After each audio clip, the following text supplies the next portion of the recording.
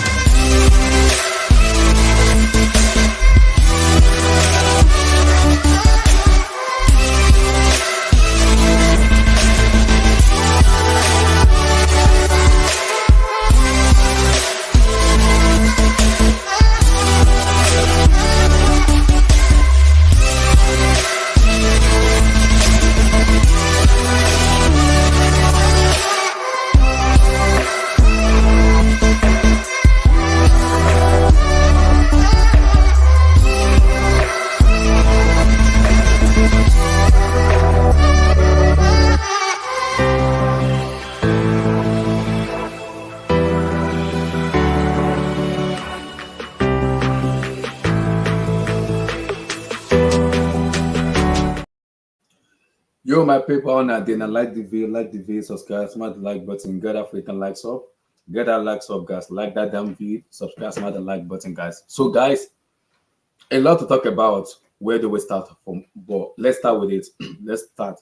It's official, it's a done deal, and everything has been done, Like I said, Pep, Club, you can put Eddie Howe into it. I also put Pochettino into it. Yes, Mikel Arteta is a good coach also too. But like I said, this Arsenal team, they're a very good squad. Put together, combined together. They're very. I don't see them winning the Premier League title because I don't believe in the manager in terms of Arteta that is a manager that can galvanize them to win the league. And I don't even think it's an experienced manager, but you can also give him credit for what he has done. Like I said also too, Arsenal fans are too loud and they will never learn from their lesson. They did this season after season after season, and the ending is disappointment. So I know Declan Rice is very, very, very, very damn good. I know that. But like I said, he is good. I'm not disputing that he's not good, but to not put to hype him to the level that are hyping him is way too much. I know it's good.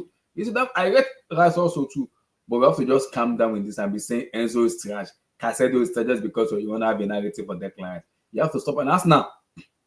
You've brought in Declan Rice, you've brought in Kaya Vat. So I demand you to win the league, which I believe you're not gonna win. So I demand you to compete because every season, like, can Arsenal win the league?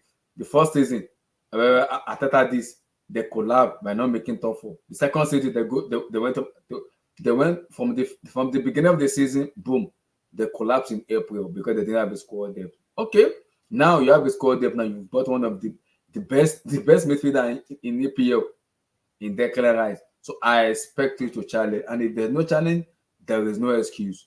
You can't be coming out and be giving us one stupid excuse. And, you have to challenge because you buy agreeably the best central defensive midfielder in world football in Declan Rice. Agreeably. Because he's that good of a player. So I have no excuse in not making top four. It's not even top four. not challenging for the title, talking less of not even winning it. You have to win it. You have no excuse because if you can keep talking about it, but there's no excuse for you not winning it. So I expect you could win it because it is very, very mandatory for you guys to win it. It's official. Declan Rice to Arsenal Football Club is a done deal, and I understand that. So, Mr. Cow, give me your take. Rise to Arsenal Football Club. How important will it be for Arsenal? And can he help them to win the league? Because that's the same question we've been asking Arsenal fans. Oh, good afternoon, Abdullah. How are you? Good afternoon, sir. It's a nice day here in Washington. It's about 95 degrees here, which is about 32, 33, 34 centigrade. It's not bad. Not too bad. Mm-hmm. I mean, Rice is a good player. The question I have for you and for Melo is, does Rice move the needle towards Arsenal winning the league? My answer is no. What Rice does is Rice gives Arsenal a better chance of staying in top 4 or top 5, because 5 teams now are in Champions League next year. Champions League, yeah. Okay, so having Rice gives them a chance of staying in top 5. I don't think having Rice makes the difference in them winning the league. I don't think he's that good enough, in my humble opinion.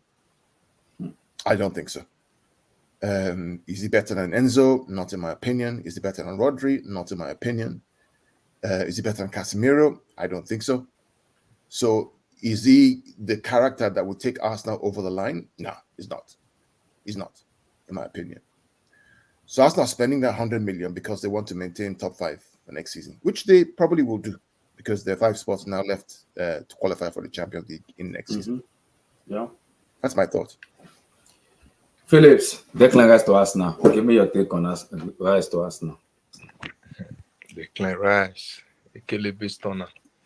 You know, my take on Declan Rice to Arsenal is that, you know, at the end of the day, you know, it's like a player, just like what you said, you know, is it going to win Arsenal the league? Arsenal winning the league, that's not sure, because with the manager, I don't think he has that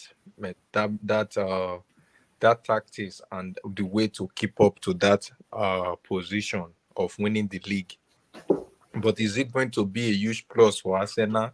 The answer for me is yes, because letting Xhaka go, bringing in Declan Rice is a better plus than Xhaka. Xhaka is just another upgraded Gallagher that knows how to play well. But breaking Declan Rice is going to help Arsenal, because playing alongside with Odegaard and, you know, our brother Kai Havertz, I don't know where he's going to play in Arsenal, because that guy don't actually have his own position as a football player. They said he's an attacking midfield, which I see the preseason. He did not even play the attacking midfield. So, but Declan Rice come with Odegaard is going to be lit. Let's be honest, they are going to play well. But, you know, are they going to go and win that trophy? I don't think so. Arsenal might just be a competitive a team that will be now be like making the top 4, like no longer, you know, that kind of team that you think they are before, and that will help them. I think it's going to help Arsenal.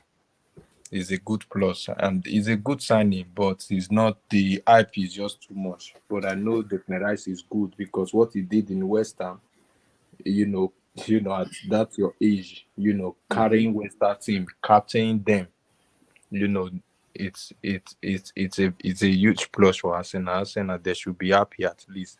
But I know the money is too cost, but they should just, you know, accept it. Yeah. Because this is me talking now.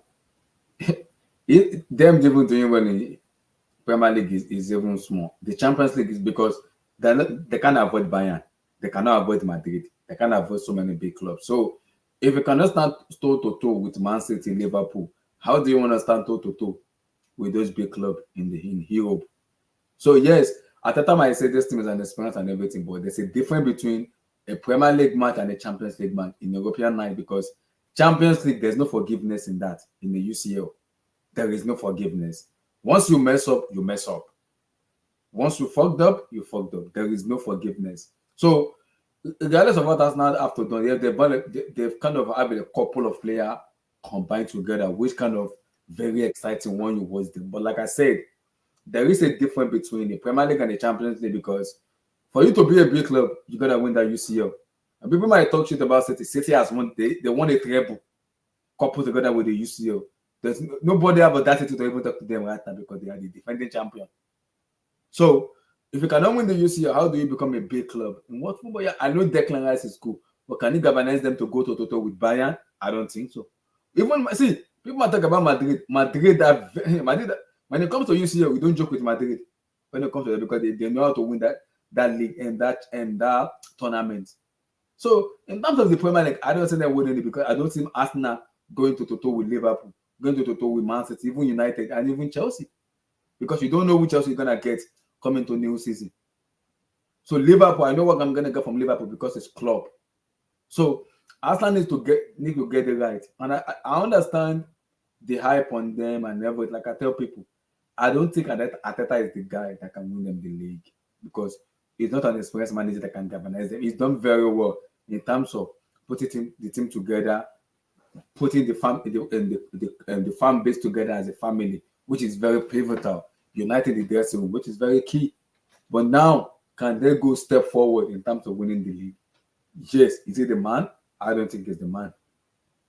I don't think he's the man to win the league because for you to win the league, it takes a lot in you. And I say it a lot. Last season, we can see, even before last season, when they were struggling to make top four, we see the way they collapsed. Last season, they've been topping the Premier League table from the beginning of the season till April. They collapsed. What did they give? The excuse they give them is they didn't have a squad depth. Man City is just good, and they were just too good past them. That was the reason. Arsenal Football Club, you have buy Declan Rice. Now, I expect you to challenge, even go to with Man City. If you are good enough, challenge Man City and take the lead from them, which I don't think they will do. But now you spend above your wages buying that player in someone like Declan. So Declan could be the difference maker. Can he do it? We'll see. Because the criticism we've been having about him is, can he play in the possession team? Now he can't because now he's playing under Mikel Arteta, who is the more of a possession team now. Let's see how he's gonna do if he can do it well enough in the possession-based team under Mikel Arteta. Then, but I know for fact he is a damn good player. Will I take him ahead of Rodri? No. Will I take him ahead of Casemiro? No, because I believe he's no better than Casemiro and Rodri for me. Those two players are damn good defensive midfield in world football for me. After them, I will take Rice. But ahead of them, no. So, but everybody might have their own perspective, but ahead of those two,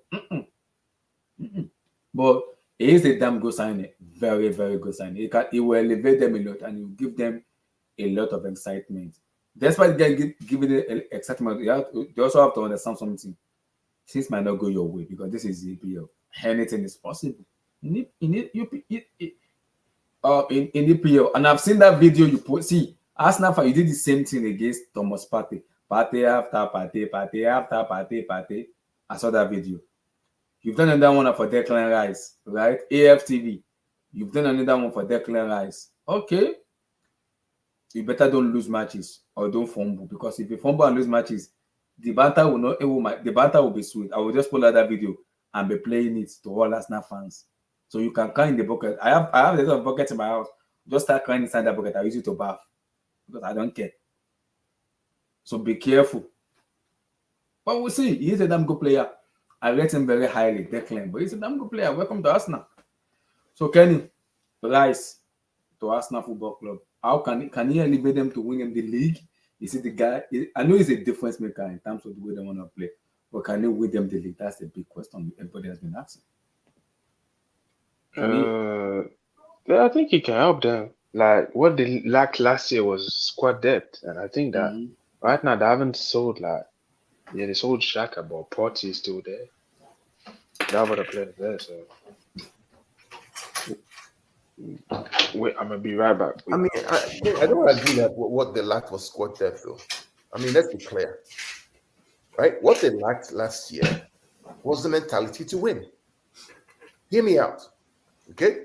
Squad depth was not responsible for you bottling a 2-league lead at Anfield.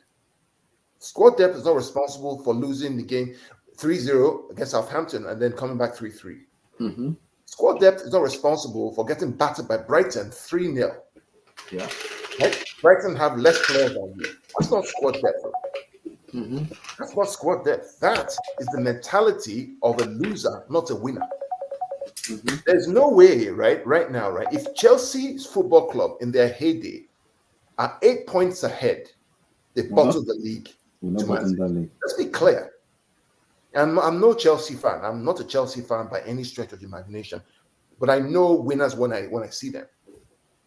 So it's not the squad depth. The problem is the mentality to win the game when the pressure is on.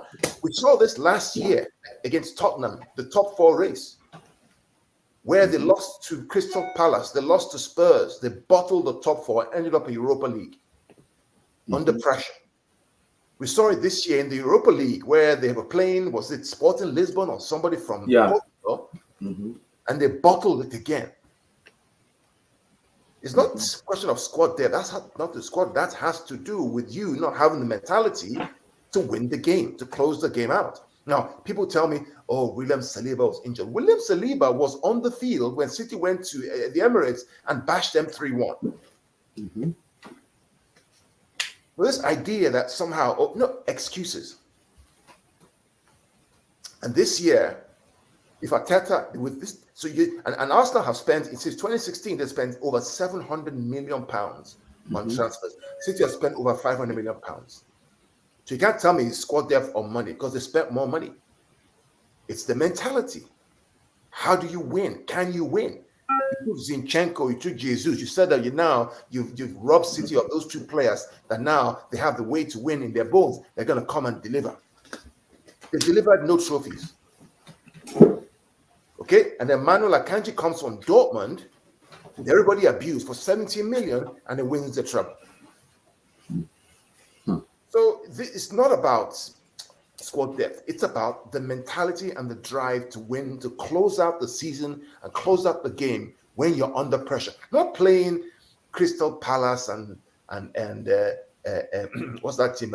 Forest and all these guys when there's nothing to lose. They lost to Forest at home, away. Yeah.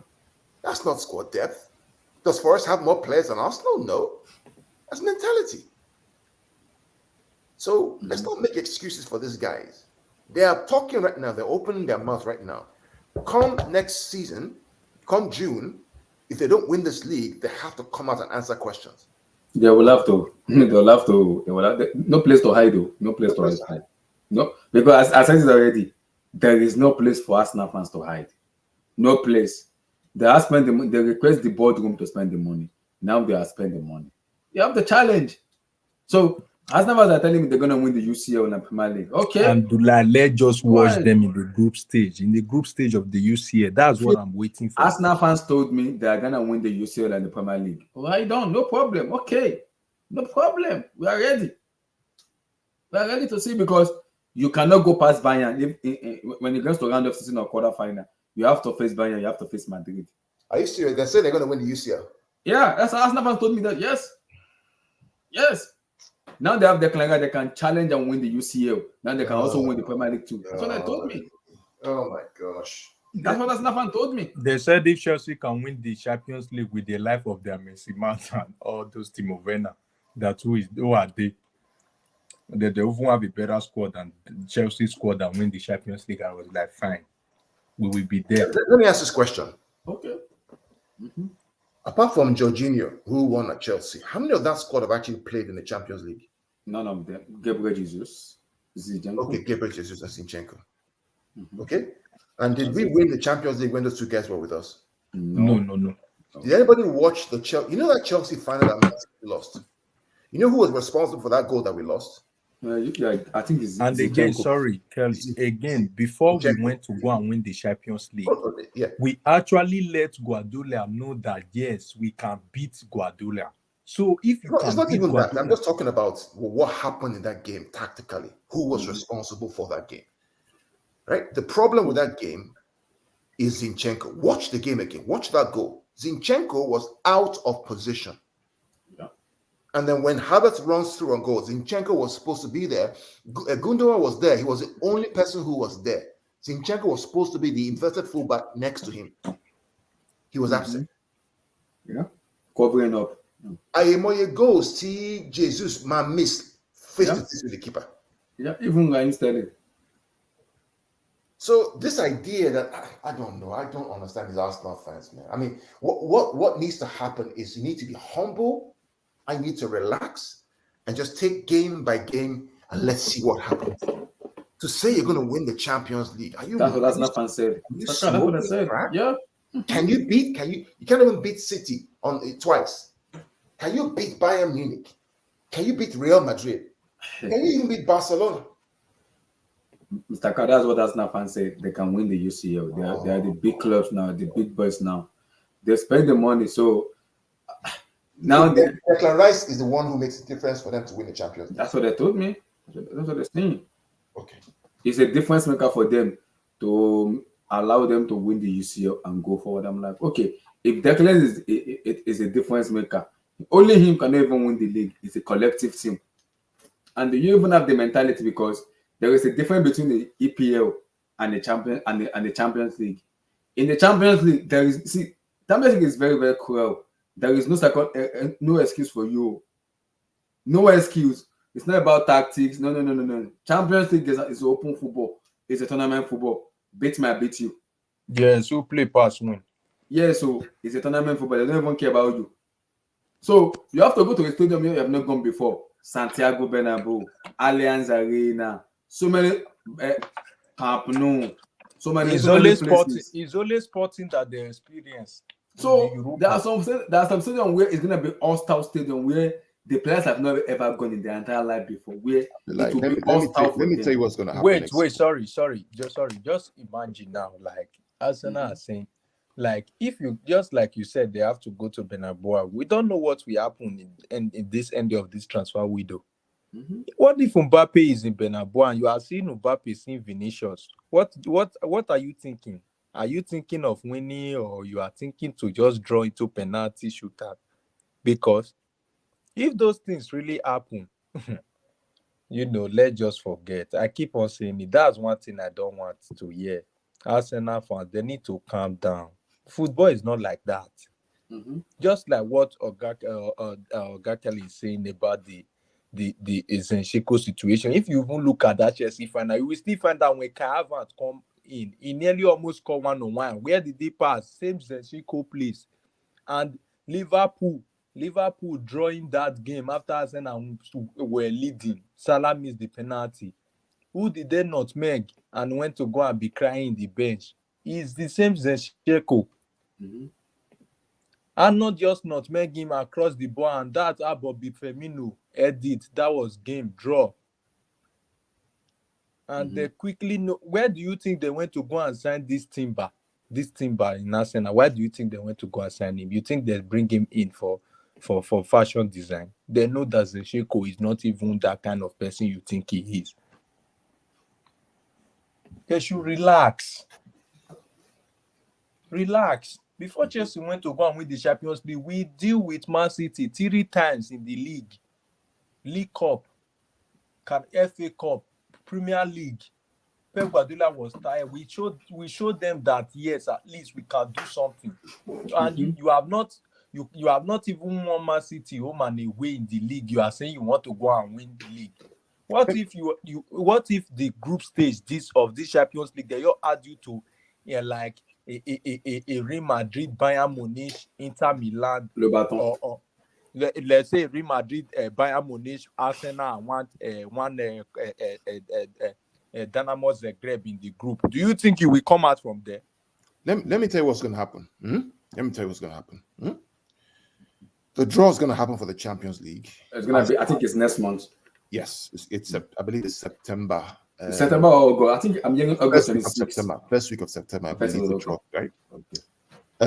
Arsenal may end up being in a group with Bayern Munich, Real Madrid, Arsenal, and then maybe somebody from Shakhtar or something like that, right?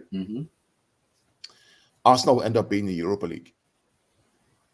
After They'll have all those many they spend and after all those shout and they'll have to if they're in a group like that, they're going to end up in Europa League, and then they'll have to meet Liverpool in the Europa League oh Lord have mercy, Brighton also. and Brighton in the Europa League. And all of a sudden, They are meant to Roma too. Roma too is there. and all of a sudden, Ashirima too, because everything will scatter. Yeah. Because then the pressure now is not going to be on them making sure that they win the Europa League, right? Because of the fact that they win it. They're not winning the league. I'll just put that one aside. Ain't no winning the league. It's just not winning the league. It's just I just don't see it. I don't think. I think that last year was their chance to win the league when they were 8 points ahead. It was their chance to win the league. I said it. Yeah. City were not playing very well, and there were issues around the whole place. Cancelo went out. The kicks like because City tend to start very slow when it comes to Premier League. They start very slow, but when they pick up, you are finished. Yeah, it was their chance to win the league. So they're going to have to go for UCL, or they're going to have to go for Europa League, and Liverpool are going to be there. So at Brighton, and actually saw at West Ham too. Yeah. Oh yes, West Ham. Yes, Ham. Yeah, West Ham going to be there too. So, they're never saying it. Wait now, let's see what happens. Because we can talk about the Premier League. So I kept telling people, Premier League is a different ball game when it comes to Premier League. It's different. We know that. Sometimes the officiating and everything, the intensity and everything. But when it comes to UCL, you can't take UCL away because UCL is a very core tournament where if your brain is not correct, they will correct your brain for you. That's the Champions League for you. You have to be on it from minute 1 and minute 2. And there's no way saying, I want to eat this tactics. No, UCL is an open football. It's a tournament football. If you're a big club, you have to show the world you're a big club to win the UCL. People keep abusing City. City have won the UCL. You can't talk shit about them anymore. You can't talk shit about Chelsea. Chelsea has won the UCL twice. Nottingham Forest has won the UCL twice. Aston Villa has won the UCL. So if Arsenal wants to talk, you don't have the ability to talk against Aston Villa, Chelsea, Nottingham Forest. They have a UCL. And those are big clubs. So if you want to be into that podium, now you are spending the money. Go out and compete and challenge. Go out and challenge. You spend the money now. It's not even about spend the money now. So go out and compete and challenge. Because the most difficult thing is that meeting another team outside your country, you don't know. As like I said, example, I said it and I knocked my chest and I was like, Arsenal cannot remove Sporting from that Europa League. I said it so many times that Arsenal can't beat this Sporting because I have seen that their manager, the way he managed those kids and the way he plays football, Arsenal can't take the hit in their they can't take that hit. And what happened? They said after the crash, there was like his Saliba. The Saliba issue was just too much last season. His Saliba, I don't know. Even when Real Madrid, Ramos was not playing. I don't get. Is Saliba better than Ramos back then?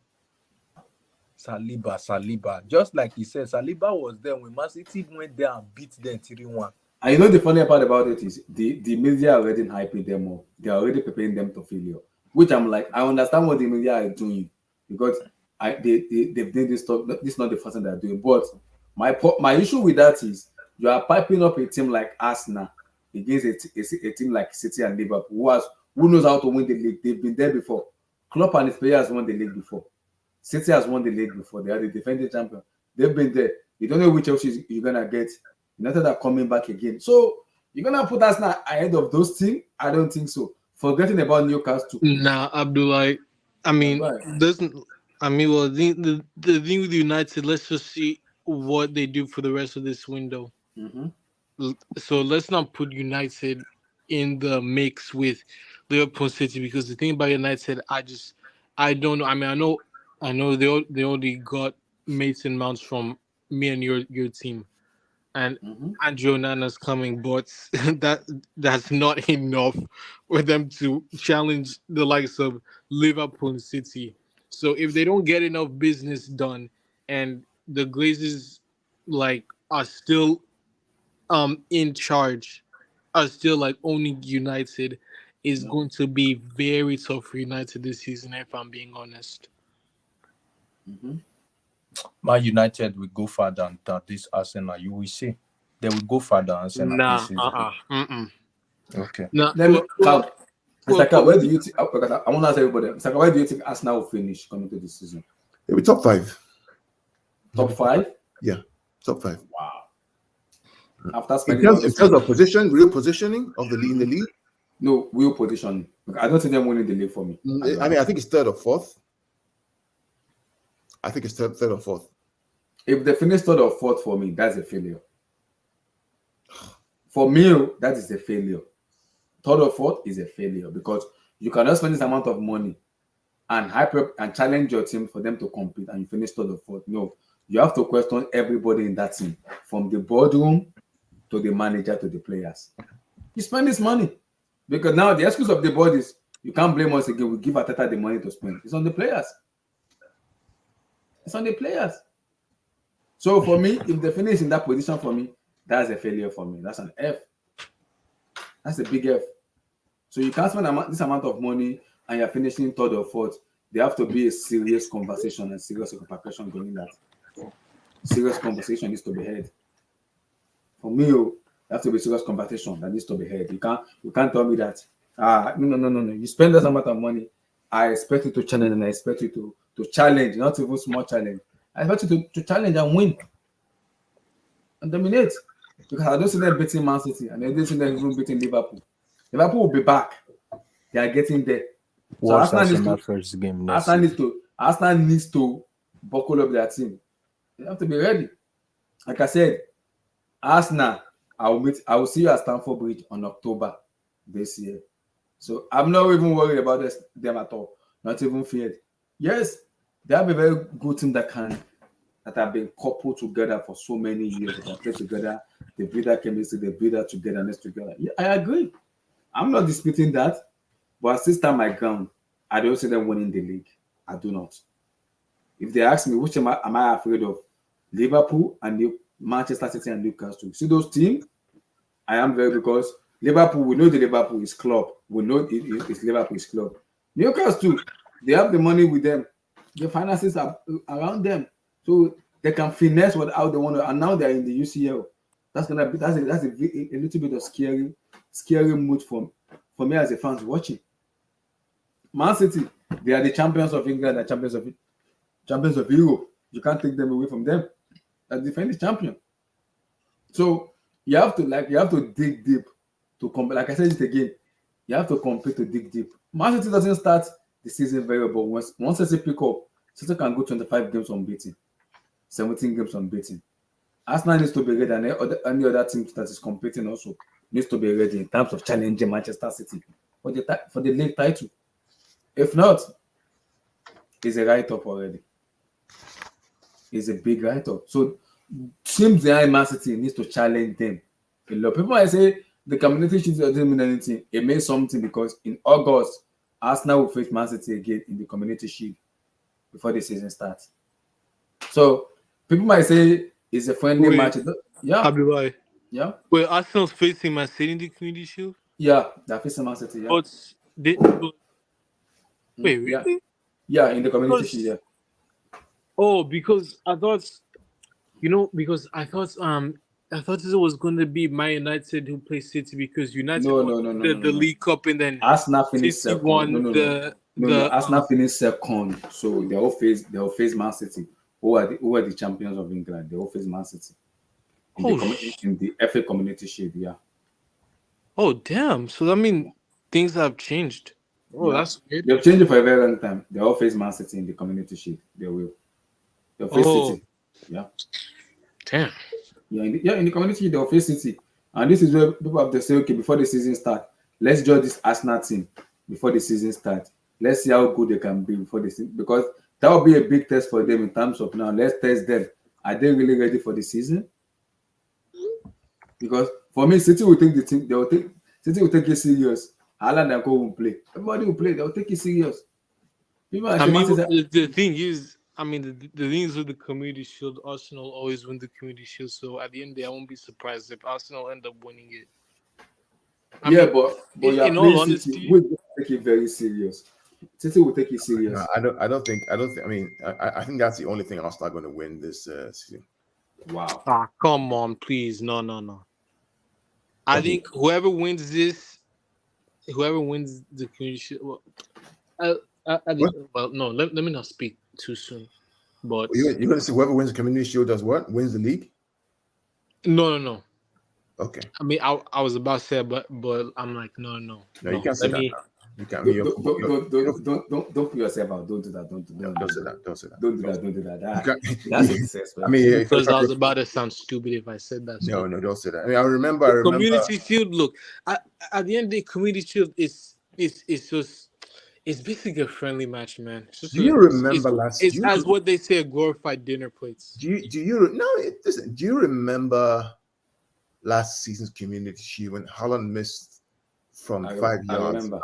Oh yes, and everybody was laughing at him. People were crucifying him, and what ended up happening? And Darwin Núñez goes and scores a goal, and everybody was saying, "Wow, Darwin Núñez is the real deal." And Holland was like, "What, a fraud?"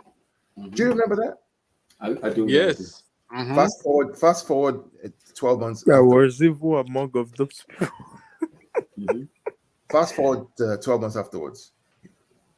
Yeah, golden boot. So you can't judge. I mean, and I'm hearing he's the favorite to win the Ballon d'Or.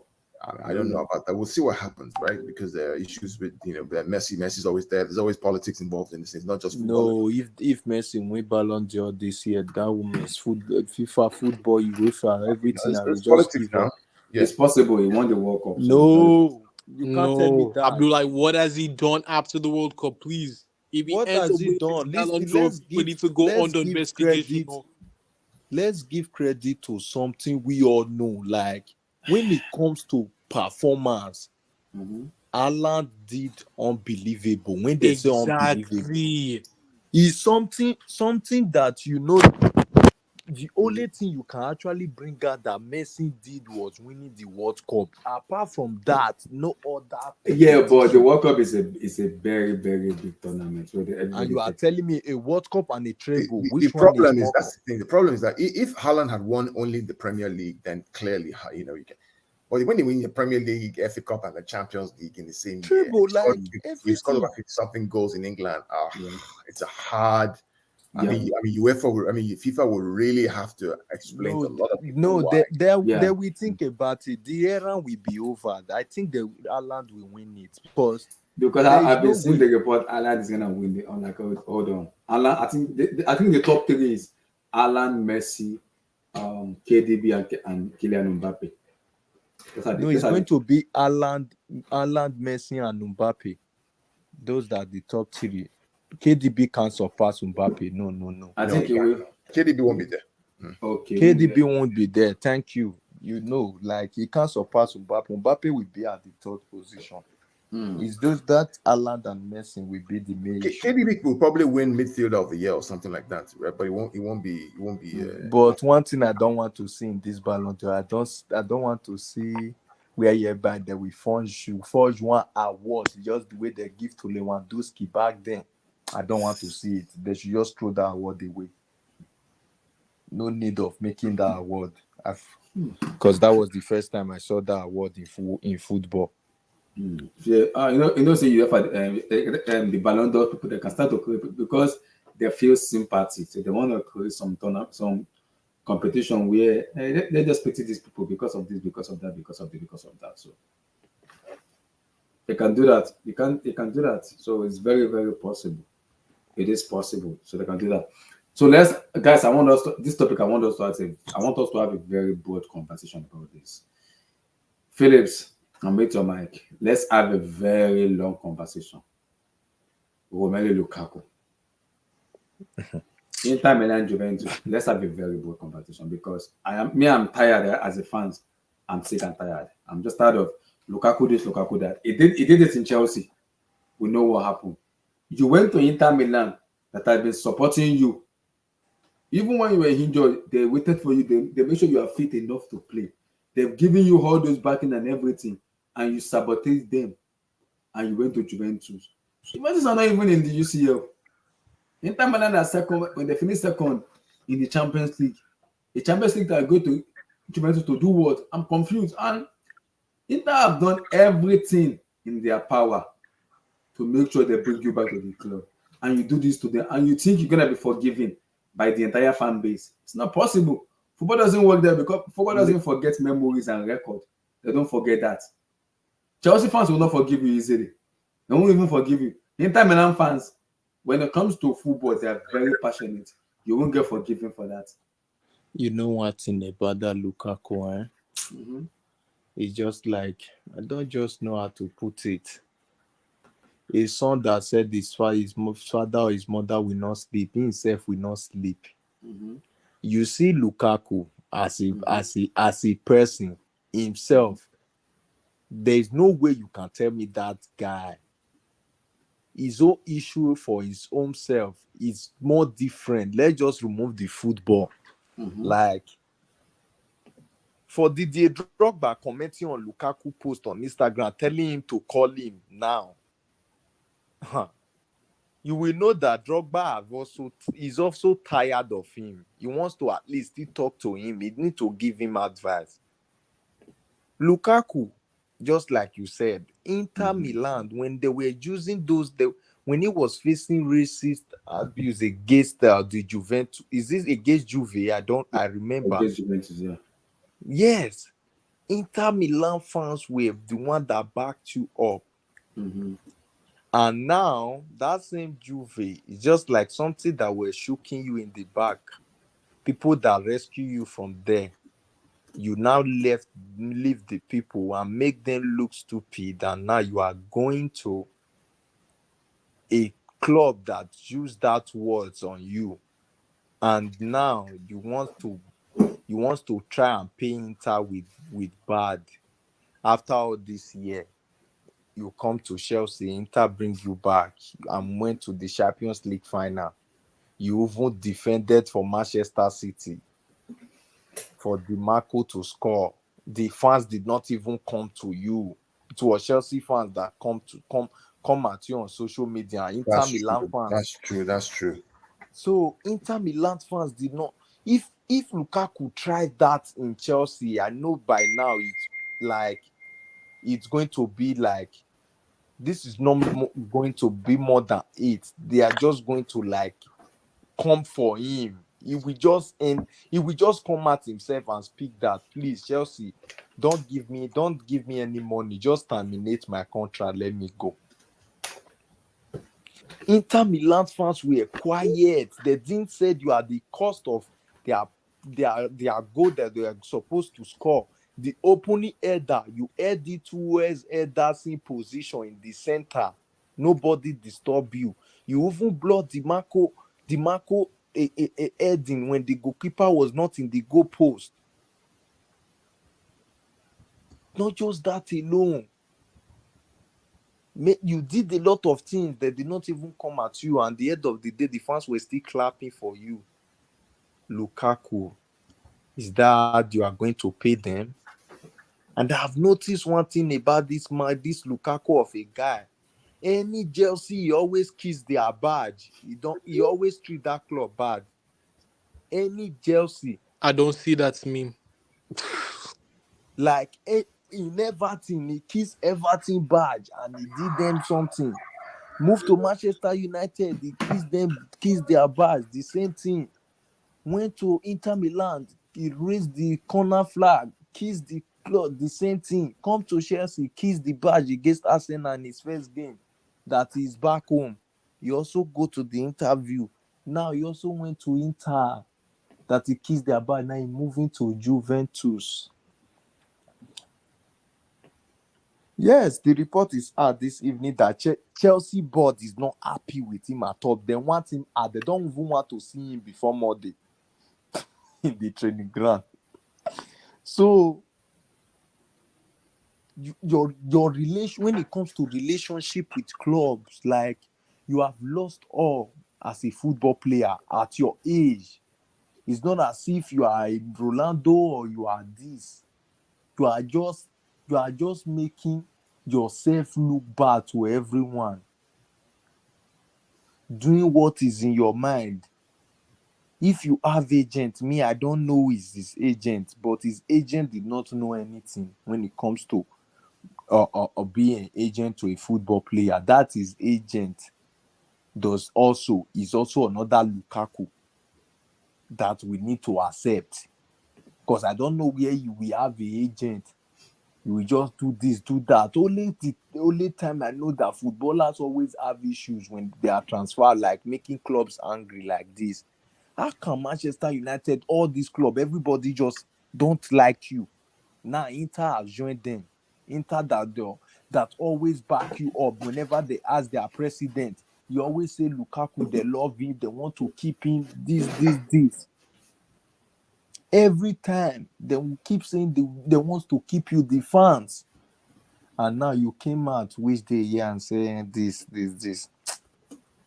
At the end of the day, they said let's call a spade a spade.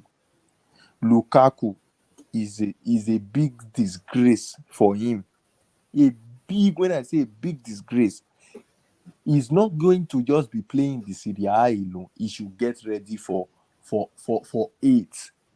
He should get ready.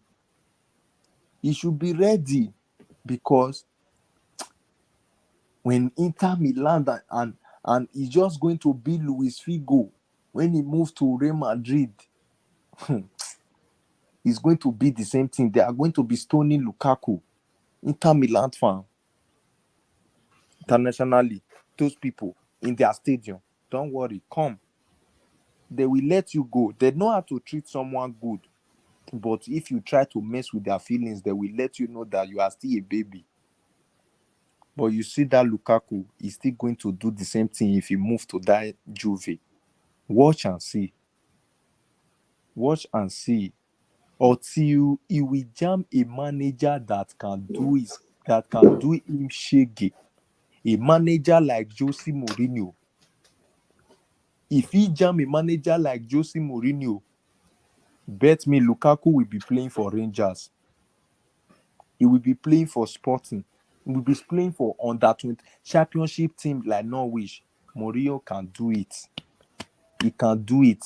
That's the one reason why he's my best coach. I will always call him my best coach. If you think you are stubborn, he will tell you that nobody can seduce him as a manager. You are not bigger than him. That he can ruin your career, that at the extent, no big club will come for you again. It's Chelsea that I blame. It's Chelsea. Because you don't want to take the loss. Take the loss. Send this guy to Strasbourg, your co-blue or something.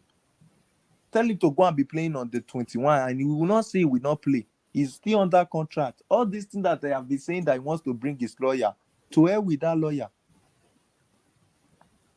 Melo, The lawyer wants to come and judge case when you still have a contract remaining with a club. What is the lawyer going to say? Did the lawyer self, did they go to school? So Lukaku should just suffer, pack his bag and baggages, everything is load. Thank you for your service. I don't know why Chelsea is still delaying. Take the money, just let him go. Don't worry, take it. And Juventus they were even good when they say 35 million plus 5 million add-ons and 22 million plus add-ons. 25 is it, and 2.5 million add-ons again. Sorry, 37 million, 5 million add-ons plus 2.7 million add-ons again. So Chelsea, just accept it. Or if you think you are in need of striker before Juventus take the Vlahovic, tell them you want to swap and put more money to that money. They will take 17 million from you and give you Vlahovic. He's 23 years old. So Vlahovic is off. Yes. So I'm just saying, just in case they can change their mind the next day. So Chelsea, just take the money, leave Lukaku, let him go. Because it's just like when you buy something, you order for something in Jumia, it's not what you buy, that's what you get. Especially clothes. Don't order clothes in But Jumia. before I go to the other guys, Phillips, because Lukaku for me, his mentality is like a little born baby. I'm like, It's a this man is a professional football player. Messi that leaves Chelsea have more sense than this Lukaku, to be honest. Even when he wants to leave, he is going to leave, but leave where? Don't make everybody just hate you. That this. I have not seen any footballer like Lukaku since I've been watching football. This guy has his own problem. He should go and check his own problem. If it's the Rock Nation that he went to go and sign for, he should go and check his problem, where he's coming from. Because this is not a normal issue again. This is what Nigeria we call own problem. He should go and check himself. Everybody can't be complaining of you. Each club at your every season we talk about Lukaku. Every season. Thank you. Every season. And you are not a player that are scoring 50-something goal every season, that you are Ronaldo or this or you are that. In fact, I don't want this Lukaku issue. I don't just want to talk too much because I don't want to go and talk too much. We're gonna have a serious combo. Talk too much. Because I don't want to be using some kind of. You know, I can't say too much about this guy. I think is it Philip? Philip, yeah. Philip, you've spoken very well, and I feel your pain. You know what? This guy should have stayed at Everton. Whoa. Mm. Chai. Yeah. So it should be competing for championship and everything. No, not championship, but he should have stayed at Everton, because when he was at Everton, he was doing well. He was loved. When he now went to Chelsea, is when problems started now. Now went to Inter, problems started. No, he went to Everton. United. No, West Brom, then United. Yeah, but when he was at Everton and West Brom, everything was fine now. No problem. They all loved him. He was doing well. He was scoring goals for West Brom, scoring goals for Everton. You know, step up to the likes of the United level and Chelsea level. Problem. So sometimes water pass Gary. He passed on Mr. Khan. And until the water returned to the Gary, problem was still there. Because me, I don't even know what song we can sing to this song. You need to find his go level. to my post on Twitter and see what Lukaku said in 2021, please. If you can share it. 2021, go and see what Lukaku said about Juventus. That is going now. This boy, this very boy, this Lukaku. Oh my God. This Lukaku said he can't join Juve. He can't join Juve or AC Milan. That, you know, Inter is enough. Inter is this, Inter is that. At the end of the day, that's in Juve that you say you can't join now. 2021, yeah. Or in Sky Sports. Now, that's in Juve. That's where you are parking your bag to. The Juventus fans will listen. He don't know what he's going to face. He better just go there. Because the way I'm looking at this talk is a little bit, for me, I'm like, I understand you might want to go to Juventus and everything, but look at the club that has given their whole for. Inter Milan literally sacrificed all their wage bills just to get into the club. Yeah. Because Chelsea, see, we took an hit on him. We took a big hit on him. Yeah. Still, Inter Milan were the only club that's okay. We're gonna buy it permanent. Don't worry, we fix everything that needed to be fixed. And I heard the rumor because they bought in Marcus Thuram and he's feeling that I'm not gonna be the number one. So if they bought in Thuram, what am I doing here? Football is all about competition now. So if you're afraid of competition, how do you succeed as a team? How? How do you succeed? I don't. The thing confused me. Mr. I'm confused. Look, I was 30 years. 30, not even 19. No. He will retire before. Because if a 19 years old is behaving this, I'm like, I'll say maybe because he's a small boy. Okay, go to Sadi. They did not find contract that like Kante. That if they add, can they value Kante more than him? Are you okay? Because 50-something million a year, is it not better? This is a confusing situation right now because he's burned the bridge with Chelsea fans. He also burned the bridge with Inter Milan fans. Where does he want to get happiness from? I don't know. Because you can't burn a bridge in somewhere else and you expect to feel happy. You have to clear that situation. And that situation needs to be cleared. And people see, even if you clear that situation, people still need to dig deep before they can even say, okay, we forgive you. He burned the bridge with Chelsea after coming up with that stupid interview. Chelsea fan let go of it, and you now burn the bridge with Inter. A club that brought you to that took an hit on you, brought you to the club. So okay, you are gonna be our talisman and everything. I said they still want to even buy you permanent in their team. So he went to you. What happened? See, Mr. Cow, because Chelsea wanted to sell him 40 million. So Inter Milan said once they sell Andy Onana, they'll use the money to fund Romelu Lukaku to Chelsea. It can be done. Yeah. So Lukaku and his agent were speaking to Juvuntus. So once Inter Milan tabled the money to Chelsea, they expect a response in terms of green light from Lukaku. Lukaku did not green light it. He and his agent, they were speaking to Juvuntus. Juvuntus also tabled the same money Inter Milan table to Chelsea, but they added more bonuses and more add-ons to it to Chelsea in terms of one Lukaku. So Inter Milan will feel like, how can you snake us that way? Why do you snake us that way? When we do everything in our heart to bring it to the club. After everything, that's start calling the sporting director. He's sorry. Sorry for what? That's what he said. And now he called them now. Fabrizio said this. Fabrizio said that he was trying to call the sporting director to apologize. What apology? He's not serious. Now Banje, this boy be now Banje. This boy is a very bad boy. This Lukaku is a green snake under the green grass. He's not serious. He should be ready for next season. How do I even explain this? He's a maniac. See, he should be ready for next season. Next season, they are going to cook him. I can understand you want to go to a different club. It's understandable.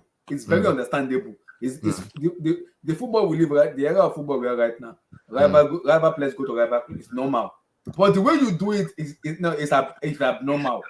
It's abnormal. You don't do this in football, man. Excuse me. It's very abnormal. No. It is abnormal, man. You can easily get killed with this family because the passion Italian football, the way they love football, is different than England, though. Very different. It's like telling the Inter fan base and the boardroom that all of you are stupid. You don't know what you are doing. That's what you are doing. It's like not showing them respect. Telling you guys, F you. I don't care about you. I'm going to Juventus. What if Juventus is not going to buy you anymore? What next?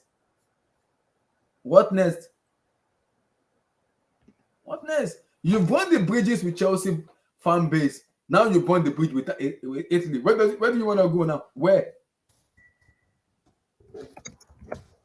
does he want to go? I'm confused right now. I'm very confused because I don't even know how to explain this stuff. When it comes to Lukaku, because people say Chelsea doesn't give him the chance. We are being harsh on Lukaku. I'm like, how are we harsh on Lukaku? When he came in the first time, he lost the Super Cup against FC Bayern Munich. We forgive it because it was. I'll join you. My car. I'm going to get in the car now. I'll join you in the car. Okay. He lost the Super Cup against FC Bayern Munich. We forgive it because he was young then. And he came back in his second coming again. He came to the Chelsea. He didn't even perform to the level that he wanted him to perform. It caused an issue by saying, "I love Inter Milan. I want to go back to Inter Milan." We load him there. So now you're causing another issue again. Like I'm confused. This man is possessed and is cursed, man. He needs a spiritual prayer from God. They need to go to one special place for him to pray for him and his family. Excuse me. What the heck is going on with Lukaku? Because I'm confused. I'm literally just confused. Right now, I am very confused. I don't even know what to say anymore. I'm confused. Mr. K, give me your take on Lukaku Fiesca. Just give me your take on it. Inter Milan, Juventus. Give me your take. K, are you there? Yeah, I'm here, Jai.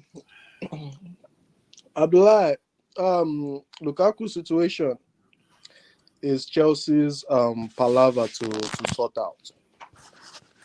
You guys know what you guys are getting into before you sign them. Talking to Juventus in the first instance was the wrong move for the player, because Inter are trying their hardest to to sort out the funds to buy this guy permanently, because Chelsea initially said, we're not going to loan you this guy. You have to give us the money right now, or you guys can F off. So they're trying to sell one of their key players just to fund this transfer. Yeah. Then you going behind their back just to even talk to a rival team in that league is a slap on their face. So Lukaku himself and his entourage and whoever is advising him doesn't have a good advisor in his corner. So I think right now it's just a mess. But what I really think will happen is either if the Vlahovic deal goes through, I can see Juventus buying him. But if the deal somehow, some way just falls through, and Juventus doesn't sell Vlahovic, this guy will have to be in the Chelsea team next season. So Chelsea doesn't want him anymore. Yeah, the report we're hearing is he doesn't want to come back for preseason initially, but he's coming back on Monday.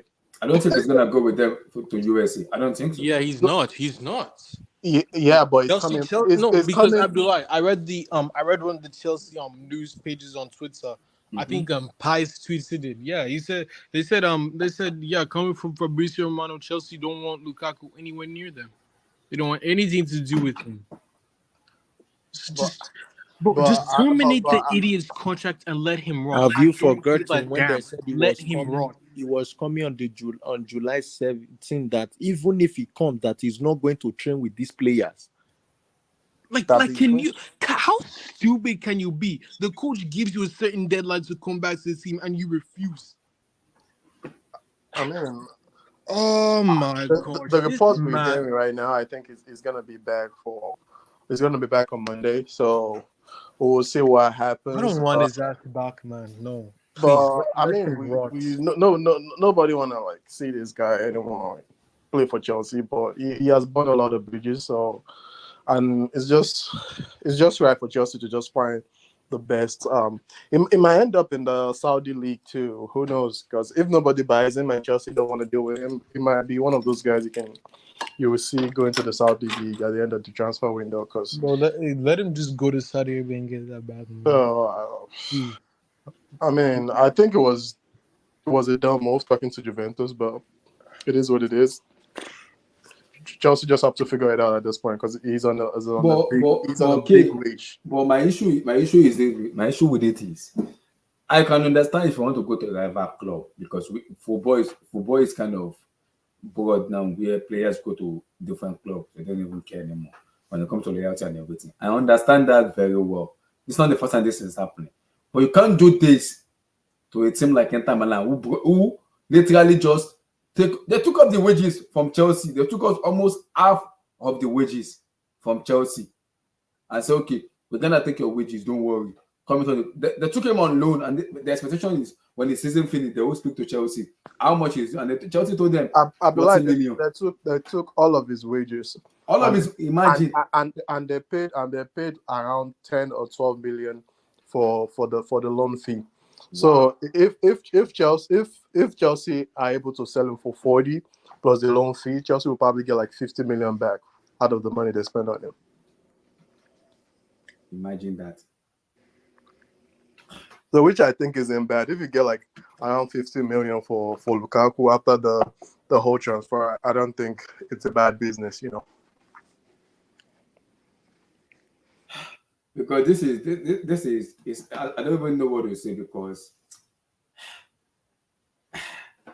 it's a very, very, very, very toxic situation. Because for me, I keep telling people about this topic, and I'll say it again. Lukaku for me is behaving as an high school student, where he does not need that in his life at all. His mentality is very, very soft. I'm like, why are you behaving as an high school student? Because the situation you're in right now, I don't even think you're better than this player you are mentioning. Okay, good. You've been given a platform. And people keep telling me he needs to be loved. He needs to go to a place where he's loved so he can easily perform. He's not loving. I'm like, Excuse me, he needs to go to the place where he's loved so he can perform very well. Like, seriously? How? Excuse me? How? To go to the club where he's loved and I'm like, how? Because I'm confused. And you go to the club where he's loved, people can love him and can appreciate him. Excuse me? Excuse me? Because he's not behaving as a professional footballer at all. He's behaving as if someone that is being caused. That's where I'm seeing the way he's behaving right now. And I mean, for me, he needs a spiritual prayer. Maybe Lukaku needs to go back to Congo. Maybe he needs to go back to his village and say, my papa, my mama, I beg, making a pray for me. I don't offend the gods. That's what he needs right now. Because this one is beyond, it's beyond explanation. I can't explain this. It's beyond explanation. It's not nothing to explain about. I can't even explain this. It's beyond explanation for me. It's beyond because he has burned bridges with Chelsea fans. He's also burned bridges with Inter Milan fans again. Now, where do you want to go? Now, in my language, they say, Iwaju Oshelo, and Yoshe Padasi. Now, where do you go? Where do you go? Because the people that love you, you burn bridges with them. Where do you go? Now I'm questioning Rock Nation and Jay-Z. It's under them. So I'm questioning Rock Nation and Jay-Z. So this is happening under them and I can't even do anything about it. It doesn't make any sense. It doesn't make any sense at all. You are under Rock Nation and Jay-Z and all this shenanigan bullshit is happening. They can't even do something about it. It doesn't make any sense at all. At all. It does not. And Lukaku is feeling himself as if he's the best in sliced bread. Excuse me? No. It's not even the best in sliced bread. It's not even good at all. So like I said, if you're happy where you are, stay there. Now you have even burned bridges where you're even happy about. You're happy in some way. Now you've even burned the bridges where you're happy about. It does not work again in football. It doesn't work again. Chelsea doesn't want you. Inter Milan doesn't want you. Okay, hypothetically, a very weird scenario. What if Juventus doesn't even want you? Then what do you do? What do you do?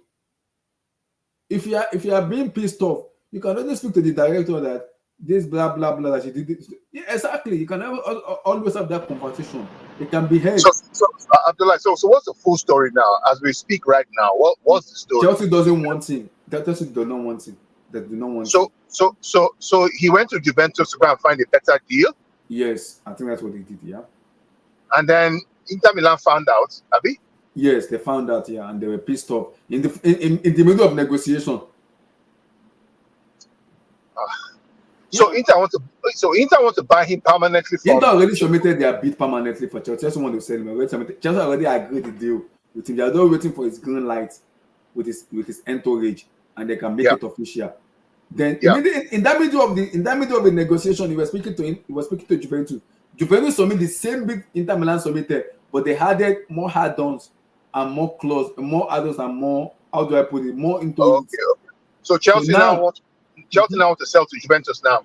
No, they want to sell to. They prefer Inter Milan's one than Juventus, but they put the condition in it because Juventus told Chelsea, until we sell Vlahovic, we can't buy Lukaku.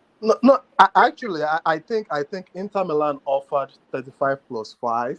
Juventus offered 37 plus 2 plus 5. Yeah. 5 add-ons. So there's less add-ons on that on the what's it called on the Juventus deal, but more fixed fee for the transfer. But the problem is after what really happened is Inter Milan are trying to sell this Onana guy and all these guys just to be able to bring in more revenue, so they can actually facilitate this transfer. So they felt like, hey, this guy, we're trying to sell one of our best players on the team, just so we can accommodate you guys, because Juventus already came to Chelsea saying, hey, we want this guy on loan, blah blah blah, and Chelsea was like, no, you guys should F off. We're not doing any loan deal. Is that you pay for him now, or we're gonna sell him off somewhere else? So Juventus went back. I mean, Inter Milan went back and you know what? Probably we can sell 1 or 2 guys just to bring this guy in. Mm-hmm. So So they went back. They're like, okay, what can we sell? Oh, they gave Manchester. They literally robbed Manchester United and say, hey, you guys should bring 65 million for our goalkeeper, for Onana. And they're like, oh, Manchester like, you know what, we'll buy him. Like, okay, for 65 million. Okay, we can buy Lukaku, buy another goalkeeper for 10 million, and still have 10 million there. Okay. So Yeah, they they're, already they're, go for summer. so Yeah, so they're summer so at they're Bayern they're Munich. just they're demonstrating loyalty to Lukaku because Yes. Lukaku. Mhm. Yes. oh, what is this Yes. guy doing? What is he doing? So now after doing that for him, so they already submitted the bid to just like, hey, 35 plus 5, just like, okay, that's fine, we'll take, like, they already paid a loan fee to Chelsea last season, which is around 10 million plus 40 million, that's 50 million. Psh, just take it, let's get it out of the way. Like, it's a new, what's it called, it's a new administration for Chelsea, so all this money coming in is just like straight profit for them anyways. They don't care, they don't have any loyalty to any player at the moment, so they're like, okay, we'll take it. But now Lukaku is like, they sent all the documents, like, okay, Lukaku, we need the green light from you, you know, the wages and everything. So Lukaku is like, oh, I'm not gonna sign it yet. I think I have other offer from Juventus.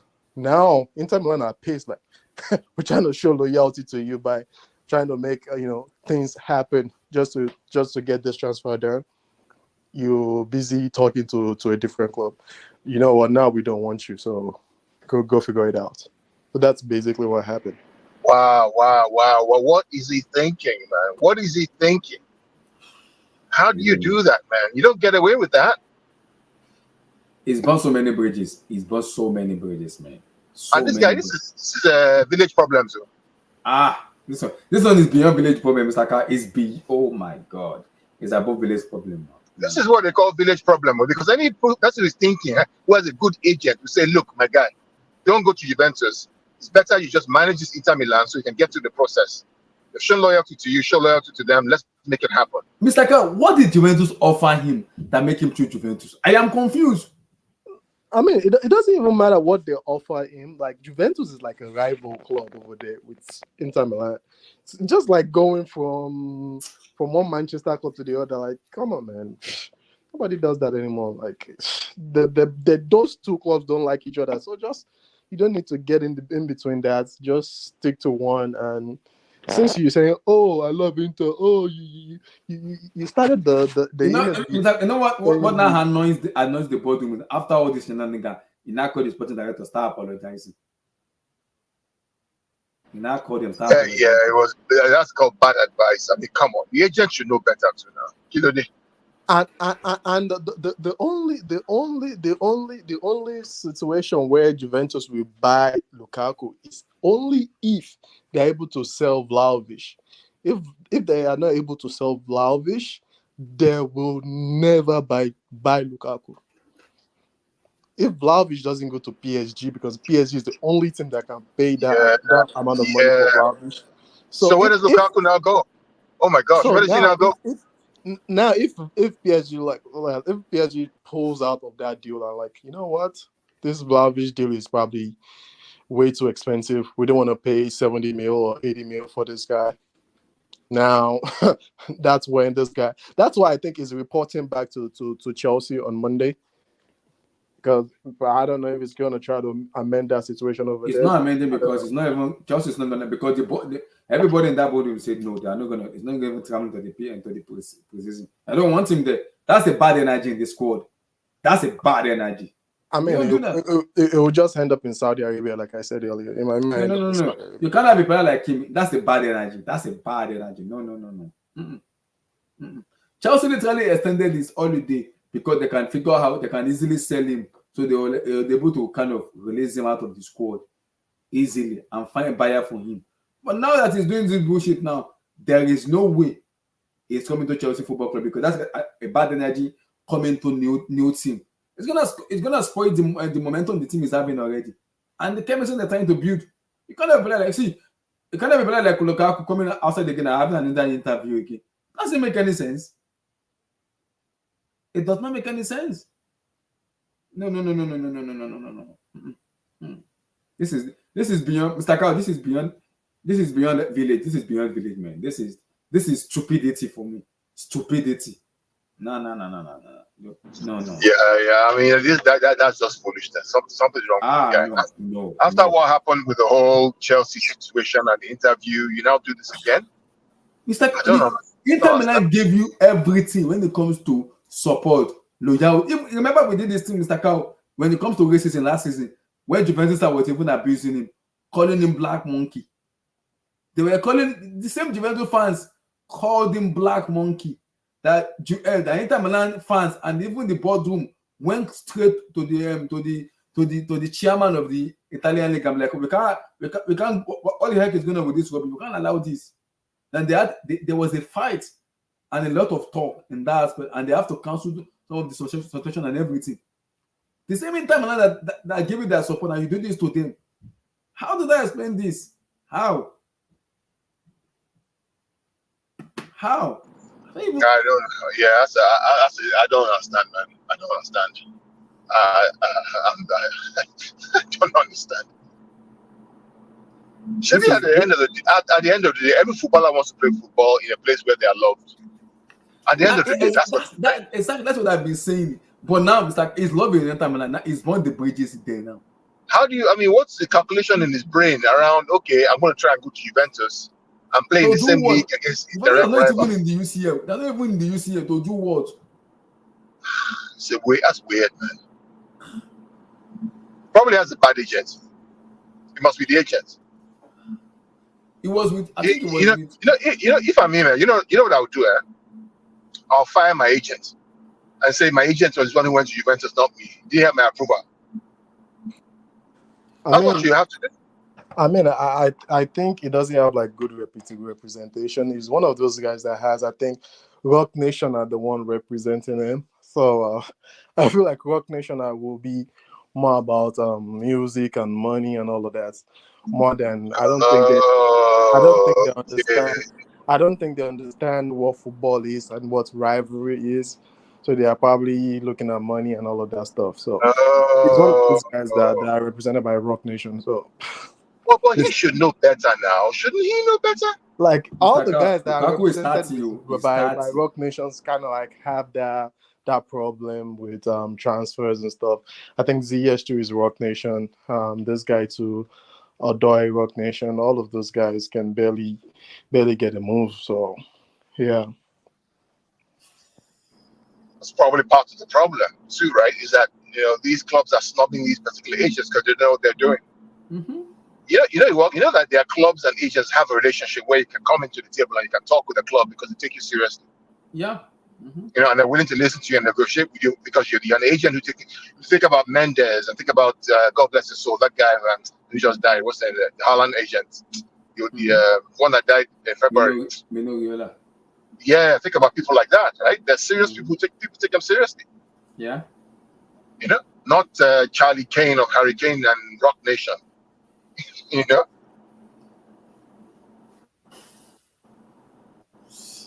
This is I can't even explain this. I cannot. This fiasco, I cannot explain this. I cannot. No. This is beyond village. This is beyond village. So Abdullah, if this guy doesn't go to Juventus and Inter Milan don't go for him, what happens to him? It's finished. He's coming back. The only thing that's going to happen is either they try to sell him off to Saudi, but if he doesn't agree to move, he's going to end up back at Chelsea. That's the only. And Chelsea will not pay him. They'll put him on the 19 or the 20. That's it. I mean, it doesn't matter, but Chelsea will still be paying his wages. That's why Chelsea need to get this sorted out. No. This is I can't even like even playing on that 19 under 20, he's not gonna care because, like, as you can see, he doesn't really care about the footballing stuff. Because I don't see why he's even attracted to Juventus. There's a turmoil going on in that club. They are not playing any European competition next season, so there's nothing. There's no reason why he should be attracted to them, anyways. So he's just doing it basically for stupid reasons. So. Doesn't care if he plays for under 15 or under 20.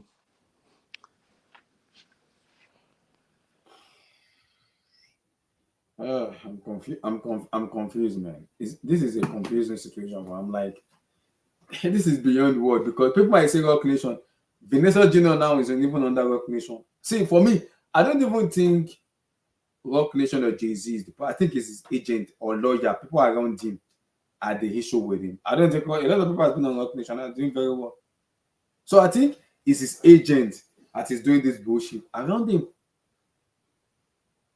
If the situation is like this, you as a player can amend the situation yourself.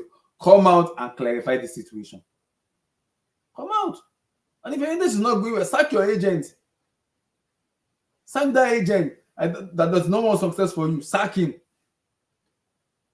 If you have an agent that does not want success for you, sack him. Let him go. Very simple. If you have an agent who doesn't want you to go forward, sack that person. There is no crime in sacking. Sack that person. Let the person go. I don't think JC is the because now Vin is under JC. So many people are under there and they're doing very well. I don't think the brand is the problem. I think Lukaku himself is his own problem. His mentality, him as a person is the problem. His mentality. I've already said to a lot of Chelsea fans, if you are loved where you are, stay there. Now you have even burned the bridges of where you are. Exactly. Where you are being loved, you burn the bridges. How do you fix those bridges? I don't know. I don't know how you fix those bridges because it's burn it. You can talk about Chelsea fans, but when it comes to Italian football, these people love football with passion. So how do you win them? They love football with passion. And I tell you, what he did now can even affect his family if he goes to Juvuntus.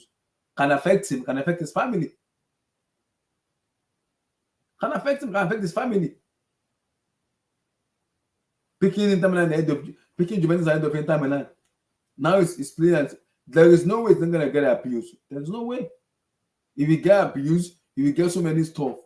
Because one, he caused this himself. You wanted Juventus, you get Juventus. Now you cause this yourself. You cause this yourself. So I'm confused right now because the level Lukaku is behaving, I don't even know. I don't know. Philip, anything you want to add more because this one is beyond explanation. I can't even explain this. Philip, anything you want to add more to this big man? Philip, are you there? Steven, anything you want to add more to this? Sorry. Anything else on side? Yeah. No, man, dude. I just never wanted this guy in the first place. And again, this is literally just a prime example of just don't get back with your ex. It's simple. Because you see where he's at now because he made the stupid decision to go back to Man United when he had better options on the table. And I even said before he went back to Man United, I said, "Blood, don't go back to that club. That club hasn't won crap in the past 4 years. They're not an ambitious club. They're not ran well. You're only hurting your own career." And look where he's at. The same thing with Lukaku. Well, the thing is, Chelsea win trophies year in and year out. That's the difference. Mm-hmm. But the thing is, I just never wanted him back because it's not good to get back with your ex. And the thing is, he was never Tuchel's man. I'm pretty sure Tuchel never wanted the guy. He was clearly a board signing because I'm pretty sure that summer, Tuchel either only wanted Haaland, and if he wasn't able to get Haaland, he would probably want Lewandowski. He never wanted Lukaku. He never did. I know he never wanted Lukaku.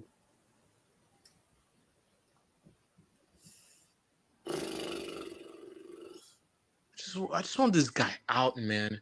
Because Abdul, this is the summer where we Chelsea just get all the bad eggs out. Because we need to get the players who don't give a damn out of this club. And keep the players and bring in players who will actually fight for the bag. So I'm telling you, bro,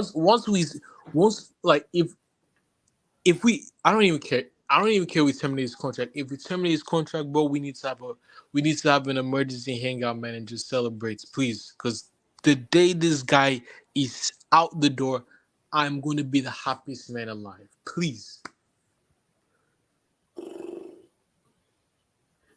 Because this is because people might say spiritual prayer. This is for me. This is above spiritual prayer. Man. I don't even know. It might go to village. Even if you go to village, doesn't even watch his mentality because this man has a very very small mentality. He behaves like a young baby. You know those 5 years old, 7 years, 10 years that they just give birth, that is trying to start speaking. That is the mentality of Romelu Lukaku's body. That's his mentality, behaving as a kid.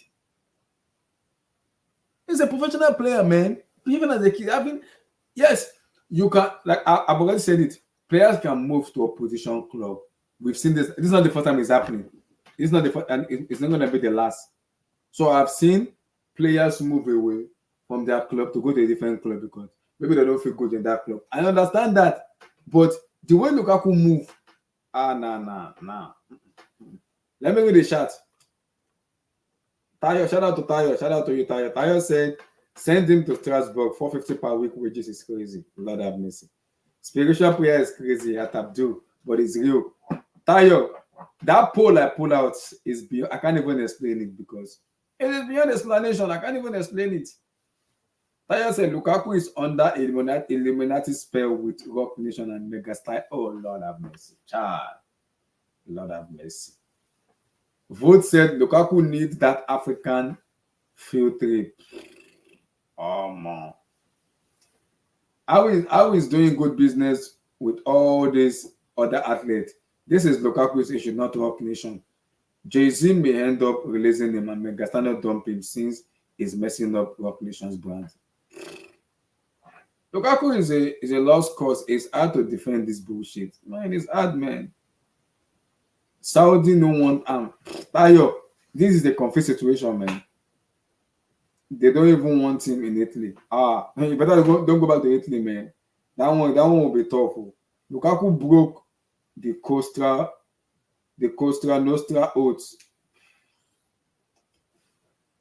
Tayo, I don't even know what to say. Right now, I don't even know exactly what to say because this man is not even helping his life and his future upon. He's even a family.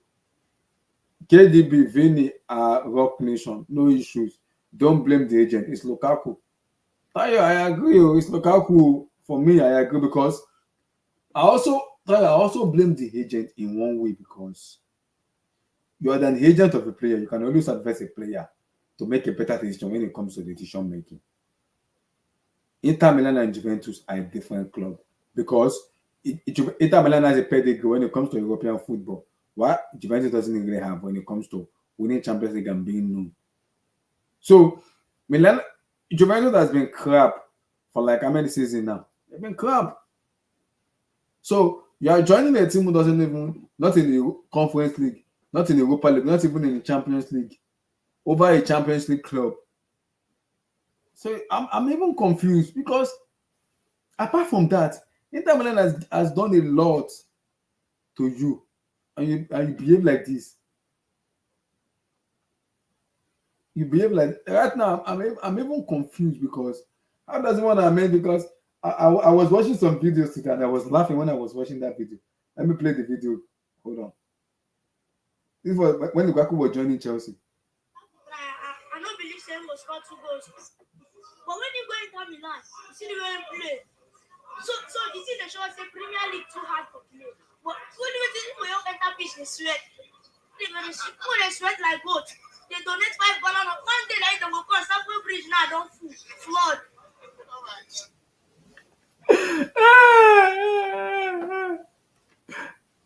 I don't even know what to say, man. Like I don't know what to say.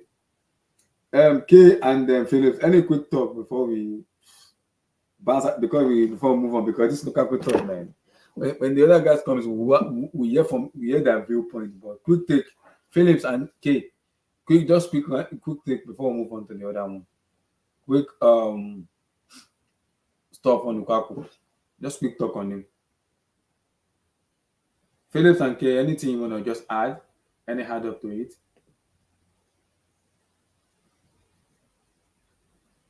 Phillips, K, nothing. Do you guys want to add any suggestion, anything before we just move on to the next one? Okay. I don't think you guys have anything to add up. Okay, so let's just move on and have a different discussion. When the other guys comes in, maybe we'll finally hear their Oh, viewpoint. Abdullah. Mm-hmm. There's an update on the Caicedo stuff.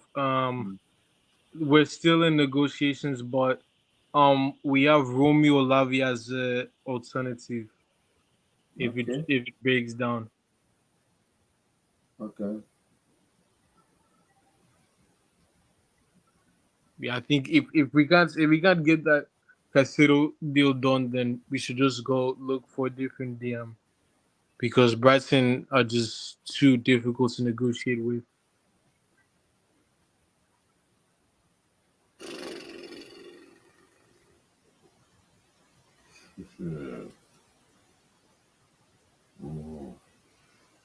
I think Brighton is playing hard balls on us, and that I don't even like that at all. Because if they can't buy him now, why do they want to buy him? Maybe possibly in this, and I think Caicedo will be pissed off because he wants to leave. So we'll see. I like Lavia. I like Romeo Lavia, but the Caicedo is getting to a stage where it's annoying me already. I just get to a stage where I'm like, okay, I, I I just just think think I just think if we can't get Caicedo, then I think the DM I think we should go for should be Edson Alvarez. mm, I Lavia is not bad, but the way Brighton are doing right now, I think it's better to just walk away, and I think that's what Chelsea will do. I think Chelsea just walk away because this is It's difficult. getting to a stage, it's annoying for me. Getting to a stage where it's just annoying me right now. But you see, hopefully, though, there can be a breakthrough. But like it is very.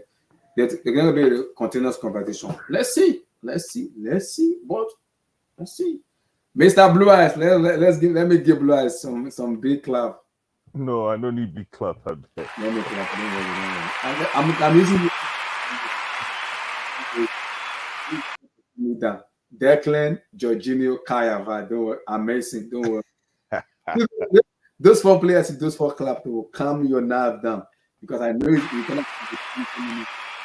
Yeah, it's a big day, We man. need this clap to we To need calm this down. to calm down. It happens. Oh Quick, God. before you talk on Declan, Blue Eyes, Yeah. your boy, Romelu Lukaku. What happened to Romelu Lukaku? Okay, this is what happened. Inter Milan wants him because he was on loan to Inter Milan and he wanted he has to come back this season. So Inter Milan, Chelsea said they want to sell him for like 40 million. So Inter Milan brought in 30, but Chelsea rejected it with add-ons. So Inter Milan brought another money by maybe 35 million plus add-on to close everything to 40 million. So it's been agreed with Chelsea. All they are doing is just a green light between Lukaku agent and Lukaku. So in the middle of a negotiation, Lukaku was speaking to Juventus. Juventus brought the same money, but very small add-ons, but big upfront fee in that aspect. So now Inter Milan feel betrayed because they've invested all their everything, their loyalty and their support to Lukaku in terms of give us your green light. We've agreed deal with Chelsea. 40 million is already on the table. Give us a green light. Lukaku did not pick up calls. He didn't pick up messages. All players have been messaging him. He did not respond to anybody. Wow. He was only negotiating with Juventus. And Inter Milan were like, we are wasting time on you. We have other things to do. We love you. That is the reason we are doing all this. Give us your response. Lukaku did not give any response. He did not do anything. He was only giving his priority to Juventus. And Juventus give Chelsea a condition that until we sell Dusan Vlahovic, we cannot buy Lukaku. Until we sell Vlahovic, we can't buy Lukaku. And Chelsea already told him Lukaku is going nowhere. It's coming back to Cobham on Monday, but it's not going with them in preseason. It's not going with them. Now, this is the fiasco now. Where does he go? What does he do? Because, like I always say, you burn bridges with where you are loved. How do you repair it back? How? Now, wow. How do Listen, you repair the bridges back? listen, for me, I don't even know how to understand this situation. But two things are for sure. The first thing is it's coming back to bite Inter Milan in the ass. When they were selling Lukaku to us for 100 million, they looked like champions, Abby.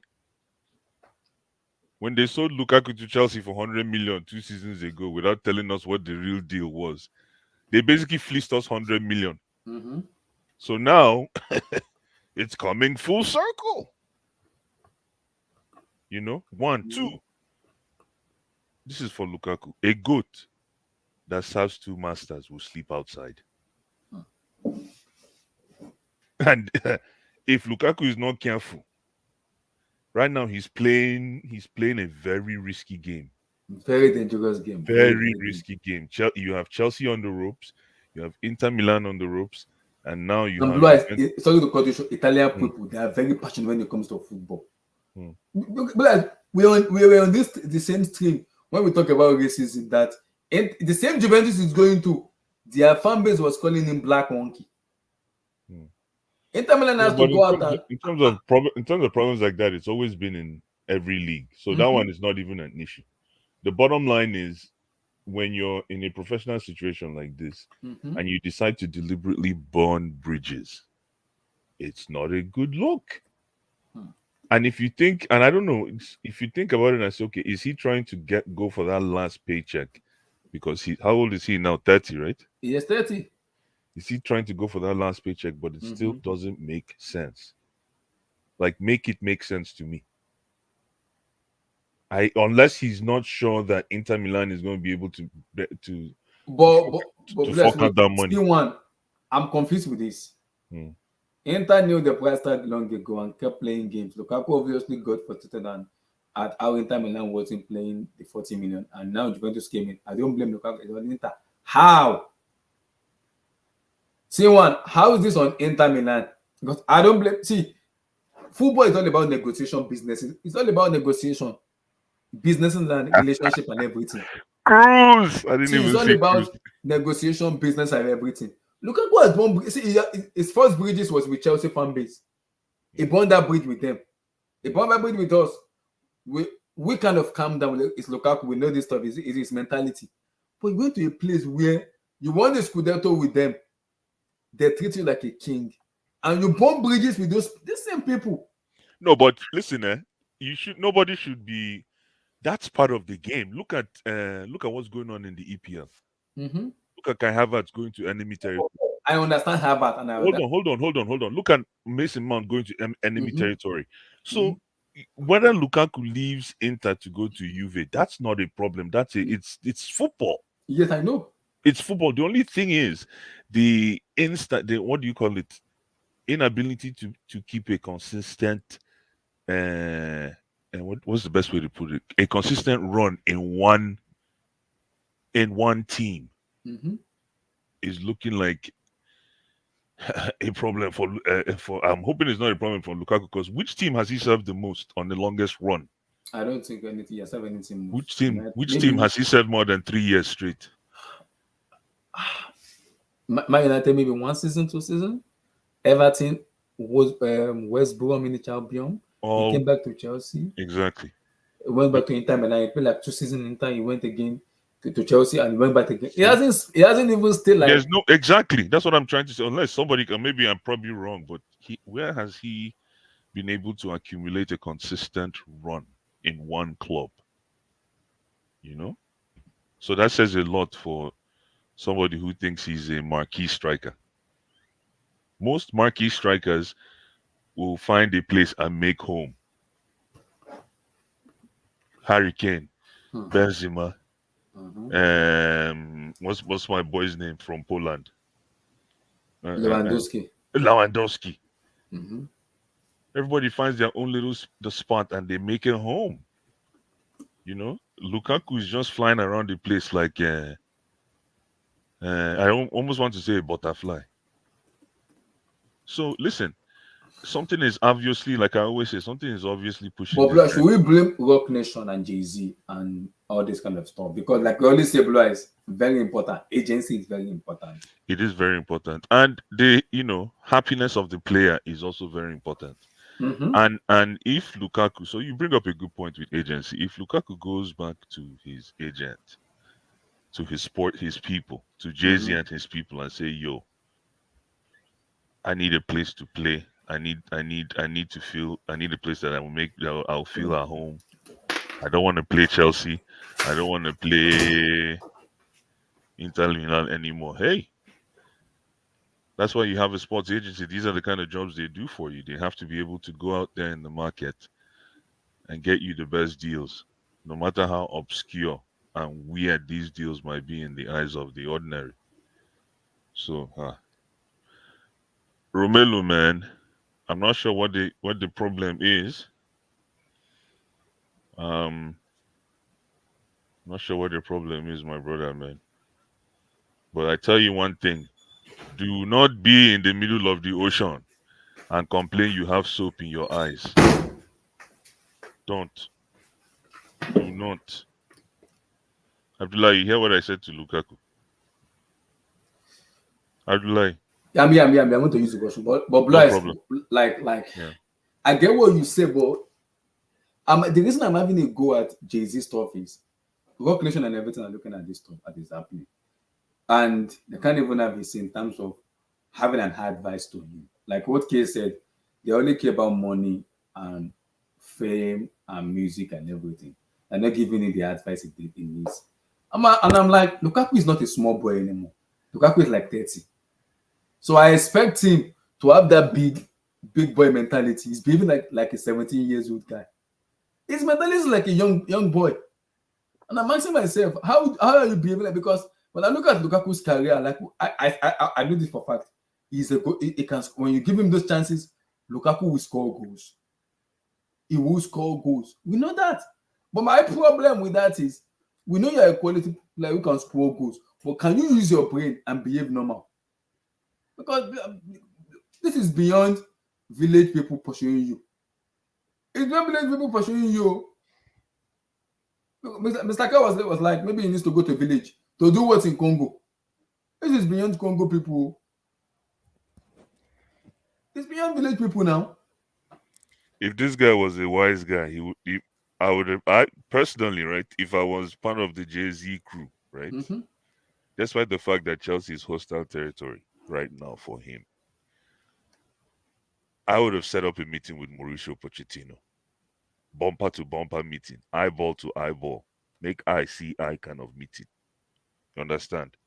And if Mauricio Pochettino is giving me a chance to come and try my luck, hey man. But if Mauricio Pochettino is saying, bro, you're good where you are, you know, I don't need you, then hey, Romelu Lukaku Inc. Because remember, it's always about the person. So Romelu Lukaku Inc., Mason Mount Inc., Kai Havertz Inc. So when you look yourself in the mirror, what is the best move for you?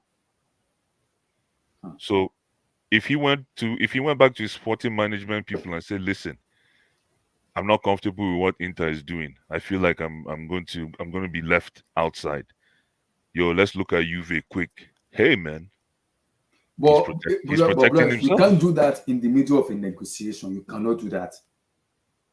You can't do that in the middle. See, if you know you want to go to Juventus, you already just telling time and don't send in your bid. It's very easy. Don't send in bid. So in time we already know. Okay, don't worry. We have our plan B. They'll just say Chelsea, we're not paying the money. We'll walk away. Very simple. It's very easy to do. We'll walk away, and Chelsea will be able to say, okay, now we'll sell you to this club and this club. Whoever bring this money, we'll sell you. And everybody will forget. We'll move on. We'll shake our hand. We don't do business again. But you give them twice. Lukaku gave them the go ahead to submit a bid to Chelsea, and you do that to them. It's like snaking them. That's not good enough. No. Yeah, man. Hey, you know, this guy, everybody's trying to protect themselves, man. Oh, I know. Everybody's trying to protect themselves. So, Lukaku is doing what he needs to do. However, like I said, a goat that serves two masters, you end up sleeping outside. Don't be in the middle of the ocean and complain you have soap in your eyes. Don't be caught in that situation. He who has ears, let him hear. Romelu. Romelu, how many times did I call you? Find one place and make it home. Because This thing I you're also flying saw the around. report that This thing maybe you're flying. Hold because on. they This thing that bring you're in. flying. 1 second. This thing that he's Sorry. flying around. He's flying around like a butterfly. It's not productive for him. Oh. It's not. It is not, and it shows to me that he's not. Another thing that it shows to me is that he's not confident in his product. You know, anybody who is confident in his product will not mind anywhere he's going because he knows he will cook. He will play there, yeah. Sorry, go ahead, Abdullah. Sorry. Because what I wanted to say, I was trying to cut you short. What I wanted to say is, yes, I understand in terms of business and everything. It can happen. You might want to go to a club where, okay, let me go to this club and see that. I understand that. It happened in football. We've seen the kind of situation happen in football.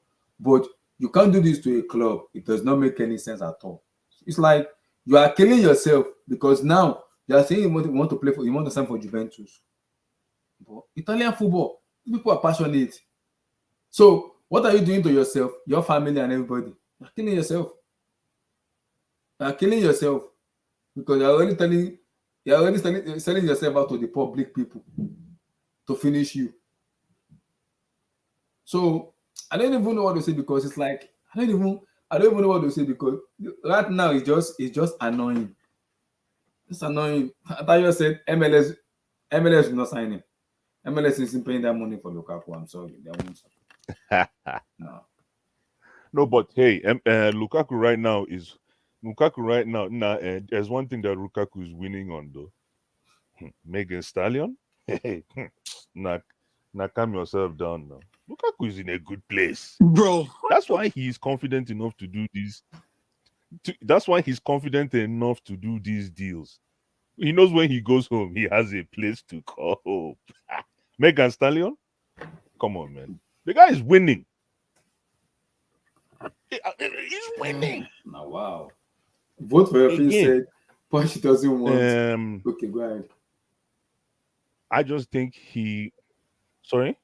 Go ahead. Finish up. No, I just think that at the end of the day, right? He knows Chelsea is going to be hostile territory, and he knows it's not conducive for him to come back to Cobham. So he needs to find another spot. And if Juve has shown him a sign, then you make it competitive. If you want me, pay for it. So I think it's, as odd as it sounds, I think it's smart. He's trying to protect himself, but it's risky. It's a very risky. That's why I said in the beginning, it's a risky game because he could end up with no contract, and then he'll just come to Cobham and be going to club every night. Vote for face said Poch doesn't want to work with. Poch doesn't like player that challenges the status quo. That's why he like working with young players on the cameo. They are gonna listen and not challenging.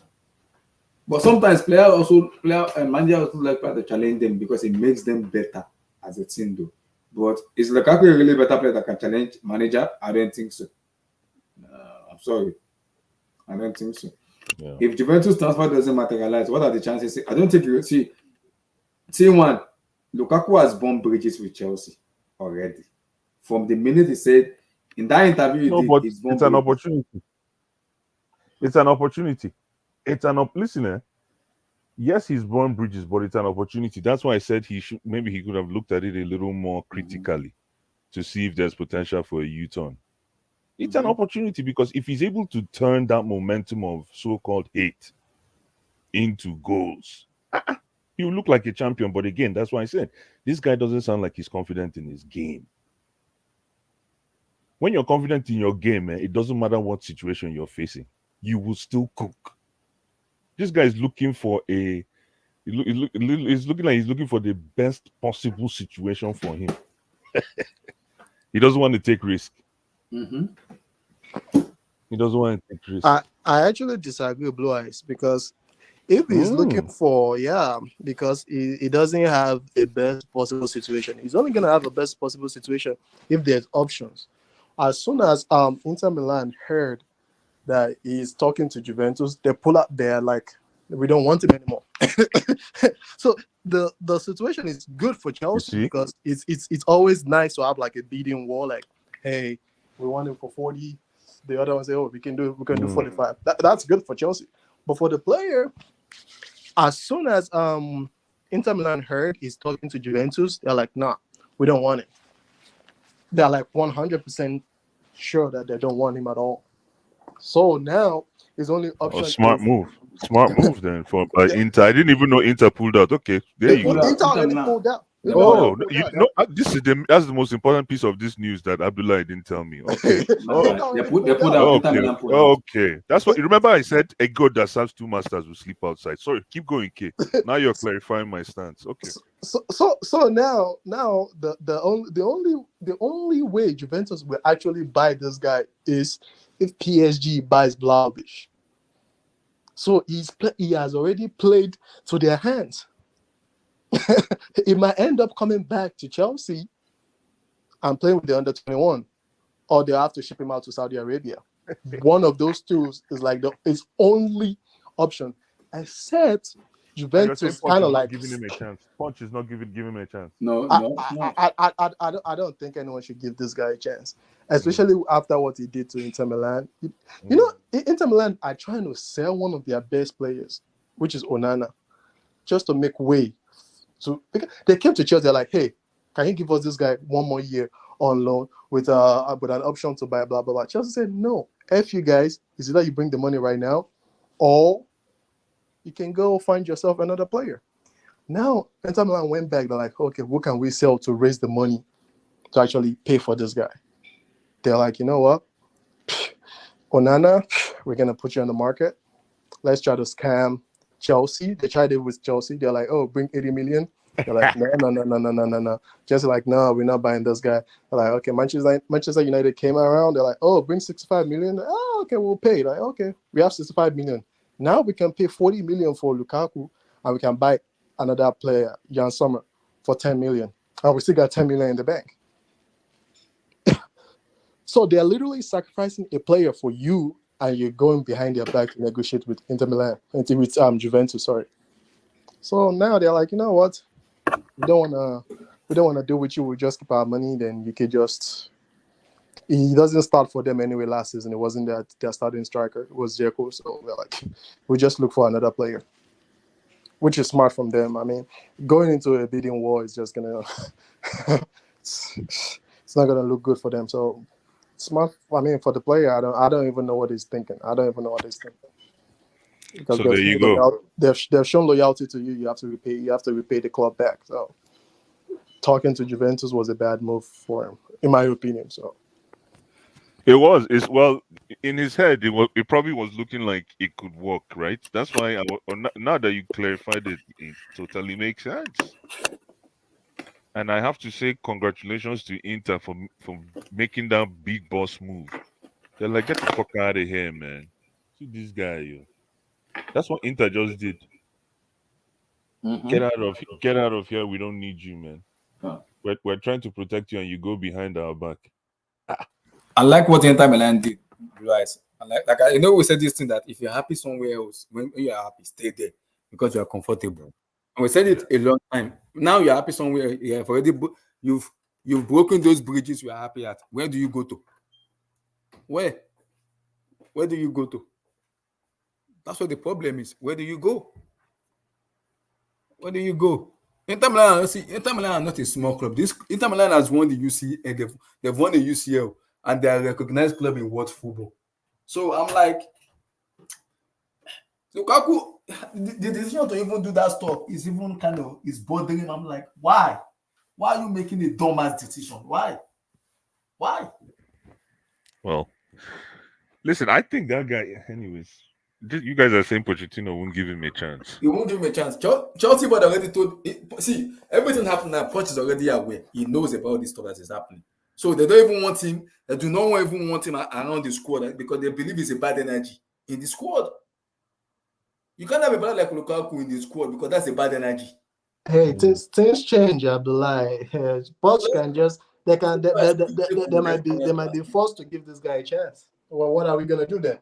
Hey man, that's exactly. If this guy can come in and give us, listen, all I need from is just because of how thirsty we are for a striker. If we can get someone that can give us 17 EPL goals and 10 and 5-6 assists, 10 assists, 27 GA. It's a very humble beginning, but productive. Blue Eyes, you are very specific about that 17. Oh.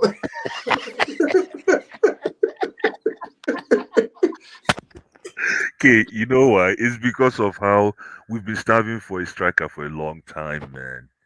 And I just need anybody that can come in and just give us 17 EPL goals. I don't care about Carling Cup. I don't care about FA Cup. Maybe Champions League. But that we're not playing Champions League next year. No Champions League. Exactly. Wow. Yeah. You are saying Champions League. You say Chelsea. Come on, man. I know. Can you imagine? In what world are we in? So, guys, quick take on Declan before we talk about the next topic. Listen, man, we let another one go. It has gone. Yeah, I know. We let another one go. It's painful. Very, very painful. And you know, when I was advocating for Declan Rice 2-3 seasons ago, everybody was laughing at me. Declan Rice right now is worth 105 million. Nobody's talking again. Now, all of a sudden, people are saying Declan Rice is better than Casemiro. Now, all of a sudden, people are saying Arsenal is going to win everything. Now, all of a sudden, Real Madrid, every fan right now has now decided to talk football when it comes to Declan Rice. It took 105, the figures 105 for people to see. It took people to see that figure for them to believe that this guy could play ball, not knowing that this boy has been cooking for nearly 3 seasons as an 8, a 6, a 4, and sometimes a center back. But because again, he's part of the 3 lions roaming in the streets, he's not a good player. Oh yeah, now 105 million. Come and describe that one. All of you, come and stand in line and describe why he's not a good player. Is worth 105 million plus. He had Man City on the ropes. He had Arsenal almost on the ropes, and I think Bayern Munich wanted him as well too. So you know, but apart from that, how does he fit in the Arsenal squad? Is a very interesting outlook. No, based on the report, Arteta wants to play him as a single 6, or he wants to build the team around him to be the anchor of the team. Yeah, it makes sense. So, but what happens to Thomas Partey? He might go. There's a report he wants to go to Saudi Arabia, so we'll see. What happens to Thomas Partey? Because that's a big personality that you're trying to move along just like that. I'm not sure what kind of influence Thomas Partey has in the dressing room, but you know, if Declan Rice is going to be on number 6, it makes sense. Even though I don't see him as a number 6, but in the Arsenal formation, it works because he can do those. You know, short, quick passes. Quick. So to be honest, I think Declan Rice will elevate to like a different level, having to like learn from Jorginho, because I feel like being in the same squad as Jorginho, and you know this is gonna be last season. Jorginho is collecting flowers. Oh wow! Okay. Being his last season in the league, I think he's gonna learn a lot from that guy. He's just gonna see that. Declan Rice is a very tidy midfielder already. now imagine someone like Jorginho in the same squad as him, just telling him to just like keep it simple. He's gonna turn into like a different beast, which is what I'm like. Which is what's like a big concern for Man City fans right now. Concern for Man? I don't think they are concerned. We are concerned. We are not concerned. You are not concerned because you are Chelsea. You're gonna be mid-table with. I am not concerned. You can't be concerned because it's none of your business. You'll be mid-table fighting with Brighton. Don't worry. I'm not concerned. Let the season start. Bring it on. Bring the season on. Bring it on. You can't be concerned. I already said it. Take it. You'll be mid-table fighting with Brighton and probably who's gonna Luton United or something like that. Chai, Abdullah, you received that bullet. Chai.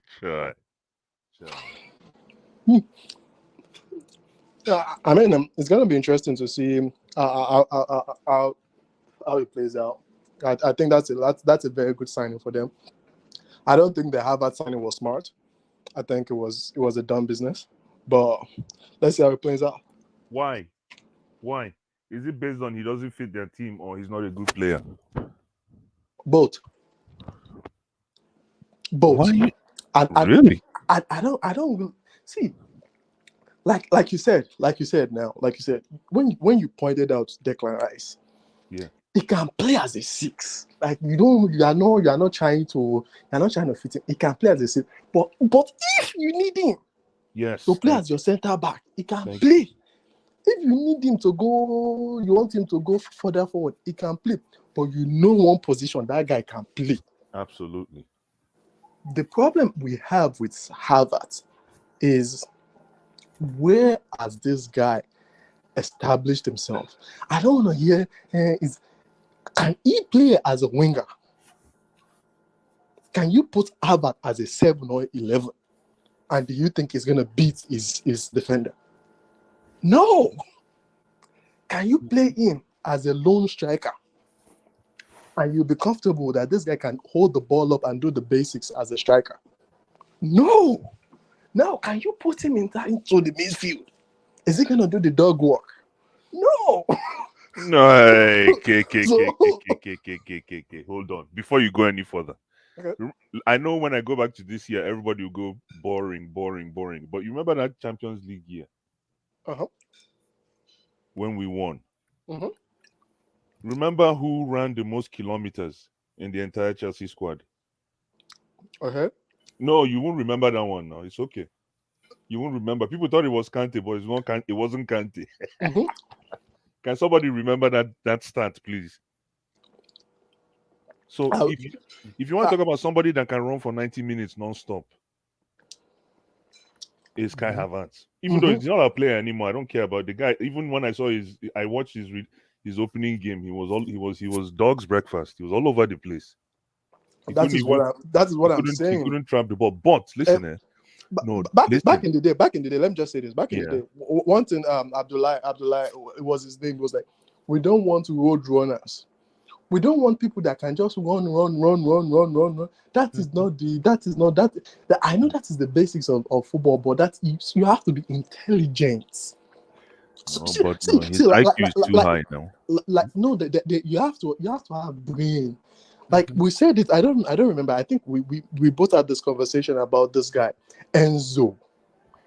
And that's Karim Adeyemi goal. And we sat here and we said, if it was Jorginho, he would have fouled him earlier. It's not about running. Fouled him earlier.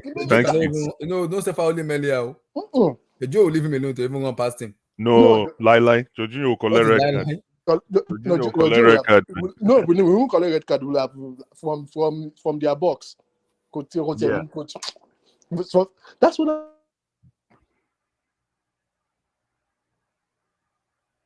we lost K. Okay, I thought it was my internet again. Okay, are you there? I think we lost K. Cruz, how you doing, brother? I'm good, bro. Big up, everyone. How are you? Go Lukaku. Go Lukaku and then talk about Declan. Lukaku. Yeah, I saw that. Yeah, he's trying to. Was it Inter Milan don't want him anymore, right? I just saw the report. Yeah, pull out. Yeah, Inter Milan pull out. Look, man. Look. He just needs to. We just need to get rid of him. Whoever we can offload him to, Saudi need to give him the money. Wherever we can send him to, just send him out.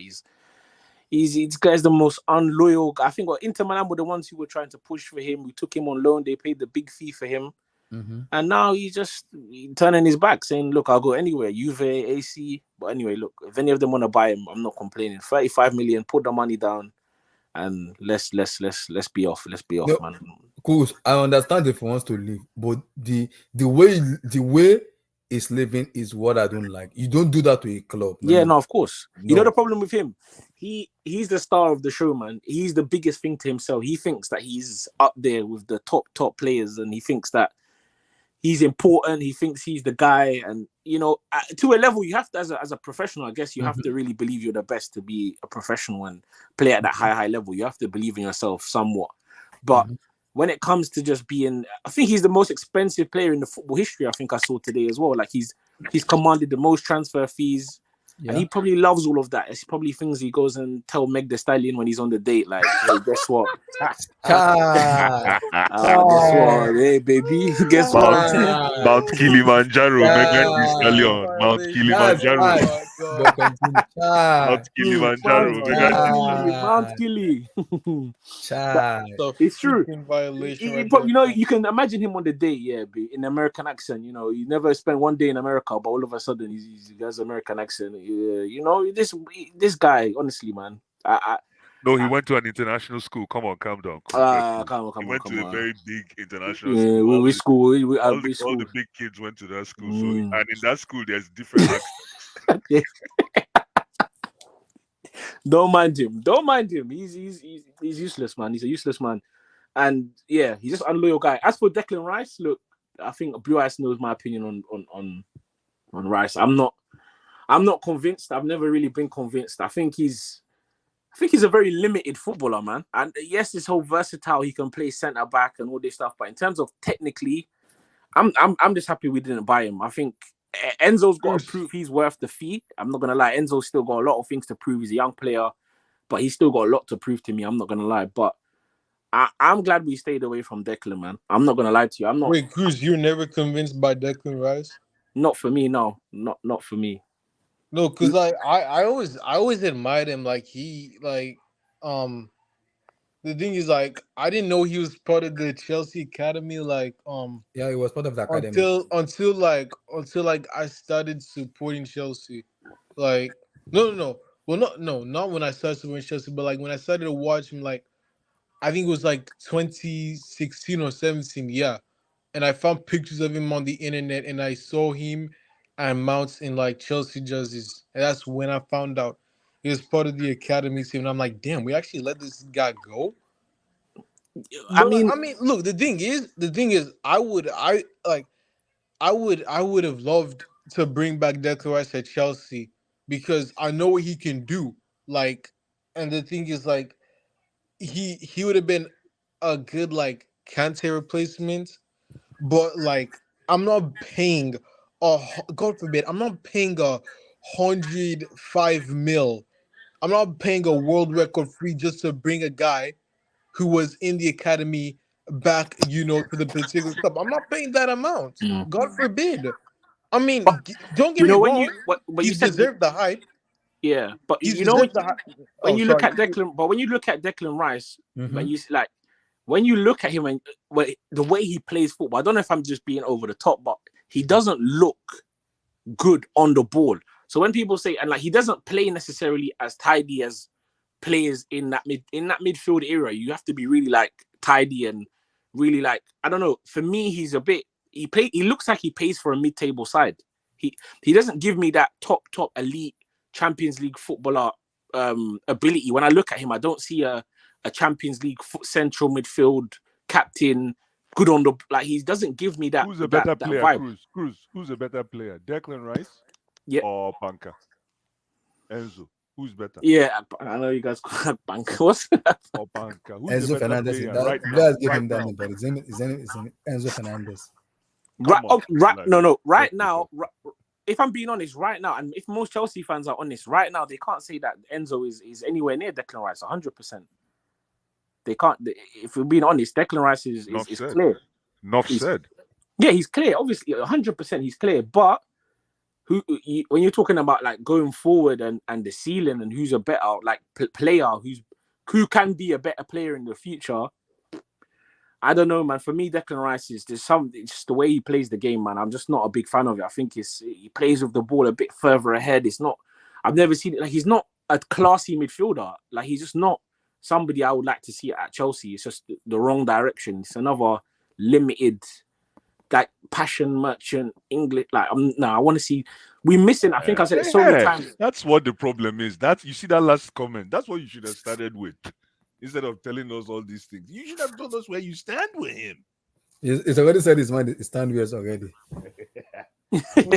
Blue Eyes. Enzo is a World Cup now. We respect Enzo Fernandez. We respect him. He's a World Cup now.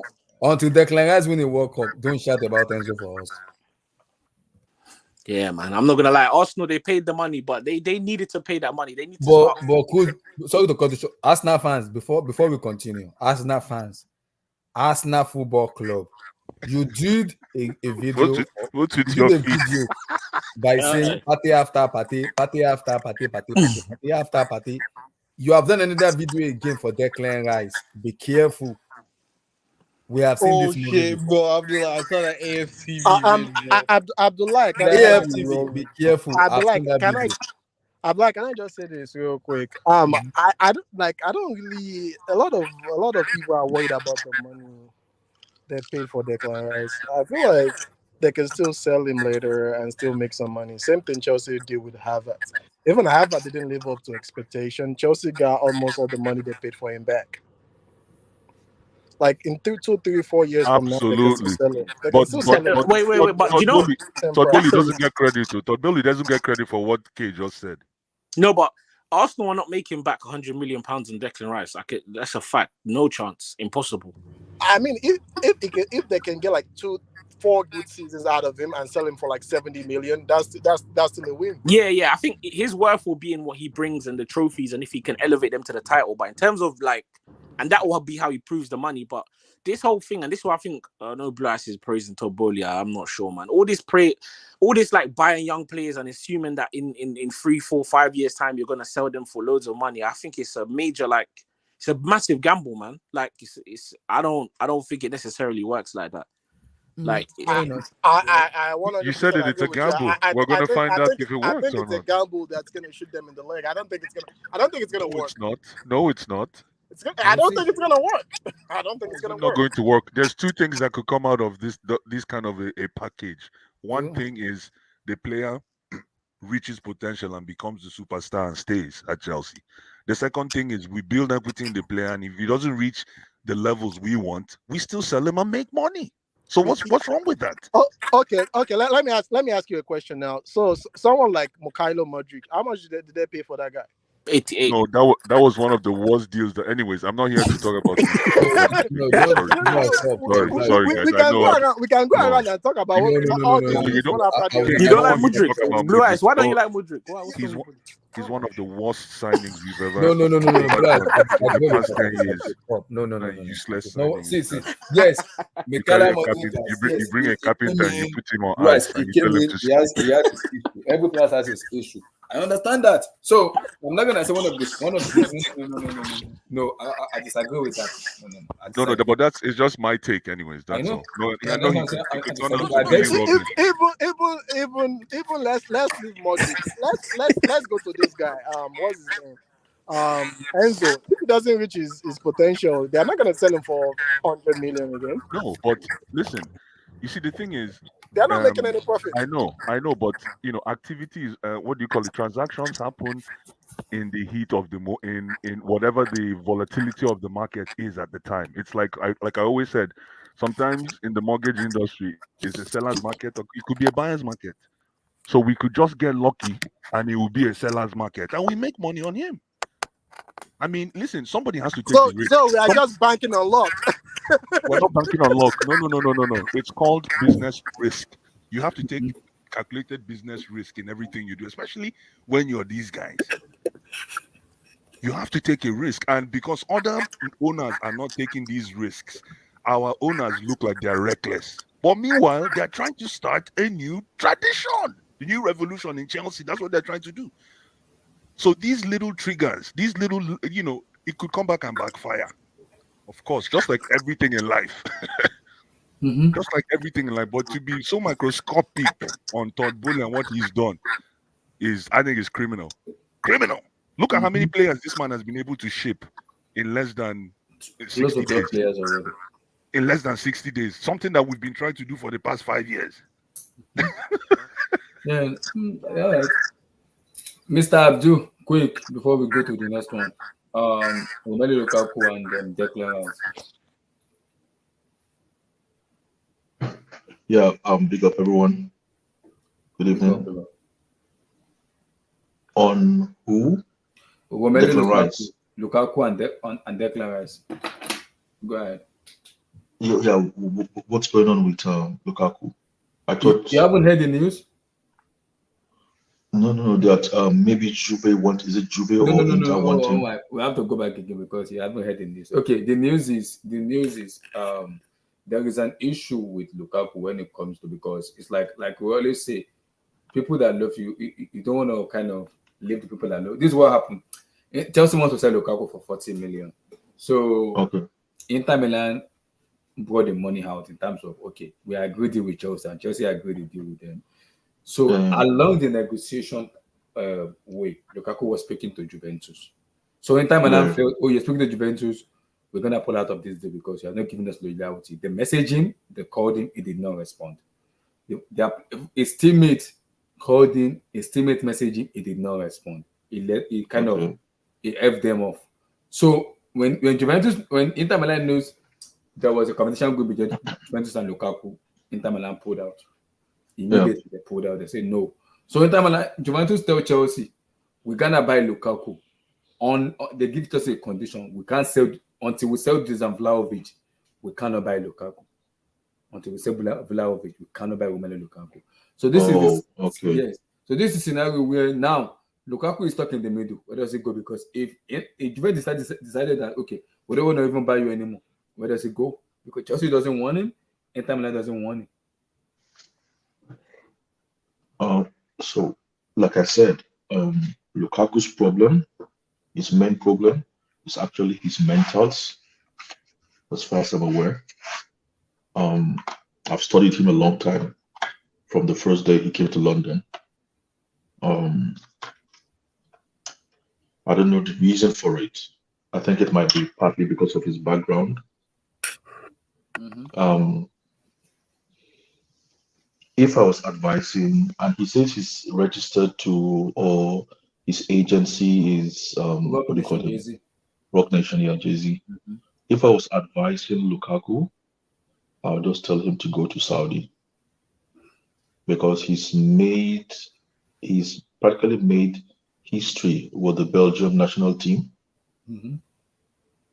Club football is a little bit over the whole place. So I'll just tell him, probably just go to Saudi League for 2 years and cool off, make plenty of money, see what will come out of it. I think they are ready to pay him something like, is it 40 million for 2 years or so, or 3 years or so? 3 years, yeah. That's more than he's earned all his footballing career. So I just tell him, go there, work very hard, improve your game without pressure, and just enjoy your football, enjoy your life, and make, generational wealth for yourself and your family. That's the advice I'll give to him. Because what happened to all that, Milano, I like to be a Milan this, Milan that. It's obvious for the past maybe 4 or 5 months that these guys were not, I'm not saying they don't want him, but I don't think they're even desperate for him. So if he can't make it into Milan, or he doesn't feel wanted in Milan, he's not sincerely wanted in Juve. Maybe in Juve they just want him as a number, as a data, and he has a contract with Chelsea, and all he's done is rejected us for the past how many seasons? He should just go to Saudi. He's lucky that he has an option called Saudi now. I mean, Saudi are just, like Blue Eyes was saying earlier on, in 1 month we shipped like how many players? Almost 12 players. Almost 12 players. That's partly due to Saudi League. That's with the help of Saudi League. If there was no Saudi League, we might have not been able to ship that number of players, or we might have been not able to ship them and make returns on them, make the little returns we made on them.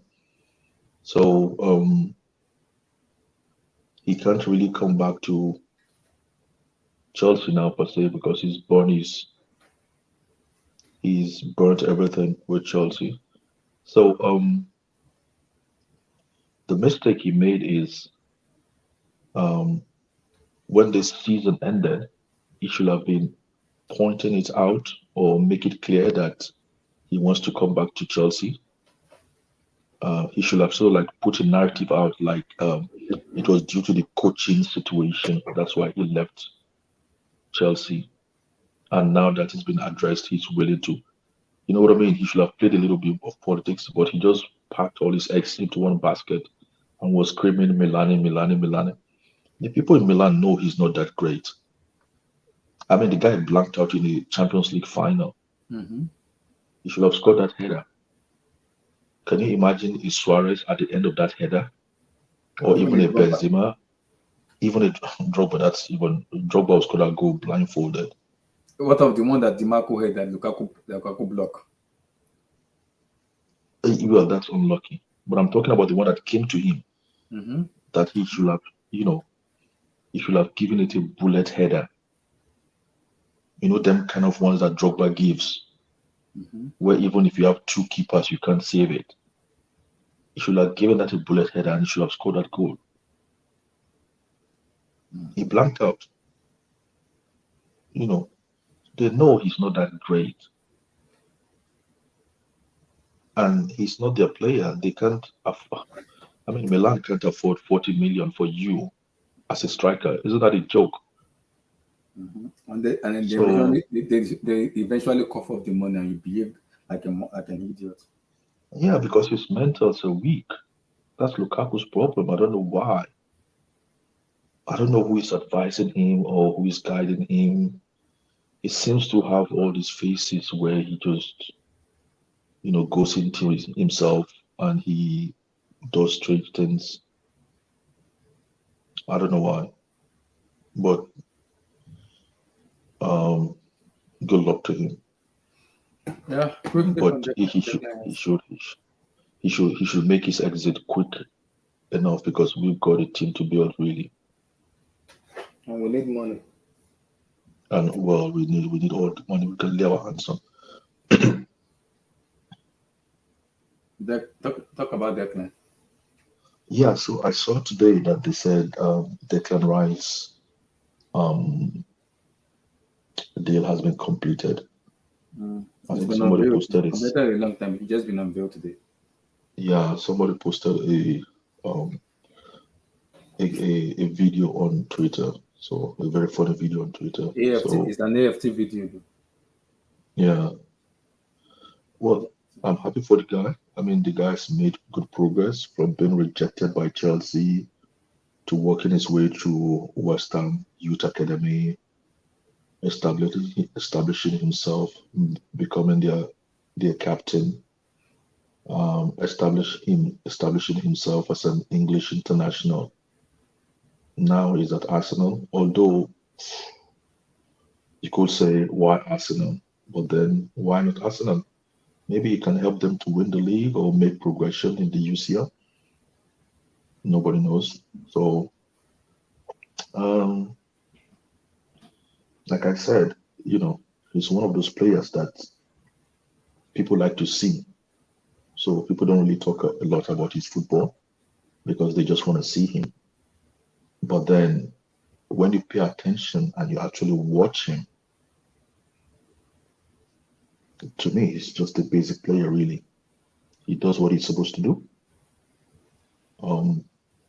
The price, nobody can really talk about the price because you're what people are willing to pay for you. So, but this kind of player, we'll just wait and see him really, and see what he can add to the team. So I'm not really. He's not our player. To me, he's never been our player. So I don't pay much attention to him, really. Fair enough. I want to talk about something very, very personal and very, very important. And I need us to talk about it. Phillips, are you there? Is your mic working? Yeah, it's working. Let's talk about him because I saw the report and I feel very sad. I feel very down because I wasn't happy about it. Benjamin Mendy has been proven not guilty after he has been accused by a woman for a rape case for like 2 3 years. He's being abused. So after all the investigation, all the police stuff and everything, he has been found not guilty of everything, and the case has been closed and everything.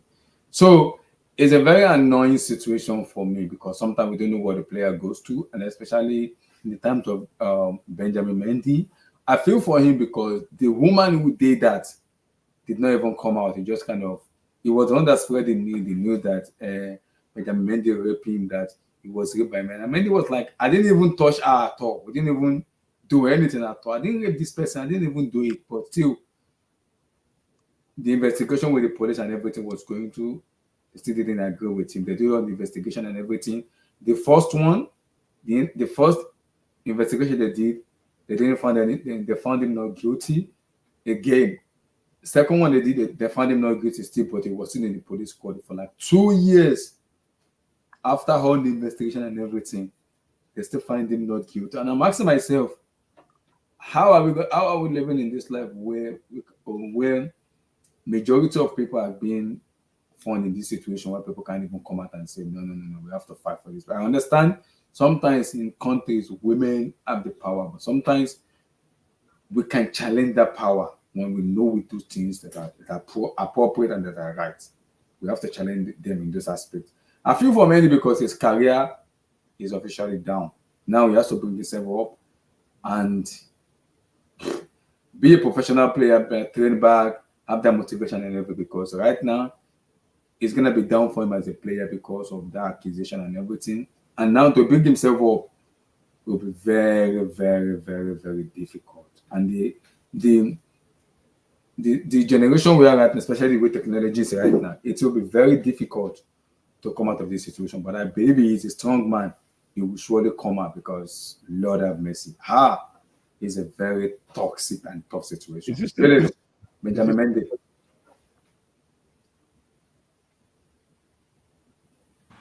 You see this Mendy stuff, like you know, the day I saw the news. I'm not gonna lie. If you go back again, this stuff started since 2019. Mm-hmm. If I'm not mistaken, 2019, 2 years and a half. 2 years and a half.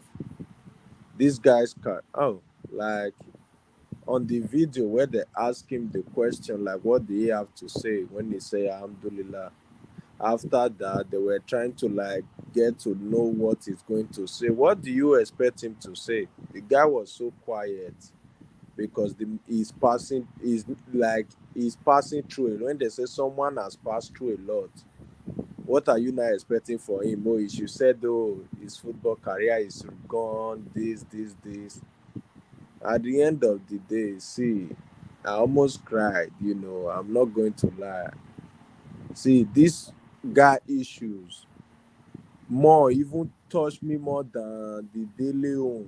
I'm going to be honest with you, because me, I don't like here, but do you know what it is for someone to come and say, oh, Abdullah, you do this thing for 2 years plus, you will face that issue. You even go to jail, everything. You were in the top level when that thing happened. Playing for Manchester City that won the league. Play in the World Cup. In the World Cup, you won the World Cup with France. So everything at that moment, you at that period of time, you were hot cake. Now, because of all those issues, you lost your job, and maybe you have you not have like, because when they were trying to like interview him when he was walking, there was like, now that you lost everything, that means those people that is interviewing him knows that he lost everything. That word touched me. Now that you lost everything, what do you have to say to your fans? My bro, I'm just saying it. See, for this life, after God, we know women is our best friend. Who fear women. At least use 18 hours of your time to fear woman. The remaining hours, use and to fear not fear woman. Like this guy experienced what since 2019. And again, not just that alone. Look at him, a black man like you. No. He almost cried in the video. He was cleaning his face because the Benjamin Mendy there. What is Mendy thinking? If you know, oh no. That's the reason why the only person he has spoken to is only Paul Pogba, because that guy is also his friend too. His close friend. They actually did a video call and Paul Pogba posted it and was like, "No, well, I'm happy for you. I'm happy for you." They say in this life, wherever position you find yourself, you have to give thanks to God. It's not easy. Life is all about experience. But you see what this guy experienced? No. Whoever, I don't know. Let me just leave, because me, after all this issue, the woman, I have not seen the woman in any place. It's just like when someone talks something, you just go in and relax, and now you are dragging one person. Fair enough. Okay. Benjamin Mendy is found not guilty. Give me your take. This topic is very touching, so I'm not gonna say much on it. Yeah, I mean, the Western world, the women rule, so it's very sad. I mean, if you know someone that's going through this kind of situation, this issue is very. Basically, if you're living in the Western world, the women get away with anything. So I hope he's able to come out strong and probably get his footballing career back on track. And I just wish him the best. Basically, I know what he's going through is. He probably he's probably gonna be the one to best describe the situation, but I'm pretty sure it's not an easy one for him and his family personally. So I hope he's gonna be able to pull through. So that's all I have to say. Mr. Blue Eyes, Benjamin Mendy. See the report, right? Did you see the report? No, but I just like the new. So he's not guilty, right? He's not guilty. He's found not guilty. He's still on Man City. 2.5 years. Is he still on Man City's payroll? I think so. I'm not sure, but I think because when that stuff happened, they terminated his contract. So now he's gonna have to sue, man. He's gonna sue. I mean, I know money cannot buy time and experience and talent and skill, and I know money can't buy any of those, but he has to sue.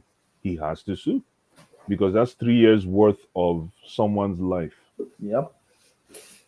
That was thrown away to the wolves in the name of a court case, right? Or an allegation. That they didn't even do. That had no merit whatsoever. Yep. And this picture is very interesting. You can tell that this guy has gone through a lot.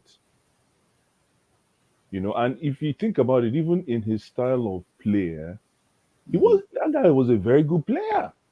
It's not bad. Mendy is not bad. Yeah, he's actually a very good player. So, like Kay was saying, man, I wish him all the best. I'm hoping he gets back into Premier League football. You know, But like, it will take time because what happened to him? It will take time. Mentality is all about mental. How does he recover? yeah. I mean, there's. I always say punditry. Punditry is always a safe net for a lot And of this these punditry people. people too, they like Wala too much. They'll be asking a silly question.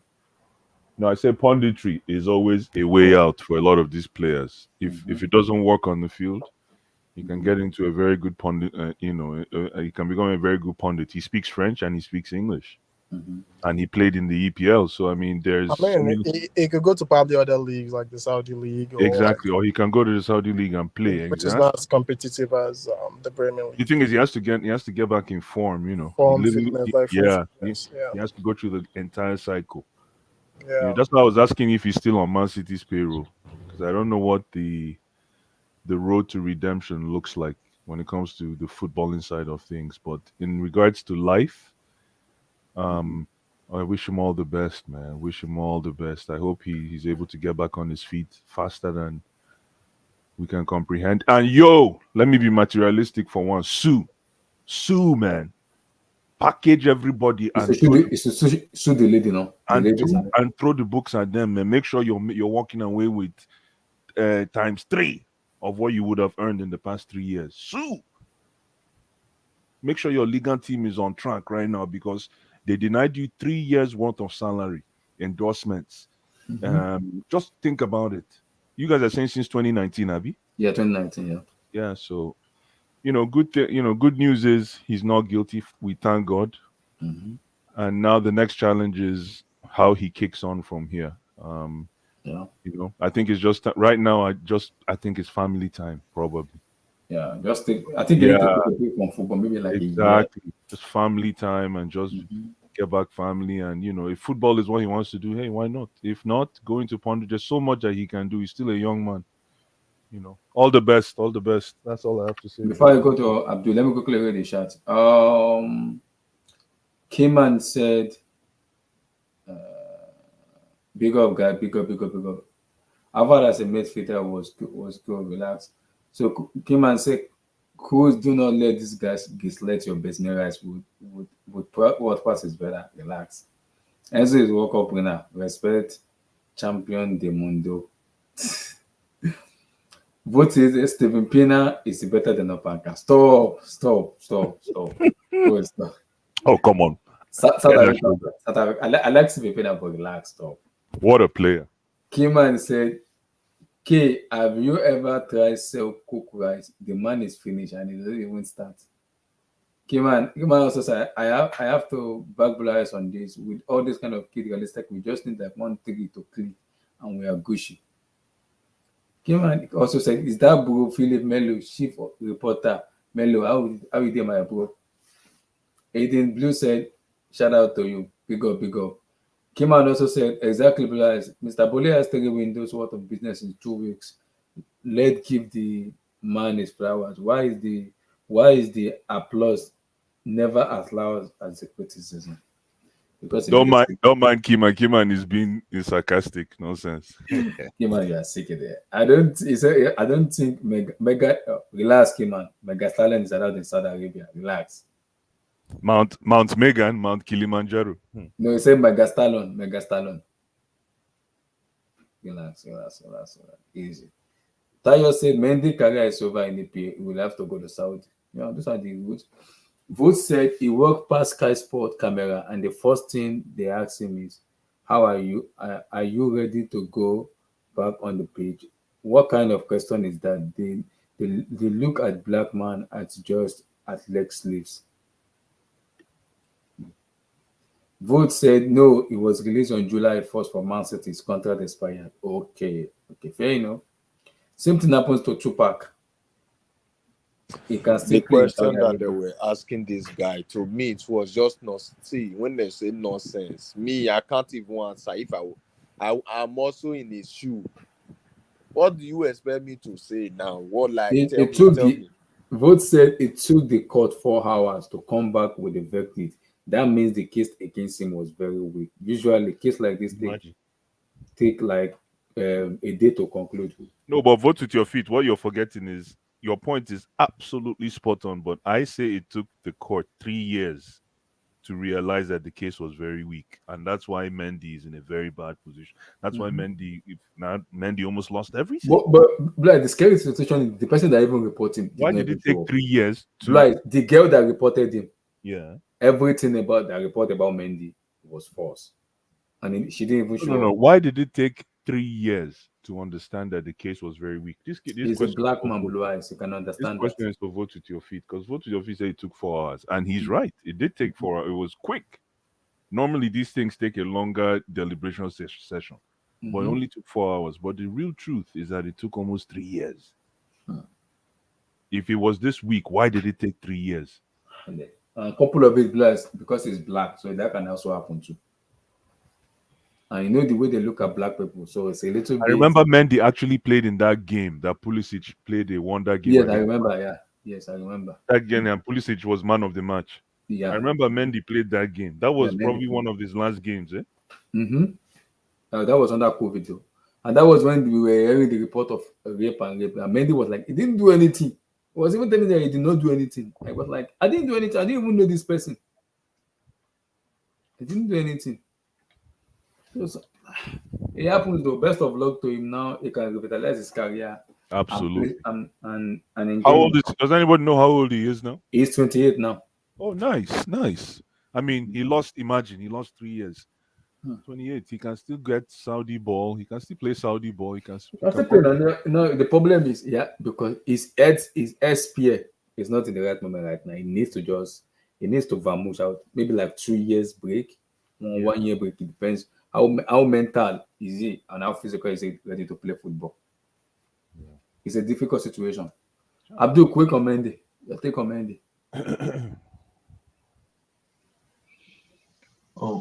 Before I speak on Mendy, I'll just say something on Twitter now that says Lukaku told Pochettino that he will return to Cobham and be at a team meeting on Monday. He won't join them to travel to the squad. This is what I'm saying. Thank you, Abdul, for bringing. If he does that, that's smart. I don't want it. You can therefore. No. If he does that, that's smart. I'm talking about for Lukaku. Obviously, nobody wants it, but if he does that, that's smart. Abdul, if that's the truth, because I said this earlier that if Lukaku can engage his team to actually sit down eyeball to eyeball with Poch and have a discussion, because the whole idea is just keep collecting your pay. Abdul, sorry, I know this is your mic. Keep collecting your paycheck every Thursday. That's the bottom line. Every Thursday, let that paycheck enter. Sorry, go ahead, Abdul. But when is the team traveling to the States? On Monday. Yeah, but they said he's going to be at a team meeting on Monday. I don't think so, because the reporters, Abuja said that it's not. No, Abdullah, you don't know. Just because you don't want him to be there doesn't mean he's not going to be there. So calm down. I get what you said. Hold on. It's not going to USA with them. How do you know? It's been out already in the report. How? Show us the report. Put it on the screen now. Let's see. No, but the thing is, he might not. Hold on, Abdullah. He might not live with them, but he could join them. Exactly. He could join them later, like maybe in a few days or something like that. Abdullah, just because you don't, because Abdullah doesn't want Lukaku. Abdullah. So I don't know, maybe this report is true. I'm just looking at it on Twitter on the group chat. If let's say it's true, okay, so why would he want to meet Coach on Monday? To discuss his future. I mean, it's common sense to discuss his future. You don't need a fortune teller to tell you that one. So it might be to discuss his future. It might be, and you never know. Maybe it's Poch that even requested the meeting. Absolutely. You know how good Poch will look if he's able to transform Lukaku. Do you know? I don't want anything to do with Lukaku. You can therefore. I don't even care. You can therefore. But it's not a matter of what you want. I don't care. You can therefore. I don't want this to be to my club anymore. Look, you see, there's a problem. Abdullah, we all know that Mr. Poch is a nice guy. Mr. Poch, I will go and finish you. What kind of nice? Oh, hold on now, hold on now. I'm giving you a Nice different guy. perspective. I don't Okay. know what kind of my friend is. A few days ago, he was saying how he was showing his empathy towards Dele Ali. So who says he doesn't want to convince Exactly. Lukaku and say, look, Exactly. you know, Exactly. this is an opportunity for you. You know, we can create the right environment for you. This kid needs you, blah blah blah, all these kind of things. You know, I don't and want see, like Abdul, Lukaku, Chelsea, everything has to the case has to close. I do not want to see that case open anymore. It's over. no, I'm not saying what you want. I'm not even saying what I If want. Spurs do that I am just from the saying, beginning of the hold season, on, I will dislike him. I will Abdullah. dislike him. I'm not even saying what I want. I'm just telling you what I'm reading. I'm Yeah, just I telling you also what saw I'm it too, reading. but I don't believe it. But relax, but I don't believe it. Okay, then maybe it's a lie then. I don't know. I don't believe it too. Excuse me. I don't want to You even know. anything with Lukaku. I don't want to. Yeah, and Chelsea case are closed. You can F off. I beg. Oh, I beg. okay. We are moving forward. I'm not moving backward anymore. Yeah, and Jay-Z and Megan can F off to wherever they want to go to. I don't care. If they have a listener, if Lukaku engages his team, has a meeting with Pochettino, and is able to guarantee Pochettino that he can give Pochettino 15 to 17 goals in the EPL, Pochettino will be stupid not to take that offer. I would dislike Pochettino to do that. And put him through the what's this new system? This system that Pochettino has, the Gatucho. What is it called? Yeah. The Gatucho. I don't know what that system is I know called. what Put you're him talking through about. it Yeah. so that he can get fit. He's a postant guy that can basically absorb pressure up front if that guy knows how to use his skill. But he doesn't sound or look like someone that is confident in his abilities. That's my problem. That's my problem. The guy's mentals are weak, man. He doesn't have that convincing self-belief. He doesn't, man. He doesn't. People have to tell him how great he is. He doesn't believe it himself. Yeah, exactly. That's the Vote problem. with your feet. Thank you, Gakon test. Thank you. The guy, man, I never seen that kind of thing. How can you be that big and just die, man? The guy doesn't believe in himself. Bless, you know the funny part, even on Instagram, the Yoruba told Lukaku, personal DM, give me a call, big room, we need to have a conversation. Till now, that boy hasn't called Drogba. That idiot. Sorry? Who? Drogba sent him a DM and he showed it to the world that Lukaku, give me a call, let's have a conversation. That bastard did not even call Drogba. That idiot. Yeah, but why would Drogba do something like that? That's cheap. Like, come on, man. That's bullshit. No, because he said he's regularly in touch with Drogba, like they're close friends. Like close friends, yeah. Like no, but why would Drogba regularly do something like that, though? Why would Drogba show the Twitter that Lukaku did not respond? I don't know. That's cheap. It's on Instagram, though. You say big room. Yeah, but that's cheap. You don't do that. You're a big bro, man. As a big bro, there's certain things that don't need to go out there. Come on, man. No, but the thing is, Drogba knows him better. No, you're not understanding what I'm saying. No, you're not understanding what I'm saying. No. I get I know what you. I understand what you're saying, but the thing is, Drogba might know him, and he realizes Lukaku is the kind of person that you have to show like you're desperate for him, like you're desperate for his friendship. Yeah, but you don't gaslight the guy. You don't gaslight the guy like that when you know he's passing a message to Lukaku. But you know that the internet is already gaslighting Lukaku based on everything that he's gone through. That's what I'm saying. Nobody, blue eyes. Nobody knows if Lukaku has called him back or not. Let's be real. Exactly. Nobody can confirm that news. But yeah, Drogba commented that he should call him. I mean, obviously, you can just tell like this guy doesn't have like the good representation. Like they are not giving him a good advice. He's just being mismanaged. You can tell this guy is being mismanaged, 100%. But the point is, the problem is, okay, he's not a young professional anymore. He's 30 years of age, Joe. Exactly. This guy speak out. Abdul didn't know when he spoke out. she has It just come on your mouth. It just come on your mouth like that. You don't even know. I beg you. The I hear my guy frustration. I say far. I'm like, Thor.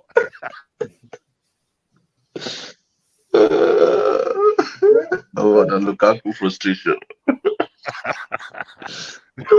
Bless. We can't say village people are Outside your following Lukaku. Man. We grandfather, can't say village people are anything following come him. off for your mouth.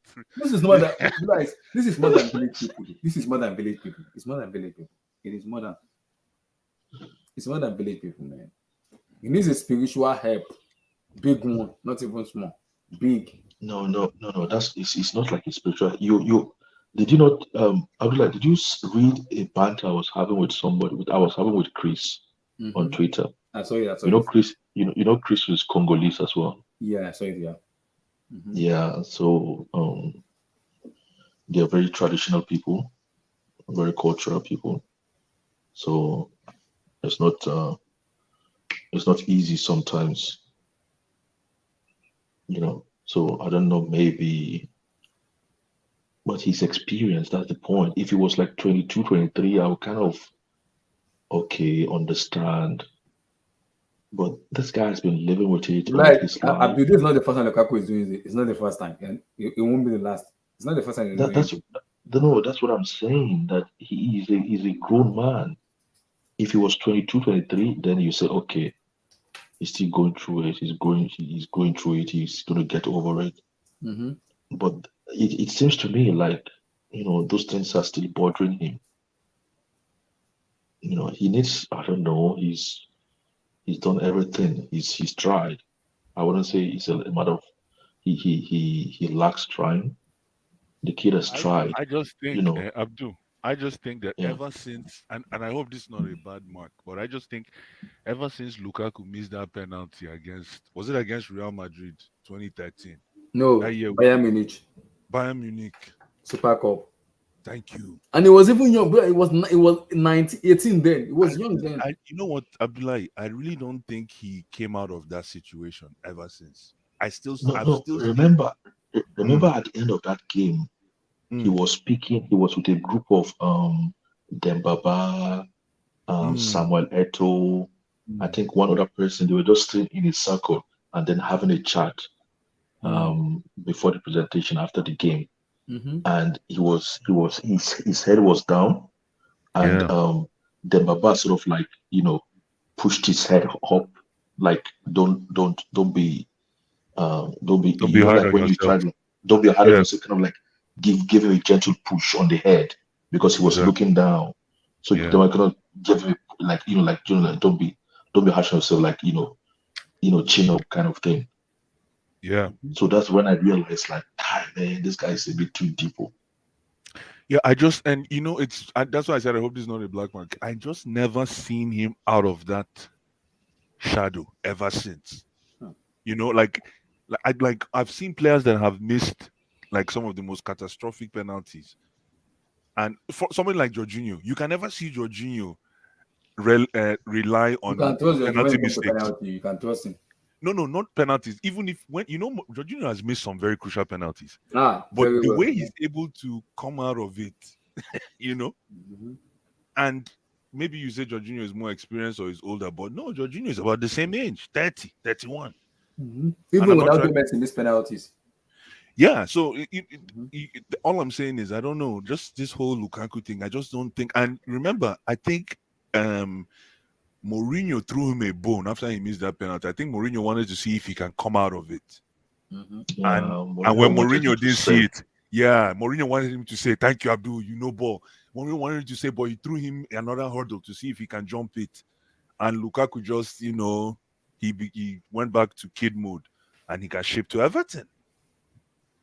You know, and you know who else who could have gone through that as well is Drogba, because there was a time when Drogba couldn't he couldn't close an open door, even if he left it. He came back stronger. And he came out as the best striker for us. You understand? So again, I just wish this Lukaku guy, I don't know, at this age, I think it's the Megan Stallion effect, man. Listen, even if me carry Megan Stallion, I will join Juventus with it. I don't care, man. No, but the thing is, okay, if you're that sensitive, if you're that sensitive, if it's the Megan Stallion I know through the media, I'm not saying I know her, I don't know her, but if it's the Megan Stallion I am seeing through the media and with my own little social relationship experience, I don't think Lukaku can handle her. Well, I'm like, stop, man. Come on, Abdul, stop. Come on, man. Come on. You know No, what? no, I don't Do you think. know what's called Abdul? Do you know what's called maniok in Congolese tradition? Maniok. No, You know what's called maniok? Okay, go ahead. Ask no, any no, Congolese. They will tell no, you. Do I? You guys are Do I sick, man. not use all those Congolese drugs? Where? You know what's called no, maniok? Manioc. no, no, And no, flogging blue, maniok. Yeah. no, blue eyes. Hear me out. Hear me out. I said a guy that is ultra sensitive or that seems ultra sensitive like him, I don't think can handle a girl like Megan. Okay. I am not saying it has to do with anything physical, but I'm saying from a human to Oh human yeah, relationship, I hear you because Megan is so. That's a good point. If you're sensitive, can you handle she's the kind of she's attention? so I hear exactly you. she's so out there, so free, so liberal, so assured. She's like the opposite of Lukaku. No, but you Like know what, she's assured of herself. Abdul, you know what? That's a fantastic point that you bring up. You know why? Because opposites attract. Well, So that's what they say. it's the truth. Is Opposites it really attract. true all the time? But bros, man, listen. There's a reason why she followed the guy. Maniok. There's a difference between cassava and potato. Abdul Blue No, Eyes. no, I would never like all those celebrities relationship, all those social media relationship. I would never put a lot of emphasis on it. Like in no, the but the next thing in is, the but the next thing is, 3 4 weeks, you might hear Megan is with someone else. I don't. Yeah, like we say where I'm from, we just hold it with like a pinch of salt. There's nothing there. Let's just like this guy no, after he lost that but pen after he missed that penalty in Bayern Munich, it doesn't feel like it's the guy anymore. Like you can just see Exactly. like Exactly. he just stayed Exactly. like at that Everton, West Brom. When it goes to like that kind of team, you can tell he's the guy.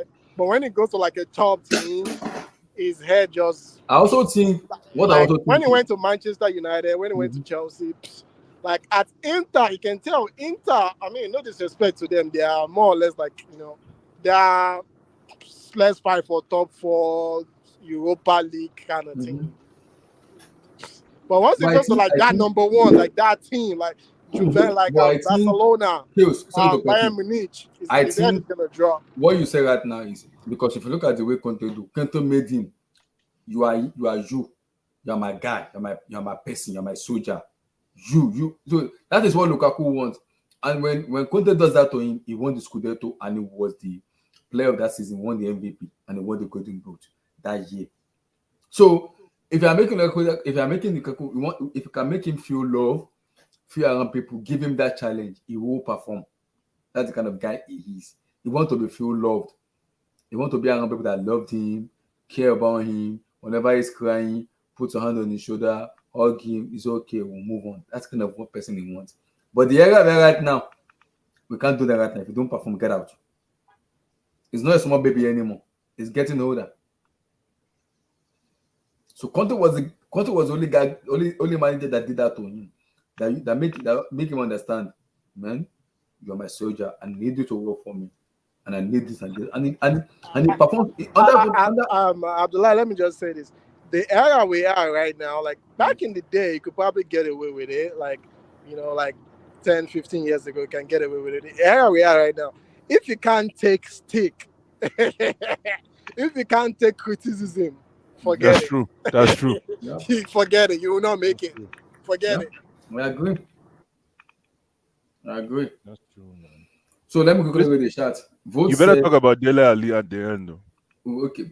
Vote for P said it took reliant on others to foster his confidence. That's not a good thing. You can't rely on Drogba's anger to tell you how good you are. Exactly. You gotta be a woman. And then for Drogba to go and start telling people, "Look, where's my rest? Where's my answer?" Look, Drogba, come on, bro. That's not how to play big brother role is not like that. Big brother role is behind the scenes. But Let the kid, let Black, the I get kid. to, No, but no, hold on, Lukaku too hold is on, too hold on, hold on, arrogant. hold on. Let the kids tell your story. You don't have to tell your own story. Let the kids tell your story because that's why you're a big bro. You don't go and start showing people, look, he hasn't responded. That's like what women do. Sorry, go ahead. Came and said, Abdul, remember when we talked about Lukaku having a clear head before the final? Chai. I remember I did that. Chai. I did that. Chai. Chineke. I'm finished. Tayo, Tayo said, who will you take at Chelsea if you have to haul out of the folks dealing with spiritual, mental, or legal issue? Lukaku, Mendy, Dele, or Ivan Toney? Chai. That one harsh. Ha. Wow. I will Wow. literally I will chip all of them out out of my club, please. All of them. I'll probably take Tony because I'll take two. I'll take two out of this. Is a fantastic question. I'll take Tony. Tony is the only one I'm taking. I'm not taking someone that has spiritual problems. Who has spiritual problems? Lukaku. Stop, man. Stop, relax. Nah, stop, I beg. Who is saying this nonsense? Both said it seemed like a Belgian team. It takes all Belgian players to have a problem with adversity at an high level.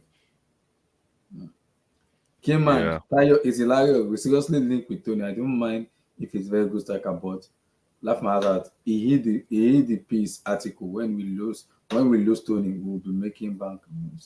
Abdul opposite attract. Kingman, explain yourself with that, but like, don't go too far. Blue eyes, get out of my head. Pause. What the pause, man? Kingman.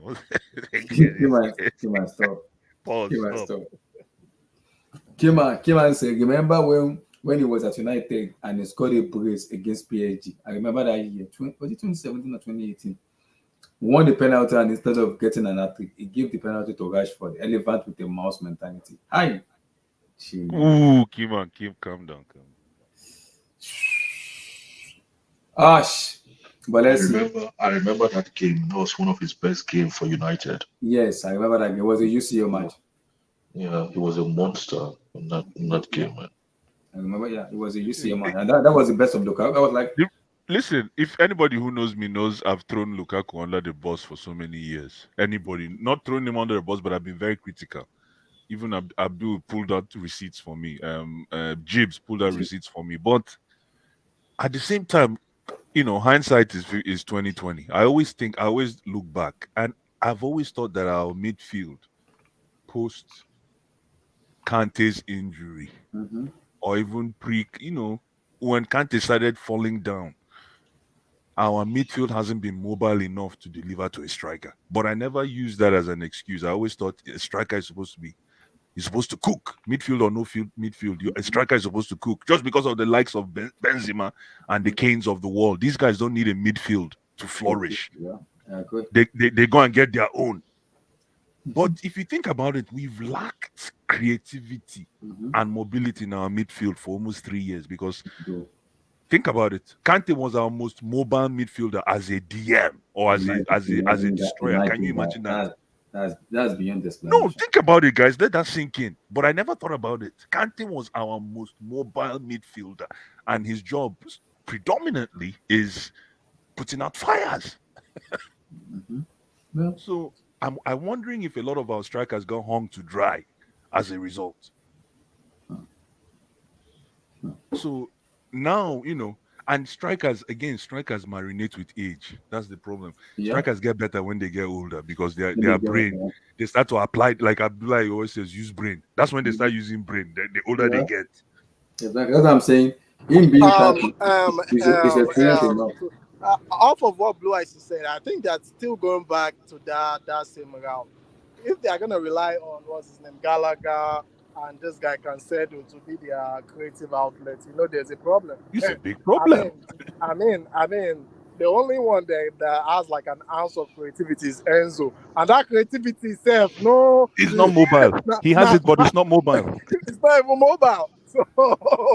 So I think they're still going down the same path. So I don't. And then for Enzo, this is the last thing I'm going to say about Enzo because people think I'm picking him out. This is the last, not the last thing, but this is what I want to say about Enzo. If Enzo doesn't want to embrace the fact Can you guys hear me? My Yeah, internet is messed up. yeah. Can you hear me? Yes, you can hear you. Okay. Just let me know. If Enzo doesn't embrace the fact that he's predominantly a pop-up midfielder, and I don't know, I'm pop-up is not common. Sorry, it's just me in my head. A pop-up midfielder, somebody that just appears to score. He appears in the right position to score. If he doesn't embrace that role, it's not going to work at Chelsea. That's all I wanted to say. It's not going to work at Chelsea. Lloyd, I have a few general questions. Sure. Where's the creativity from the midfield for Sorry? Argentina? Where is the creativity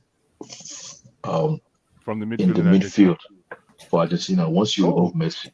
Let me tell you. Okay. That's true. So now where's the hold on. Let me give you a list. Where is the creativity? Yeah. Okay.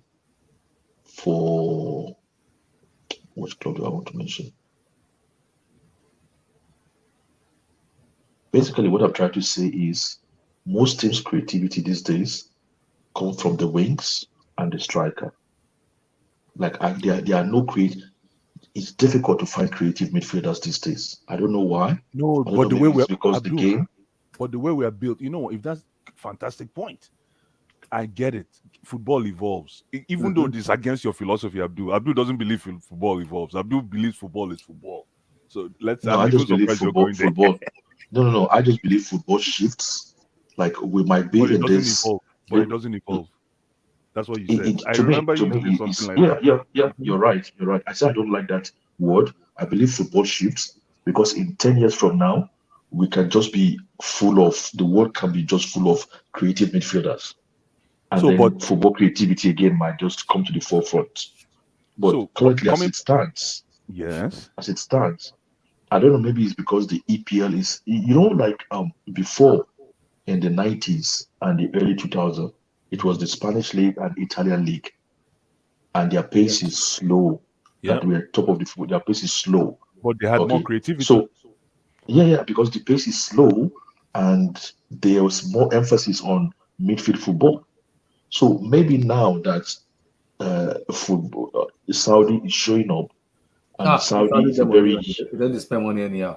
And Saudi is a very hot country and humid environment. Maybe they might start encouraging playing at a slower pace, and if they become number one in the world, if their league becomes number one in the world, everybody will start seeing football through their league. But currently, I just find it. This is just my own take. I just find it that in most teams, you don't see creative midfielders anymore. It's all through the wingers, through the wings, and through the strikers. No, but Chelsea is a team.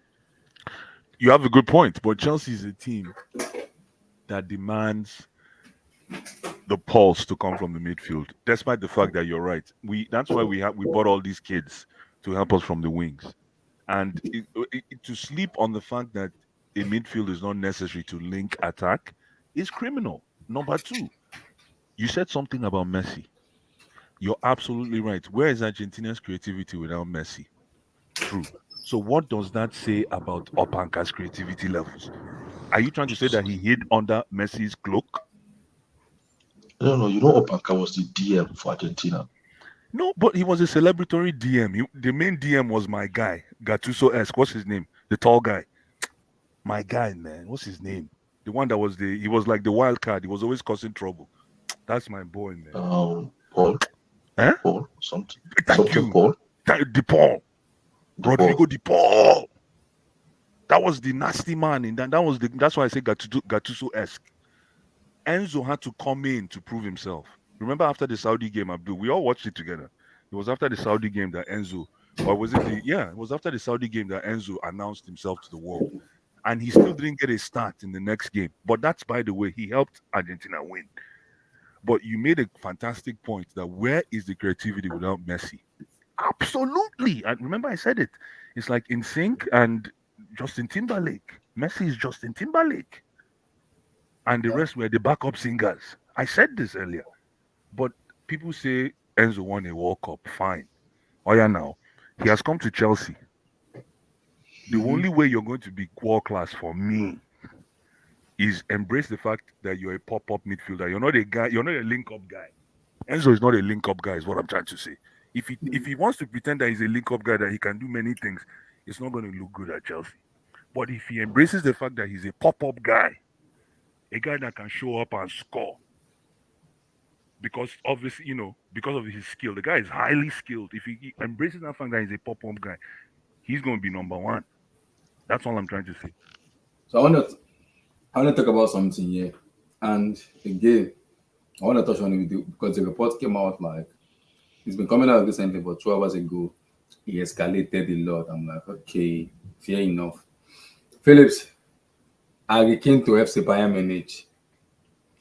Bayern Munich are ready to submit a new third bid worth 100 million plus add-ons with Tottenham Hotspur will finally agree to let him go. But Tottenham want to assure they get a replacement first, which they're already looking at.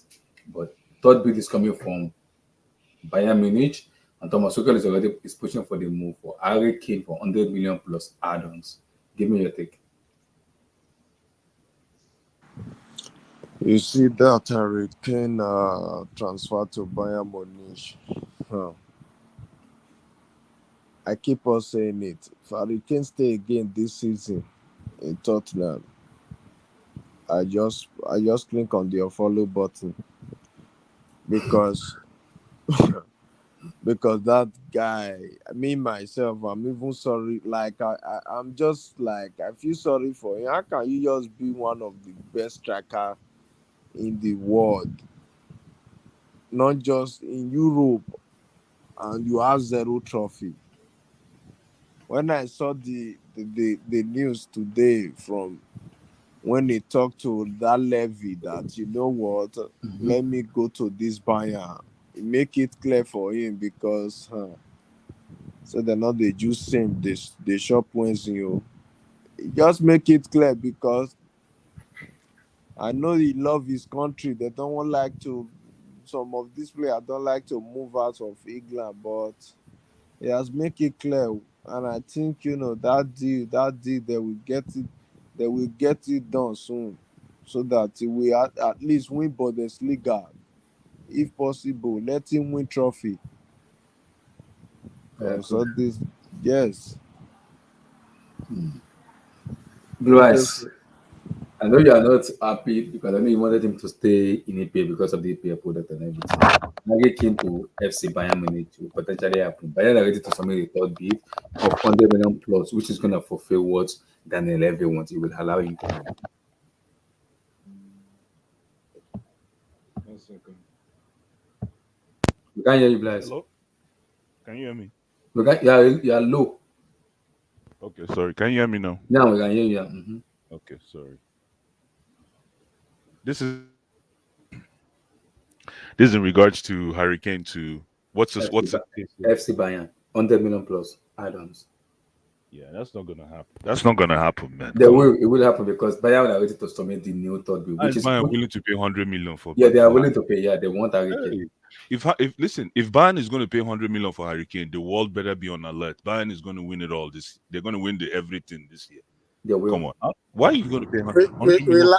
Relax, Thomas Tuchel is their coach.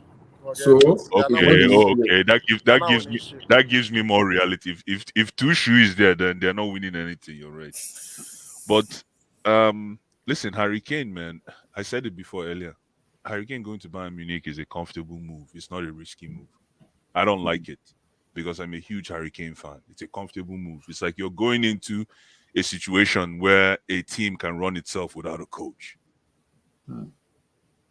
I don't see no risk. I don't see because they say it's only when you get out of your comfort zone that you will excel, that you get to the next level. Mm-hmm. However, Harry Kane staying at Tottenham, you know what? I have more respect in that than him going to Bayern. Because at least staying at Tottenham, he will exemplify himself as history, Tottenham history. I don't think anybody has broken his scoring record at Tottenham so far. Anybody in the history? But I don't think he wants that history because he's giving Bayern Munich already. But there's nothing wrong with that history. There's nothing wrong with that history. Yeah. The Tottenham fans will always sing his praises for the rest of the whatever you want to call it. Again, though, but if you want to make a risky move, go to Man U. then we know say you get liver. Mm-hmm. Go to Man U, go to Real Madrid. But what do you call it? Even go to Arsenal. If you risk, that's risk. You're going to enemy territory. I know that will never happen. I know, it will never happen. But again, that's why when I say risk is important. Going to Bayern Munich is like, even if Harry Kane doesn't play, he's going to win at Bayern Munich. Yeah. And if he does go there, that automatically mean a Ballon d'Or contender, because that's a good of Harry Kane. Why? I don't think. Yes, because it will win. For me, if Harry Kane goes, I've been saying it forever. If Harry Kane unless he goes there and he scores 50 goals. Yes, and he win the UCL. It's a Champions League contender. It's a Ballon d'Or contender. Yeah, but they will push it. Who was the highest goal scorer for Bayern Munich last year? Last season was Lewandowski before he left. After Lewandowski, did no one else? No one else. Yeah. Maybe Choupo-Moting chipping goals. Gnabry, some of them. That was what they're looking for, a prolific number, and they're going all out for him. I'm a Harry Kane guy, man. Everybody, the world knows Harry Kane is my guy, and I just don't want him going to Bayern. I thought he was going to go to Man U. Go to a risky side, man. Go and show us. It's a very good personal, and it's giving Bayern Munich the green light to submit the bid. Oh boy, guy. You guys call him the best striker. I call him the best number 10. Let that sink in. Because guys, if Harry Kane goes to Bayern, I'm saying it right now, potential Ballon d'Or winner. I'm saying it right now. That's a fact. Right now, I'm saying it, potential Ballon d'Or winner. The problem is he going to work at Bayern when he's a guy that likes to work with that league? Is oh my god! He likes to involve himself. He's not a lamppost striker. He's not a guy that will wait for you. The difference is in Tottenham Hotspur, he creates in Bayern now. Because Bayern plays some Bundesliga plays so much island. Harry Kane doesn't need to do too much. He will score I think he will score 50 goals in a season, not all competition. Just one season.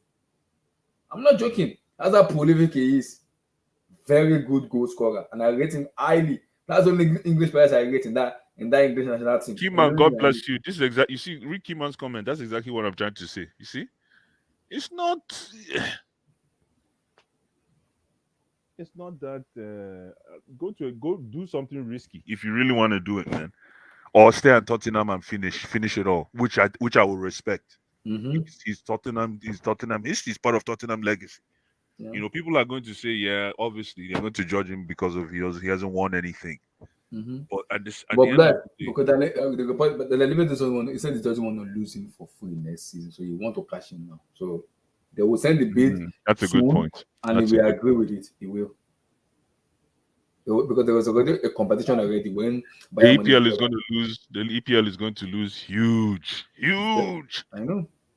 If Harry Kane leaves the EPL, this is not the first time we're losing a technical player in EPL, but kind of Harry Kane strikers is difficult to find in the world market now.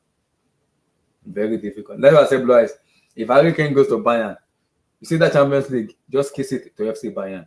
You know the scary part? After this Champions League, the next one in 2025 is the Allianz Arena. It's in Bayern Munich territory. Just kiss it. If they don't win it this year, that next year one, they're winning it because it's in their house. 100 million for Harry Kane, anyways. Yeah. Don't change. K, Mr. K, Harry Kane to FC Bayern, 100 million plus add-ons.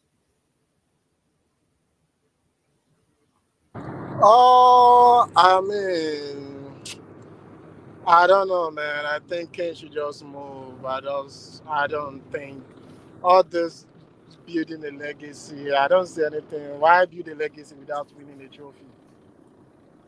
Like, what legacy are we talking about? What's a legacy without winning a trophy? Go to Bayern. That's your safest bet.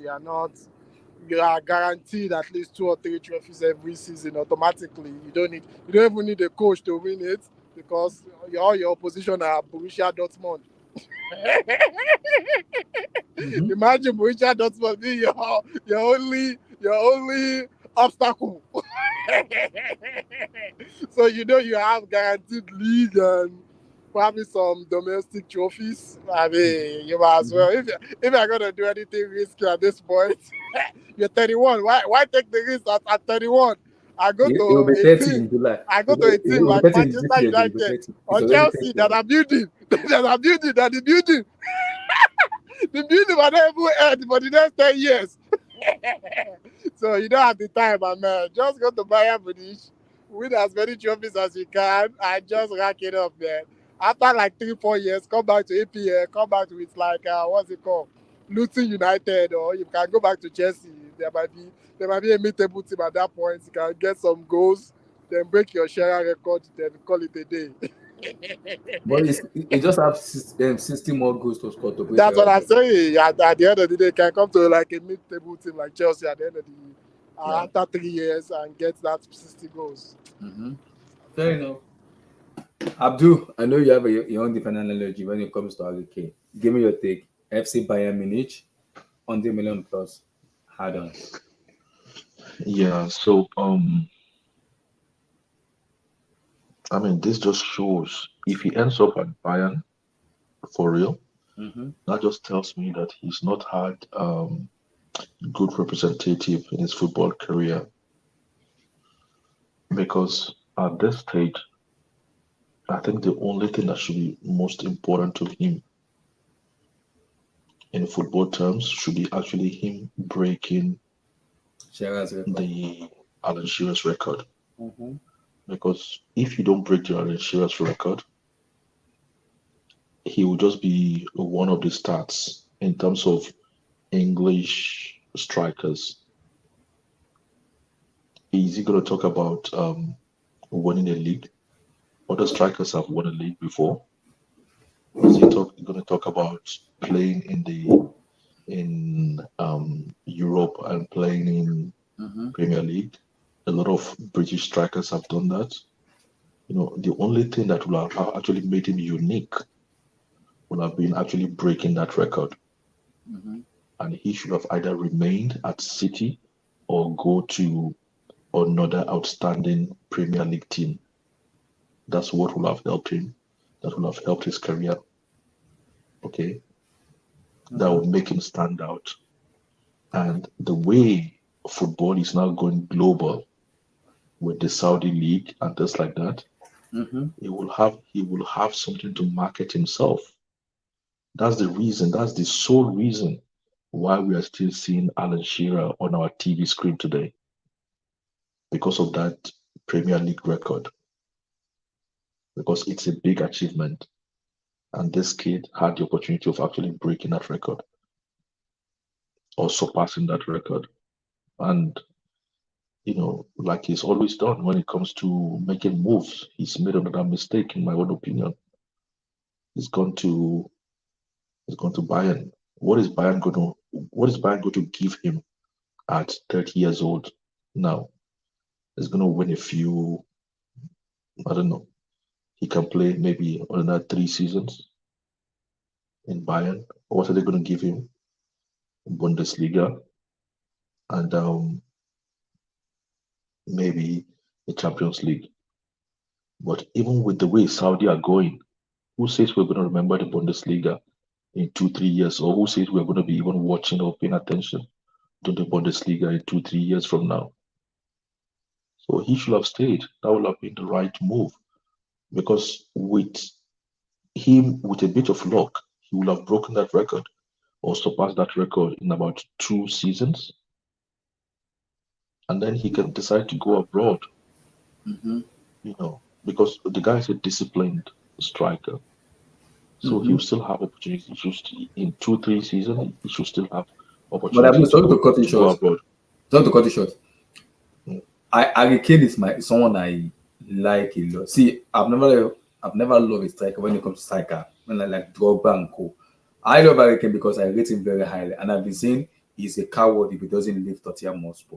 But him leaving Tottenham and going to Bayern makes me so much happy and excited because now I'm saying now you are giving me joy because I want him to leave Spurs. Yeah, but the thing is, you have actually said it. Okay, you said he's a coward, and then now he's making you happy. Yeah, because I want him to leave. But then it's not about you, isn't it? We're talking about Harry Kane. It's about Harry Kane. And to me, that's not him going to Bayern when he has like 2-3 seasons to actually break the record. How is that a better option for Harry Kane. I'm talking about Harry Kane, not really what you feel or how you feel. So the kid, again, like Blue, as you say, agency is very important. Your agent is critical. It's even more critical now than anything because there's a lot of kids playing football out there. So you need to have the right agent to help you. You know, it's agency. Abdul, sorry to interrupt you. It's a record. Even if he breaks the record, someone else will break the record again. Somebody else will break that record. So why are you go after a record? But so why has nobody broken Alan Shearer's record that has retired since when? When did Alan Shearer retire? Over 10 years ago? Over almost 15 years now? So why has nobody broken the record? They've not even gone close to the record. It's only Kane that has gone close to the record. Exactly. Okay. So as an English, so this comes to advice again, the kind of advice you should be getting if you had a very good agent. Okay. That is what he's going to make. After football, he still needs to survive. He's a very young man. That's the thing that he needs. That's the kind of thing that will help him to market him. Okay. If it wasn't Frank Lampard's record, do you think he'll be getting all these coaching jobs he's getting with Chelsea? Is he the only one? Is he the only English player that played for Chelsea? Is he the only one that played for Chelsea? It's because of what he has to actually market himself. The profile he has with Chelsea that he's using that's what is giving him opportunity to come back to Chelsea and all that stuff. So because Harry Kane, maybe after football, maybe he wouldn't want to do things like coaching. Maybe he wouldn't, so he needs other stuff. I'm not saying the record is so critical, but I'm saying when you're so close to the record, it's more or less like you've worked hard and then in the 11th hour, you've just, diverted your route. Yeah, but I'm almost getting to the final destination. I get what you said now, but I'm talking to is in a difficult situation where Bayern already say the money is going to arrive soon, which is going to fulfill what Daniel Levy wants. Because Levy has come out and said, I'm not losing Kane for free next summer. When we get money that places me, Harry Kane will leave. He's already said it publicly. So now, look, forget Daniel Levy. Okay, that's what having a good agent is good for. That's why it's important for you to have a very good agent. But his brother is his agent. Exactly. So that's the point. The brother will be, sentimental as well. Why would you hire your brother as your agent? Why? His brother is his agent. Your brother should just be like your personal assistant that helps you out with doing stuff, not gives you critical advice. Why is your brother your agent? Your brother will emotionally tied to the deal. But look at it this way. Gerd Muller's record in Germany. Robert Lewandowski broke this record. If Harry Kane comes in and he broke Gerd Muller's record in so hold on. When was that Gerd Muller's record? When was it set? When was it? Early 90s, but it was Lewandowski that broke. Are you joking? Kind of, maybe. Kind of that record. Yeah, I think it's early 90s. Do you know? When was Gerd Muller playing for Germany? I think the last time he stopped playing I think it was late 80s. 2000. No. Gerd Muller was playing for Germany in the 70s. Are you joking? In the 60s and the 70s. So he set those records already. He set those records like, hold on now. Don't just like pass through this thing and just use it for argument's sake. Go ahead. He set that record in the early 80s. And we're talking about 2000 and what now? 23. Exactly, before Lewandowski actually was able to surpass the record. Gerd Muller is not the only player that played for Germany in the 70s. So how come we're still remembering Gerd Muller if it's not for the record? I can't even remember any club Gerd Muller played for. All I can remember is he played for Germany. Okay. Why are we remembering him if not for the record? So you can't say breaking record or creating history or creating, new heights in your sport. You can't say it's not important. That's the thing actually that is most important. Every other thing else in football is team, is the team that achieved it.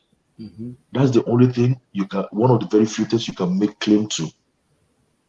And I'm not saying, I'm not saying the reason why I'm emphasizing it when it comes to Harry Kane is because it's Harry Kane that is so close to the record. Yeah. If it wasn't close to the record, I wouldn't. Why would I be using it as a critical element, to analyze his career? But you're so close to it. Yeah. I think it's Why 60, not break? 60 or 50 something goes more for him to break that record. Yeah, like 60 something goes more. We are so close to it. Why Mm-hmm. not break it? Why not surpass it and then move on and do something else? Mm-hmm. When you're so close, if it wasn't close, it's another matter.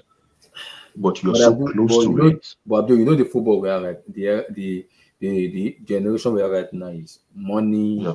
and also sometimes the way money is being spent right now, and the player like Harry Kane is in the market. Abdul, you cannot miss a chance like a guy like this guy. In the market right now, you have to do what you can do to buy him. Someone like him, you cannot miss it. Someone like Harry Kane, because it's a fit. He hardly gets injured. And in the season, in the Premier League, Yeah, man, but Harry Kane is giving you 30 who goals. is fighting all over to have him to sign him? Bayern Munich. And who? And I think PSG, but Bayern is the one that are fighting to The get him. only club who are desperate to sign him is Bayern Munich, and Bayern Munich. Yeah. Exactly. So it's not like 5-7 top clubs are Mhm. desperate for him. And I'm So because the reason I say that, why I say I'll be happy is because Harry Kane is like in the past 2-3 seasons is because he's scoring 25 goals and above in the Premier League. Imagine him going to Bundesliga, that he will score close to 50 something goals because he's clinical. People might say you need to play more as a number 10. Harry Kane is a striker.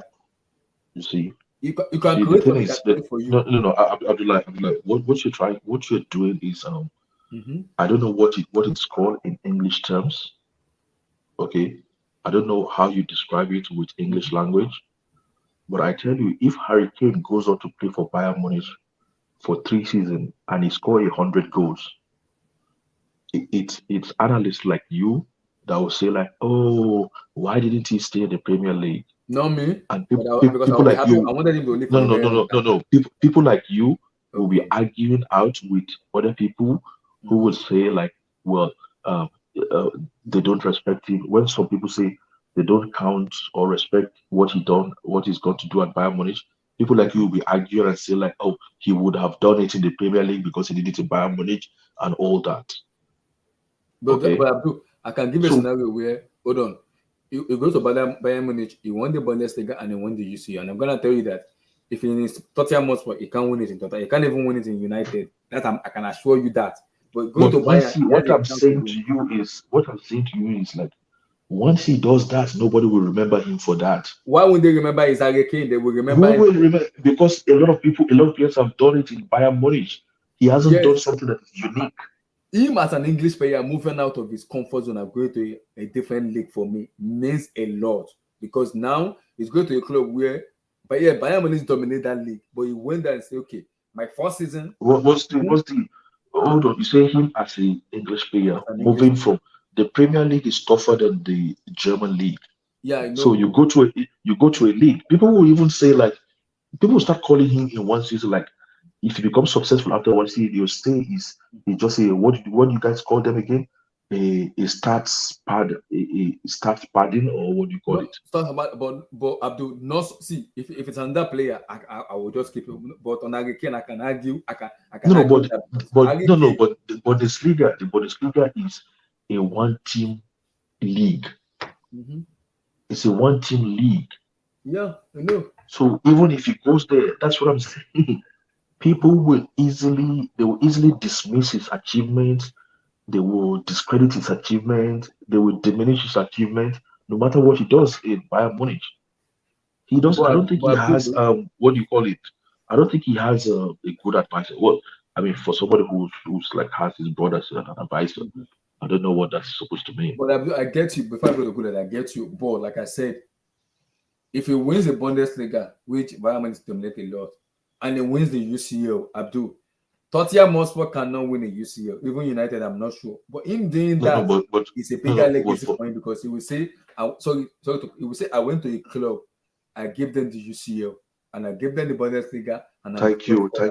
Actually, if thank you for using that word, because if you had used that word, we might have ended this discussion maybe like 10 minutes ago.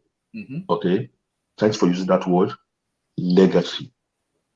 Are you saying it's a bigger legacy for him to go to Bayern Munich when the Bundesliga 3 seasons in a row and won UCL and score plenty of goals than being the highest goal scorer in the history of the Premier League right now? Which one is a bigger legacy? For me, for Harry Kane, for me. No, it's not about you. It's about Harry Kane. Stop saying for you. Okay. For Harry Kane. For Harry Kane, I think. Yes, he might want to bring that legacy. No, not what he wants. I say which one is a bigger legacy? Bigger legacy for Harry Kane. Yeah. Tottenham Hotspur. But if not for Tottenham Hotspur. Which one is it breaking the league record?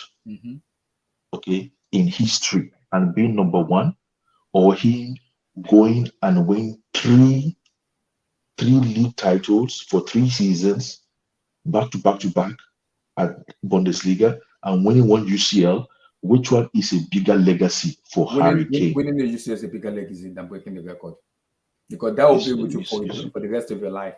How can that be a bigger legacy? Thank you very much. You are being biased. No. Harry Kane can come back maybe 35, 34 and still break that Shara's record. 60 goals, he can score. How can he do it? Why not do it now? Why not do it? No. Hold on. Why not do it now and then go and do all those stuff we're talking about? Which one is it closer to achieving? Doing it now. Hold on. I'm like, which one is he close at achieving now today? Is it breaking the record or winning the UCL? Which one is it closest to achieving? If I say breaking the record, but for me, I say winning the UCL, because if you went to Bayern Munich, he will win. It's close. Because I just put that in the argument. You think Bayern Munich are going to win the UCL in the next 3 seasons? Are you talking? With Harry Kane at 100%. You say and you're saying yes. You just want to. No. You're just arguing. With Harry Kane. No, you don't want to have it. You don't want to. You don't. I'm not saying. With Harry Kane, it's Harry Kane. No. You don't. No. You don't want to have a discussion. You just want to have an argument. No. It's Harry Kane, Haaland. You're saying with Harry Kane. What's Harry Kane gonna do? How many UCL did Bayern Munich win with Lewandowski? One. One. For how many seasons? It's been long, but it's won. So for like 6 seasons, he won 1 UCL.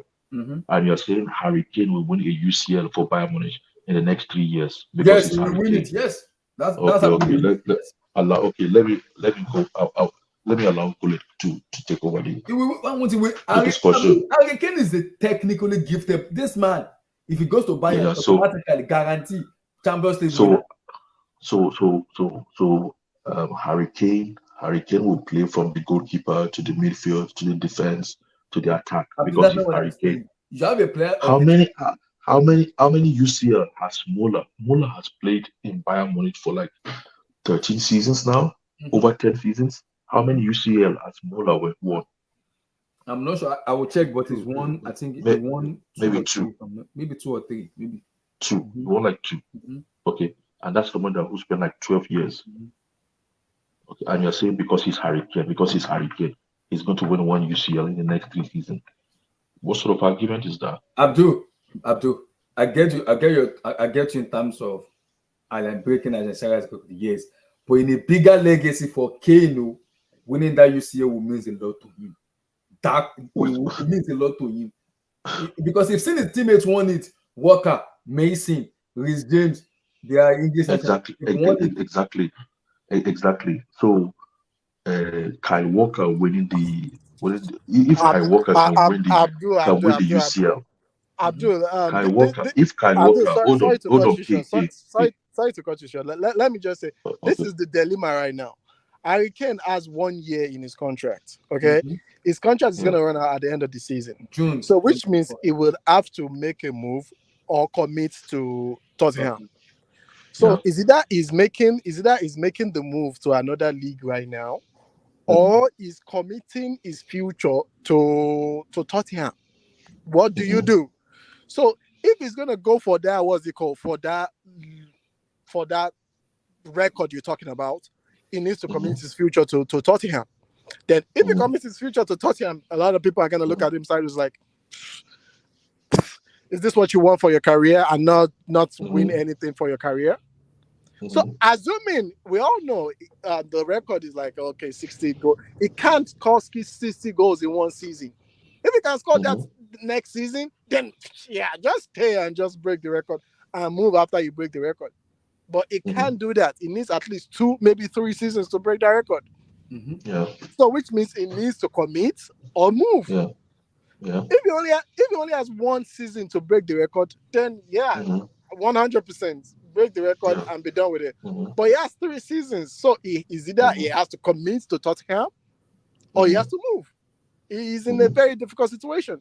I understand what you're saying. Like, he needs to create a legacy for himself. He's gonna write his name in the history book. But at this point, because it's gonna take him more than 2 seasons to break that goal scoring record, I don't. That's the dilemma he's in right now. No. But K, you've placed your tongue on the right pause. You say it's a dilemma, or dilemma, or I don't know how you pronounce it. You said it's a dilemma, or dilemma. I don't know how actually it is. You said it's a dilemma. So that's the key. So that's the key to it. It's a dilemma,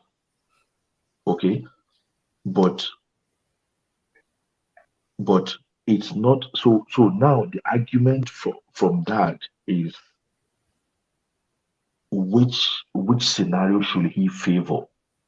Is it the scenario that helps him to break a record and put his name in history book, or a scenario that is lower than that?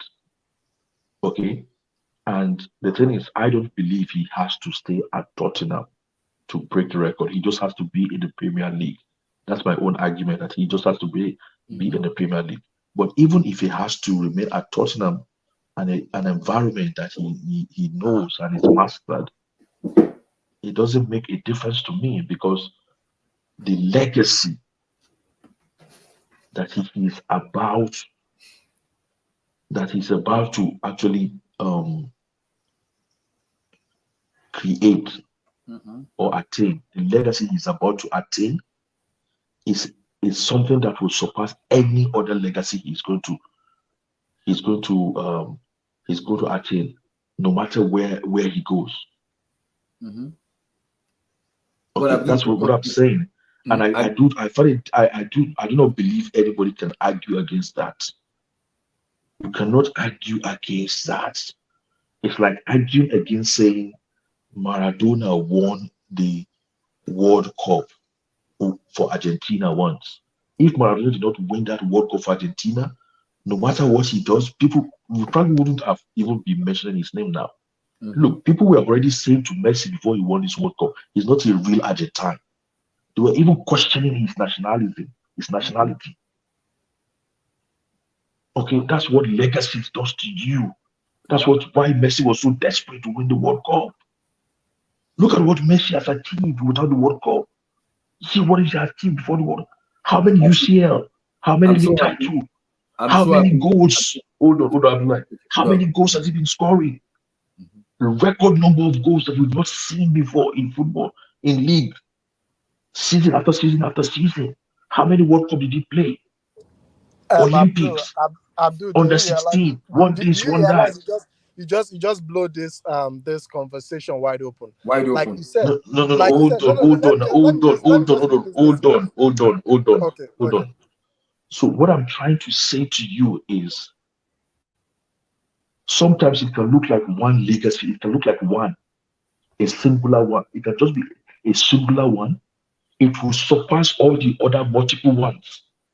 That's what I'm saying. So even if he goes to Bayern Munich for the next 3 seasons and is winning league after league after league, and even if he wins a UCL, multiple success, multiple legacy, just that one legacy surpasses all those multiple legacies. That's what I'm saying.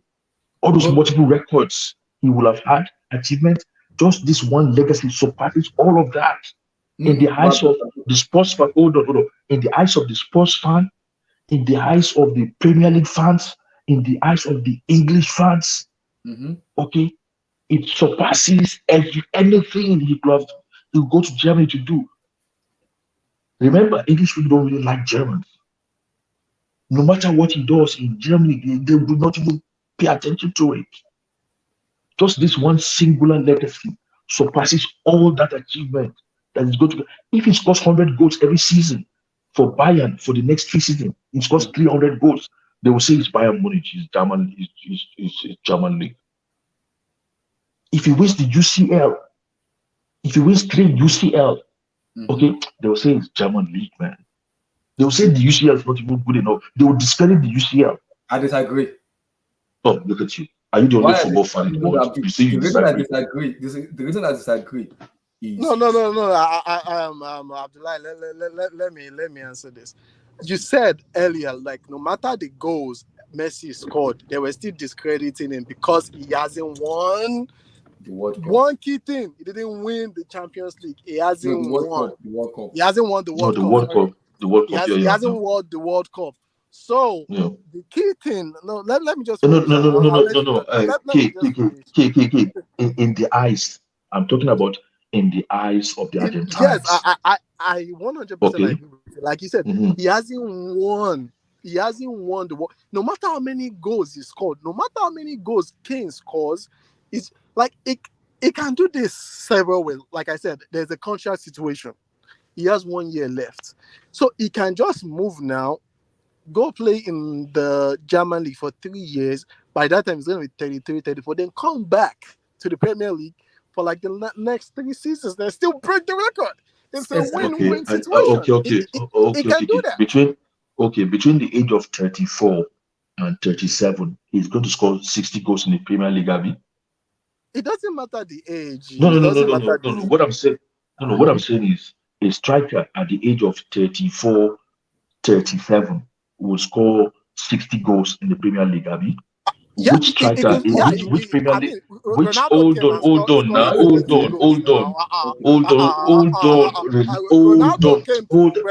Let us argue these things with facts. Don't put your emotions into it. It's a fact. Okay, so hold on. So tell me the striker in the history of the Premier League that between the age of 34, 35, 36 scored 60 goals in the Premier League. I said mention one. I said 3 seasons, and I just mentioned one person. Ronaldo scored 18 goals last season in the Premier League. Was it the Premier League for 3 seasons? No, it wasn't the Premier League for 3 seasons, but I'm just saying it was exactly. No. But give me a striker now. Give me an example now. Give me a striker that's done that. I don't think I've ever zero. We have a striker that I've done. It's zero, and you say because and you say he should go and come and he will score 60 goals between the age of 34. Come on. I get what my argument now is. I get what you say. I'm not disputing. Hold on. So Jamie Vardy doesn't deserve his flowers. Wow. Wow. No, but we're not talking about Vardy now. Is Vardy, how old is Vardy now? Vardy's like just 35. Exactly. Vardy's not that old though. I thought you gave a range. You said between 32 and so. Sorry, maybe I missed it. No. Oh, sorry. I thought you gave a range. 34, 35, 36. I don't know if you're following us. Otherwise, I don't know if you're following us because I get what Abdul say, but Abdul, a player like Harry Kane caliber is very rare to find in this era right now. If he has the chance to Bayern Munich, he has to take that move. No. I'm not. You see, I'm not disputing that though.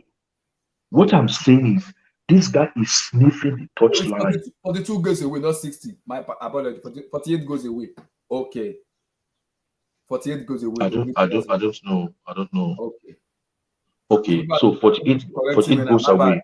48 Okay. goes away. So he can do that in 2 seasons. He can do that in 2 seasons. Exactly. So 48 goes away. That actually even shifts our argument. Okay, so that means he can do it in 2 seasons. Next season, the season we're about to start, and the season after that. Mm-hmm. Okay, it means he's closer than we even think, or we even thought. He's closer than we even thought. What I'm saying, my own argument, I'm not disputing anything you're saying about Harry Kane. I'm not saying anything you said a lie about Harry Kane, or he should not go to Bayern Munich. Me, I am saying you are so close to this legacy. Yeah. You are sniffing, you are practically touching it. Why not hold it, achieve it, make it yours? That's your bread and butter. Abdul, there is a conundrum that we are facing. Go ahead. The conundrum we are facing is... Go a little bit louder because we can't hear you a little bit louder. Oh, can you hear me now? You can hear yes. Yeah, better now. Yeah. There is a conundrum that we are dealing with, Abdul. I get your point completely. But the issue that makes us actually understand what's going on with Kane is Kane himself. We don't know what this guy wants. Because I know he is a prolific goal scorer. And in the last 2 seasons, he even started dropping deep to play as a number 10 playmaker. And he's still putting up these kind of crazy numbers. But this guy never been voted for the Ballon d'Or. He wasn't even top 3 in all his career. He never won any trophy with England. There's a reason. But that's not the litmus test to know if somebody is great or not. Whether yes, no. Blue Eyes. What we are I'm not saying is this guy scored 30 goals last season. 30 goals. I don't even remember the last Chelsea player that scored 30 Premier League goals. And nobody's even talking about him. Come on, man. Let's be real. Nobody's even talking about this guy being top 5. Straight up. Exactly. I hear you. That's what I'm telling you, Abdul. That in a single season, 30 goals. Imagine him go to Bayern Munich, he's scoring 50 goals. Imagine Harry Kane. Imagine Harry Kane being the top scorer of Bundesliga, the top scorer of the UCL, winning the UCL for Bayern Munich. That's a complete Ballon d'Or. No, okay, let me ask you a question. That's how he's gonna create a big. Let me ask you a question. Let me ask you guys a question. And tongue in cheek. Harry Kane stays at Tottenham, wins the EPL next season, and scores 35 goals in the EPL versus Harry Kane going to Bayern to win the UCL. What's better? Bayern, because I don't think Tottenham will win the Premier League title. No, you're not listening to my question. If Harry Kane is it tongue in cheek? If Harry Kane was to take one choice, a choice between going to Bayern next season and winning the UCL, or staying at Tottenham, winning the EPL, and as well scoring 35 goals, I think we will most likely stay. You know why we're finding it hard to answer that, guys? I know, because we don't know what this guy is thinking. No. But it actually helps you. It helps you understand the importance in any move that he decides to make. That's why I asked that question. Yeah. If he decides to stay, one second, Abdul. If he decides to stay at Tottenham, there is a method to that madness. If he decides to go to Bayern, which I don't approve of because I find that's a comfortable move, he's going to go there and win everything without even trying, then that's still his prerogative. But in all honesty, people are trying to push this guy's psyche to leave Tottenham because he hasn't won anything. Yeah. That's what I'm trying to say. Like the football world right now wants Harry Kane to go and win a trophy. Yeah, I want to celebrate it, man. Go and get a chip. Enough of these numbers. No, Blue Eyes. But the thing is, Blue Eyes, I don't know, maybe you can listen to the argument from the start. I'm sorry, go ahead, Abdul. Yeah. Okay. As you were saying. But my own take to that is there is nothing Harry Kane does at this stage of the career that surpasses the singular legacy of him breaking the all-time goal scoring record of the Premier League or in the Premier League history. Exactly. That is the greatest legacy that he can attain.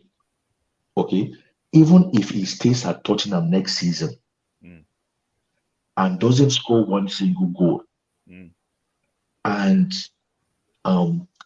Tottenham wins the league, okay, and him winning the league for Tottenham, he still wouldn't match or equal to that legacy of him becoming the highest goal scorer in the history of the Premier League. But what you're forgetting is he can become the highest goal scorer. In becoming the highest goal scorer, he could win Tottenham the league while doing that.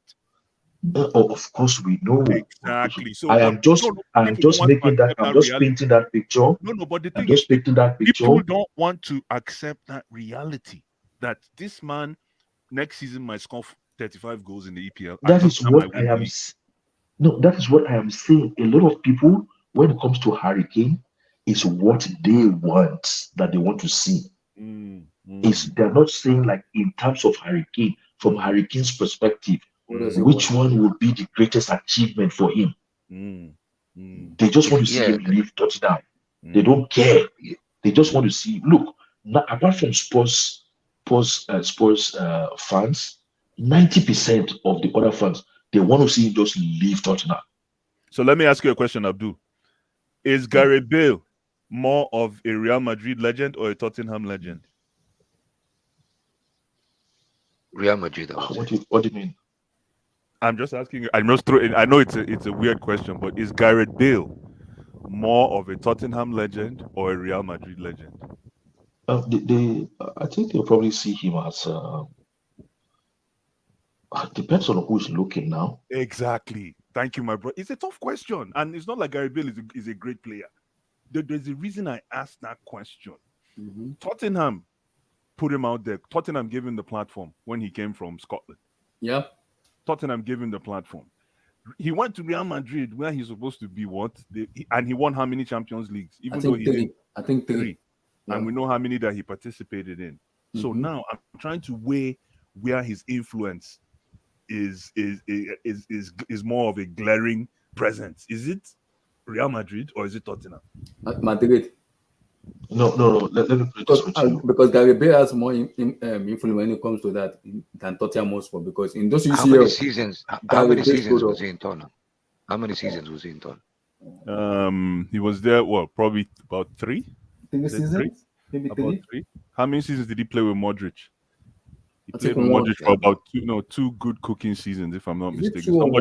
Somebody please correct me in the. 1.5, I would say 1.5. I think 1.5. About 1.5. Let's close it to 2. About 2 seasons. But you know how Tottenham regarded Bale, and it is that because of that high regard that Tottenham had for Bale that brought Real Madrid come sniffing. You understand? So again, where do you see his alliance? Where do you see him as more of a legend? Abdul, Madrid for me. Is to you. Madrid, because he has more. Because you always say something where I like a lot in terms of his impact, big goals, show up. Gareth Bale showed up in big moments when it comes to trophies and everything, and Gareth Bale is not even up to the level of Harry Kane. He showed up in big moments when it comes to UCL and everything. Harry Kane going to Bayern, blue eyes. Harry Kane will participate in Champions League. This man doesn't get injured a lot. He will play consecutively and he will score goals and be a difference maker. Which I have a question: can he be that difference maker when it comes to European tournament? How can go to Bayern with that? Abdullah, sorry, let me just say this. Now let's look at that guy, same Gary Bale. Let's look at it from a different perspective. Let's say he stayed at Tottenham. Never won anything.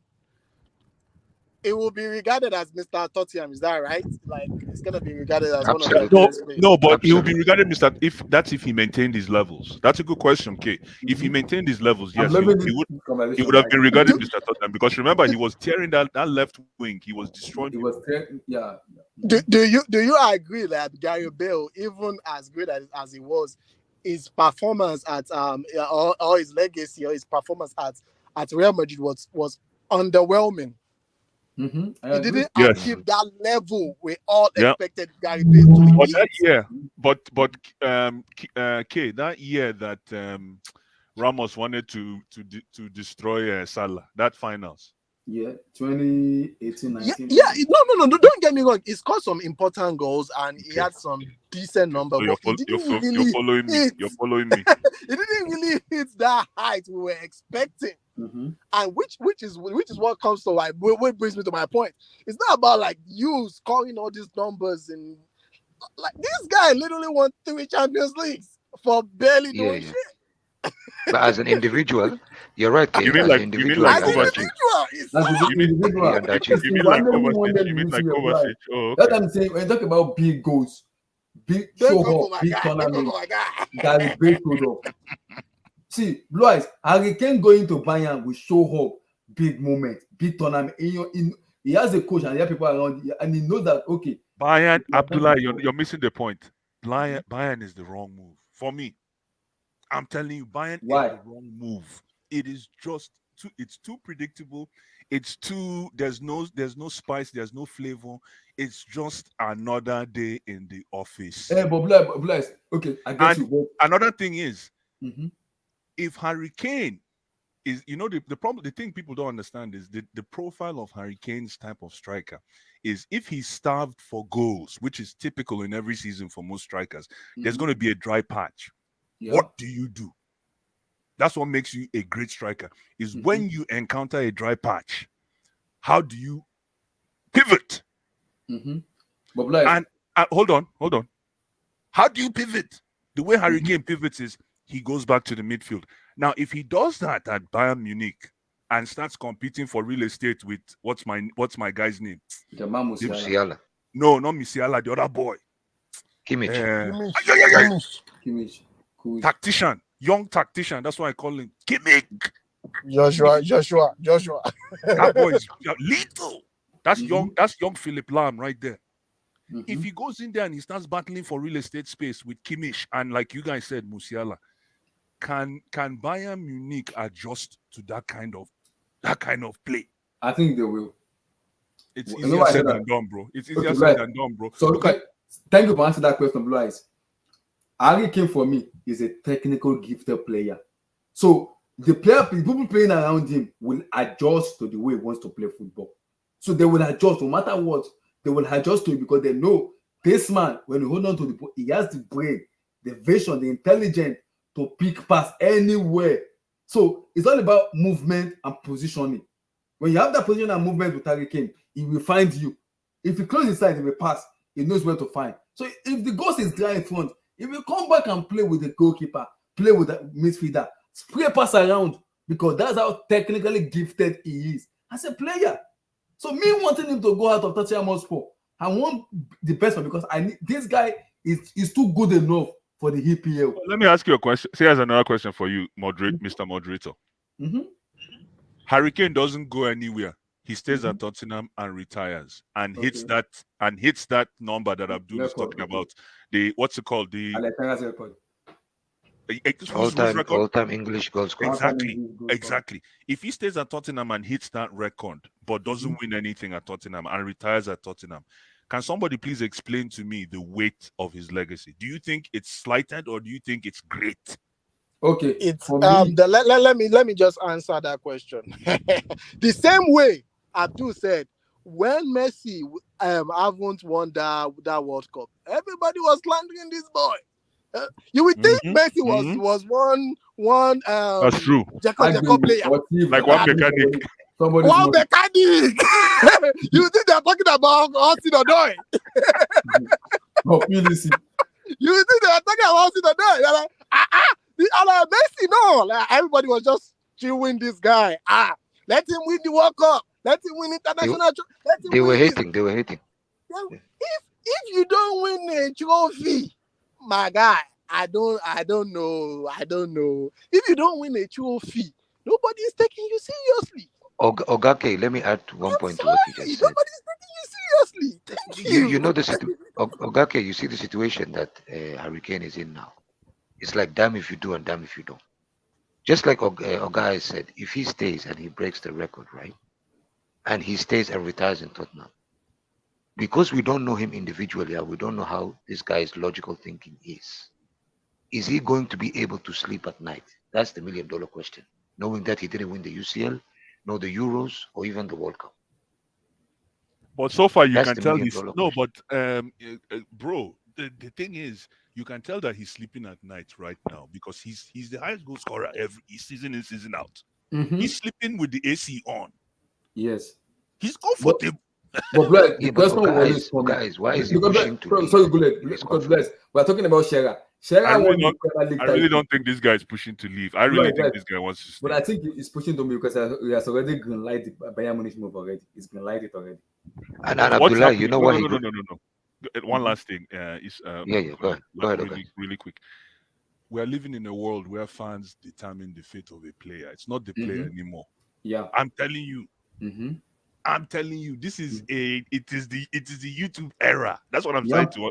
This is where I'm taking my debate to. Like the fate of players right now, is in the hands of fans. Yeah. And that's why some of these owners, these hungry owners that are coming in and buying teams, that's what they're trying to leverage.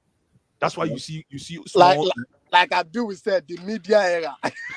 Don't be fooled by the media. Look at there's a small outfit out of New York. There's a small outfit out of New York called Barstool Sports. Yeah, Barstool. Yeah. Thank you.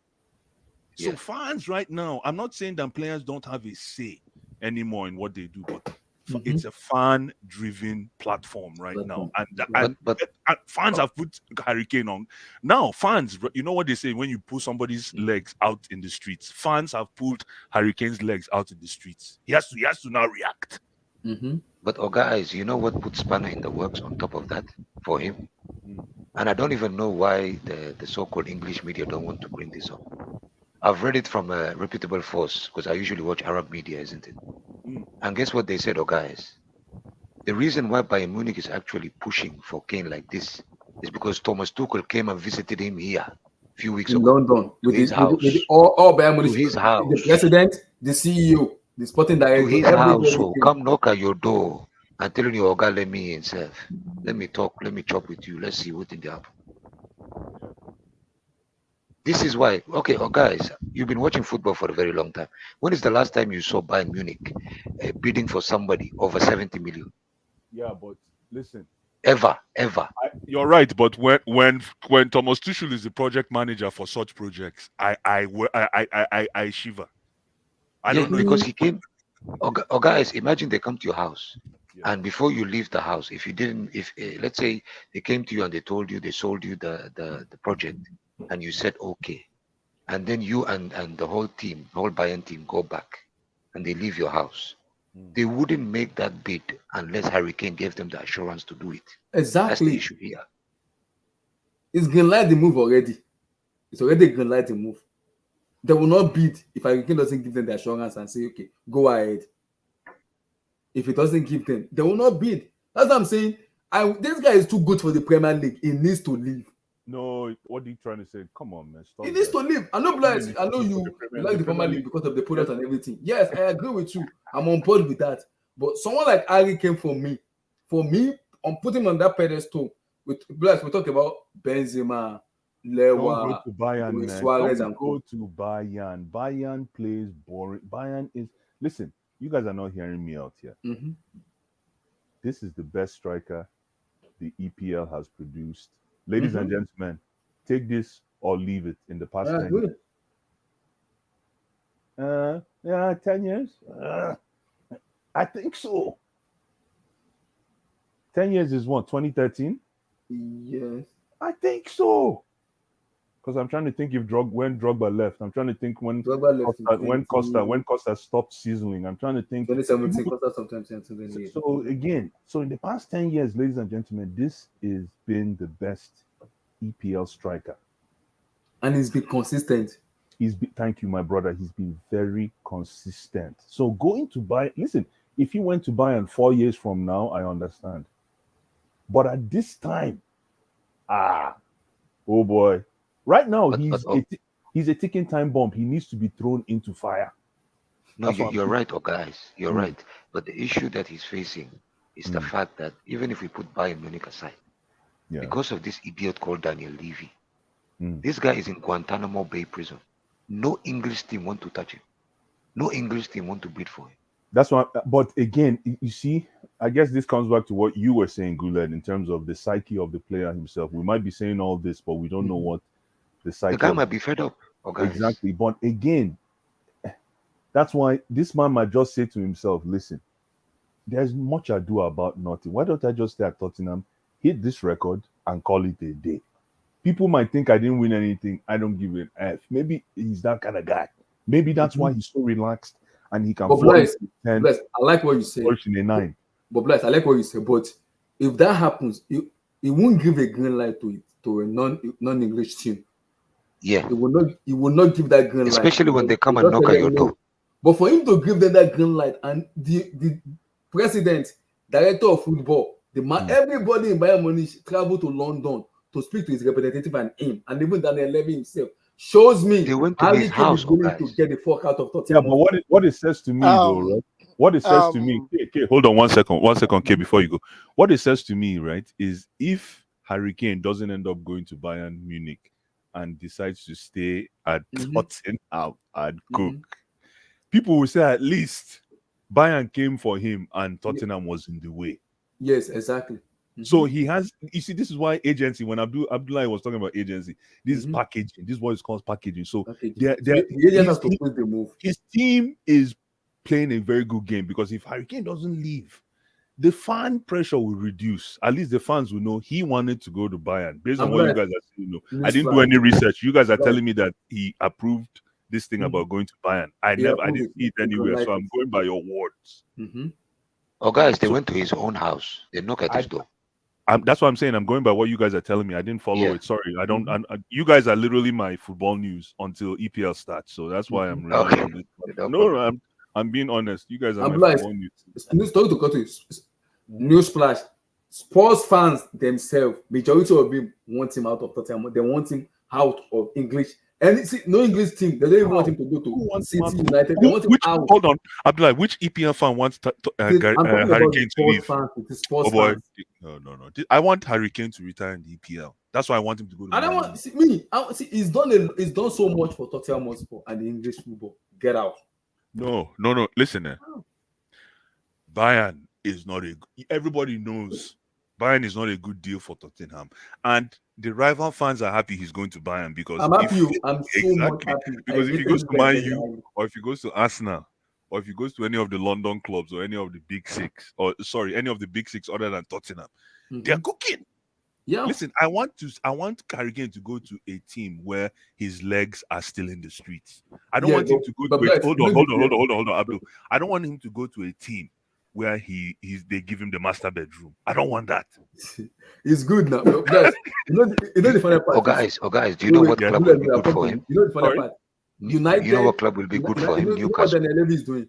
Something, I just need Gareth Bale to. I haven't seen Gareth Bale play. You see, me, just like all of you, I'm a huge Harry Kane fan. But the one thing I want to see next in Harry Kane's career is him playing under pressure. Yes, it's in the UCL. He will do that in the UCL. No. I want to see him play league football under pressure. League football, and maybe his style of play, maybe his demeanor, maybe his profile of a player is he knows how to calm the fires, and I think he does. He can actually put the fire out and create his own destiny in the game. So maybe that's his demeanor. But I still want to see him play where his legs are still in the streets. Man you, so that if you don't score in one game, when all the pressure comes at you, what do you do in the next game? This is how we assess players. He won't go to United because Daniel Levy is not. See, the amount Daniel Levy is going for United, he already walking away. That was why Daniel Levy would prefer to sell him out of English team, because he prefer, if I send him to European team, it's better for me than seeing Harry Kane play. I'm not talking about Daniel Levy. I'm just talking about Harry Kane and Iron Sharpnet Iron. I get what you said, Gulai. Gulai, do you want to say something? Go ahead, brother. Yeah. Abdullah, no guys. What about Newcastle? Wouldn't that be a good challenge? It's not. I'll say no. No, that's the question. You know why? Because is just because of the state of affairs at the moment. That's why, listen, this travel through a professional career is very tricky. Very tricky. Some people go sideways so that they can go up, and some people are able to go up direct. Some people are able to go from south to north direct. Some people go from south to west before they get to north. If you understand what I mean. Just like Tetris. Yes. Hey, my brother, you're awake. But bless, I like what you said, and I'm happy because I've wanted him to leave the EPL for a very long time. Now that Bayern is pushing and he wants to move, it makes me happy because now Abdullah, why do you want him to leave the EPL? So you think he cannot? Oh, so I ask you a good question. You asked me a good question. Thank you very much. I want him to, because for me, Spurs can win the league. So him scoring those goals, it's like I keep playing the Premier League, it's like bread and butter. You buy bread from like just like get bread and you get one butter with tea. Just enjoy myself. Ghanaian bread. Yeah, that's soft bread. So that's how I came turning PL to, because he understands that league. But him going to Bundesliga, he will score 50 goals. That one does. Isn't that UCL? So, but then that one is bread and akara. That one is even easier. No, that one is like Ogianakara or Moiman and Ogi. So that's like that's the Bundesliga, because that one, you see that highlight they play, it will kill them. Harry Kane in the UCL for me, he will be that top scorer because he will score goals as if there's no tomorrow. Because he's prolific.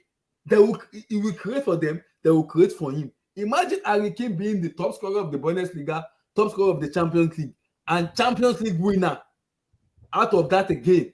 That's a Ballon d'Or competition. Listen, Abdullah, let me stop you right there. And the reason I stopped you right there is because you brought up a fantastic point. And I want to go back to, the only way I can talk football is case studies. I'm loving this topic. When Harry Kane, I like Harry Kane. Listen, I like to talk. I like to reference case studies because that's the only way I talk football. I'll give you one name or one acronym. RVP. Robin Van Persie. Yeah. My brother, you're awake. God bless you. What did Robin Van Persie do? He moved territory, Arsenal United, and he won the Premier League. No, you didn't say that well. Say that again. He moved. I didn't move club. I get what Sorry? He moved club. No. Abdullah is being smart. Don't mind Abdullah. Abdullah, what did he do? Did he go to enemy territory? I get you. I just put that one you said. I know. You're trying to be smart. The right word is he upgraded from Arsenal to Man United. My brother, but Gula, did you think he upgraded or do you think he took a risky move? It's a risky move, but it worked. That's the biggest risk. Yeah, it is. But it worked. That's the biggest risk. But they also had Ferguson, guys. No, but think about football at that time. Just think about think about football at that time, if you remember. Yeah, of course. And for him to make that move at that time, crossing enemy lines. Remember Arsenal Man U rivalry? I remember that rivalry. Yeah. And if Van Persie had stayed, Arsenal probably had a chance of maybe competing for the main thing. But not winning. But maybe, Abdullah, you're right. Maybe. I'm not saying they were going to win. I just said they were still in the region of maybe. Because at that time, even despite his injuries, he was still putting up close to how many goals? Yeah. And people would have thought he was great going to Man U. Like, are you crazy? But like Gullet said, he had the Fergie by his side. But that's what I'm trying to say, ladies and gentlemen. That's what you call outside of your comfort zone. Yeah, but guys, RVP had the opportunity to make the decision for himself. He never had a terrorist put him in Guantanamo Bay prison. Hey, Gullet. Wenger wasn't far from Livio. Yes, but he wasn't as crazy, guys. This guy is like time is 10. Crazy. It's mad. This guy's time is 10, guys. This guy. Forget about even football. Forget about even the teams, guys. This is the guy that started setting up laws to fuck up Roman Abramovich. Yes, now. Forget about even Tottenham. This guy is a psychopath. At least Wenger, you can sit down and talk to That's why I him. want him to leave because of You that might side. not convince him in 1 week. No, but why is he a psychopath when he don't listen? This is the kind of GM I want in my team. He doesn't want a rival to smoke him. He doesn't want to. He doesn't want to support a rival by giving him ammo to smoke him. Like, why is that? Why is that crazy, ladies and gentlemen? That's why he wants to sell Harry Kane to Europe rather than selling him to rival. That's what I'm trying to say. Like, listen, Daniel, I want Daniel Levy on my side. That's the kind of guy that protects. He's actually a guy that protects the badge for Tottenham, if you ask me, because everybody calls him terrorist, and rightfully so. But it makes sense. This is the guy you want protecting your own turf. Yeah, but Blaise, in as much as you want to protect that too, it's not moving forward because in as much as they build the same and everything, they still don't win anything. It's like a failure. In as much as he can make money and everything, especially when you know you have that money and everything, is the problem. Especially when you have a national gem. Apart from Modric and Bale, Harry Kane is his best asset because he held him very high regard, which I know very well. That's what I'm saying. I understand Levy's point in Daniel Levy's point in that aspect. I understand his point because he's a chairman, he needs to make money. But Harry Kane himself knows. Even Levy has come out and said it. I would rather sell Kane and get money rather than lose him for free. So Levy knows what he's doing. He's a businessman. He knows what he's doing. No, but listen, Levy. I don't really care about Levy because I don't care about Tottenham. I don't give Levy that kind of respect or regard. Right? Yeah, just because it's Tottenham. But again, what Levy is doing is exactly what I want my GM to do. If you're a rival, like, come on, guys. So the politics of football is dead. I don't get it. No, it's not dead. No, are we still the same football fans that I know of? Like, what? Yeah, that's why. Chelsea fan now. Chelsea fan. That's why I like what you. Yes, like what? There's no shame. There's no shame. What happened to football? What happened to football? There's no rivalry. There's no politics with you guys anymore. In fact, help me, man. Help me. Like, what's going on? In fact, you guys can hand Man City your greatest asset. Wait, guys. I know you guys don't have any assets, so but you guys can hand Man City your greatest asset. There's nothing. Nah, man. Help me out. Like, what happened look at it to this football, way. guys? When we sold Mason Mount, the reportedly was 75, but United said they would rather pay 50. When the bully said no, come with our tags. Mason puts the move, and when United knows he puts the move, and Chelsea was like, okay, we don't want to put this man in another state. Okay, let's come to the move from 75 to 70 to 65. And United said no, we will pay 55 plus 5 million handles to close it to 60. They come to a compromise, which Todd Boehly agreed to do. They come to a compromise, which he agreed to do. So Levy can also do the same thing Boehly did when it comes to Mason, to Harry Kane, because he knows he already told United, if you want Kane, pay me 170. United walk away, straightforward. They walk away. No. Let me tell you, even buying Kane at 100 million with 1 year left in his contract is crazy to me. Who does that deal? Okay, who does that deal? That's what I'm saying. Like that's crazy amount with 1 year left in his contract. Like, just let him run down his contract, then he will come for free if you guys really want him that bad. Like Bayern Munich are going to be fine. They will still win the league. And you guys are telling me that and Champions League is very tough, so it can be anyone's game. So I don't like. I think you just use his last year in his contract. Let him score as many goals, whatever is left. If he has 18 to finish then he can come back one more season at the end of his Bayern Munich tenure. Then get the legacy and get the trophy. Win-win. Everybody wins. Yeah, man. I just for me, I just think Harry Kane should relax, and if he feels comfortable with what he's doing right now at Tottenham, let's play your football. He has one more walk. When is the next Euros? Next year, June. You see, so he has one more Euro. He's potential to win. He has potential to win Euro, and because but bless, he can sign a pre-contract in January with any club if you like. He can sign a pre-contract with anybody if you like in January. Anybody. So that's why I said the ball. The people might say the ball is on Daniel Levy's court, but it's on Harry Kane's court himself because he can decide to go to any club he feel like in January. Where Daniel Levy doesn't want to do it because Harry Kane is a price asset to him, and he doesn't want to lose that price asset. He does not want to do it. So we'd rather make money with that asset. So Bayern Munich pushing knows because Kane already giving them the go ahead and okay, push, I will move. Because a club cannot push if a player doesn't give a go ahead and the agent doesn't give a go ahead. They won't move. But Harry Kane giving them that go ahead shows that okay, he wants to go. He wants to go. That's why he's giving them the go ahead. He wants to move. Yeah, but it's too for me. Anyways, go ahead, bless. He does. I don't think this. He should have left 2 years ago. Yes, and me too. For Manchester City, if he's going to leave now, he should have gone to a more risky situation. But bless. But let's do it this way. Look at the market now. The market we are right now.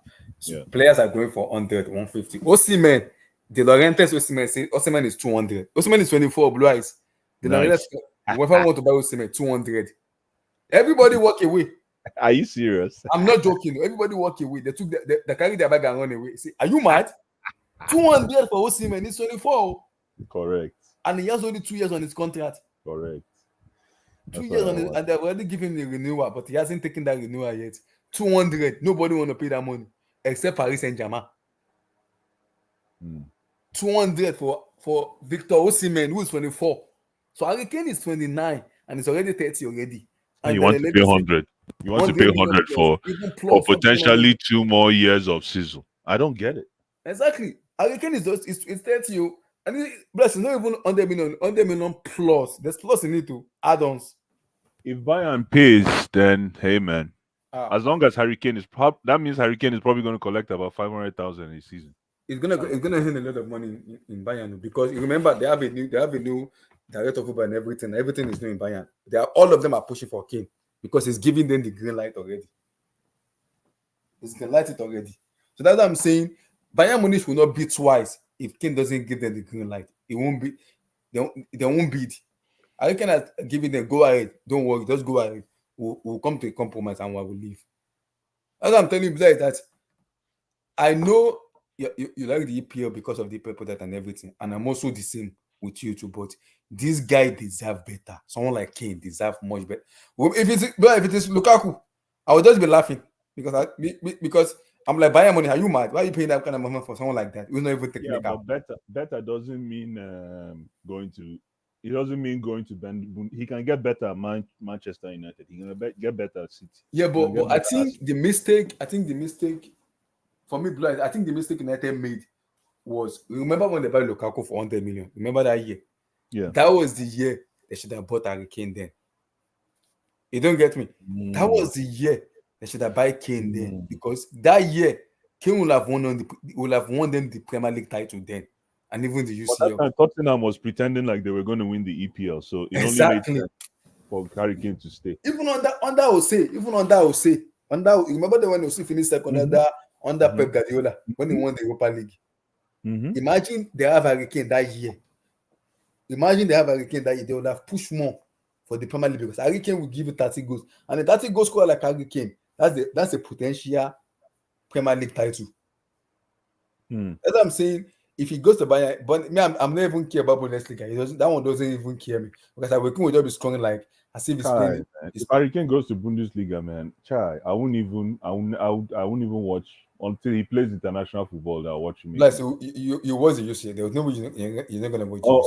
Okay, yes, exactly. Maybe UCL. Thank you. That's what I want to. Bless. I don't care about Bundesliga. I'm caring about UCL because that's why I want him to perform. Actually, yeah, UCL, yeah. Me. I don't care about Bundesliga. I know Harry Kane will score. You see that UCL facing Bayern.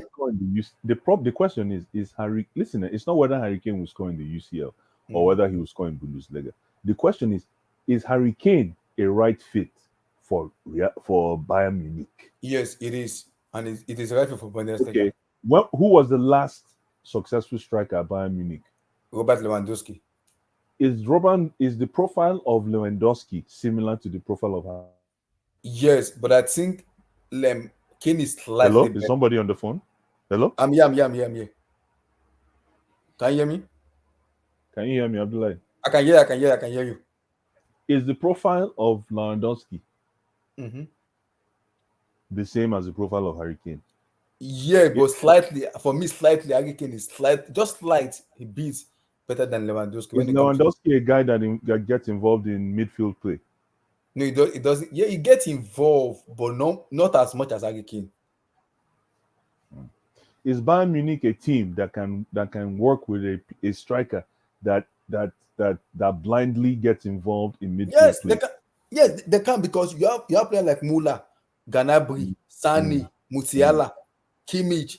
See, they don't even need to. All they need is just get into positioning. That's what they need. Harry Kane will do the passing for them, because sometimes defender might say, okay, let's just block this man out of there. Harry Kane will just come to the midfield and he can play with Sane. Sane will just go into positioning and score.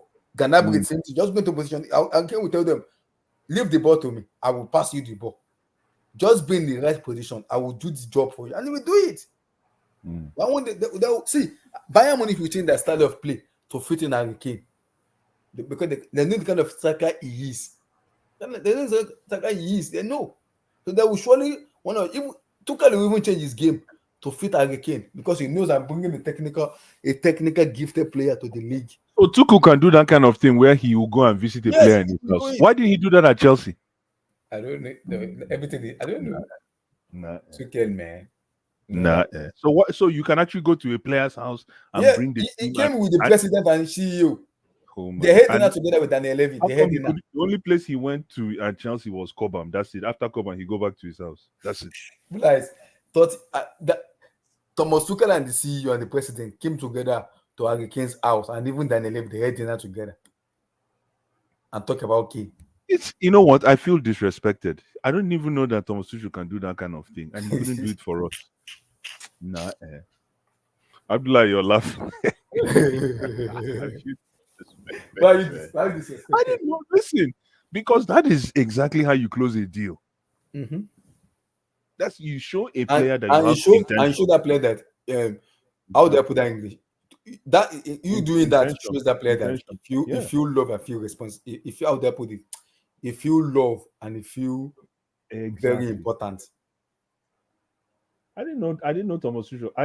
These are all the reasons why I don't like the CEO, Brazil. These are all the reasons why I don't like Thomas Tuchel. I didn't think he was great at negotiating. He went there. So again, man. Anyways, I wish him the best. But listen, Harry Kane, if I were in your management team, you're not going to Bayern Munich, man. What are you going to Bayern Munich to do?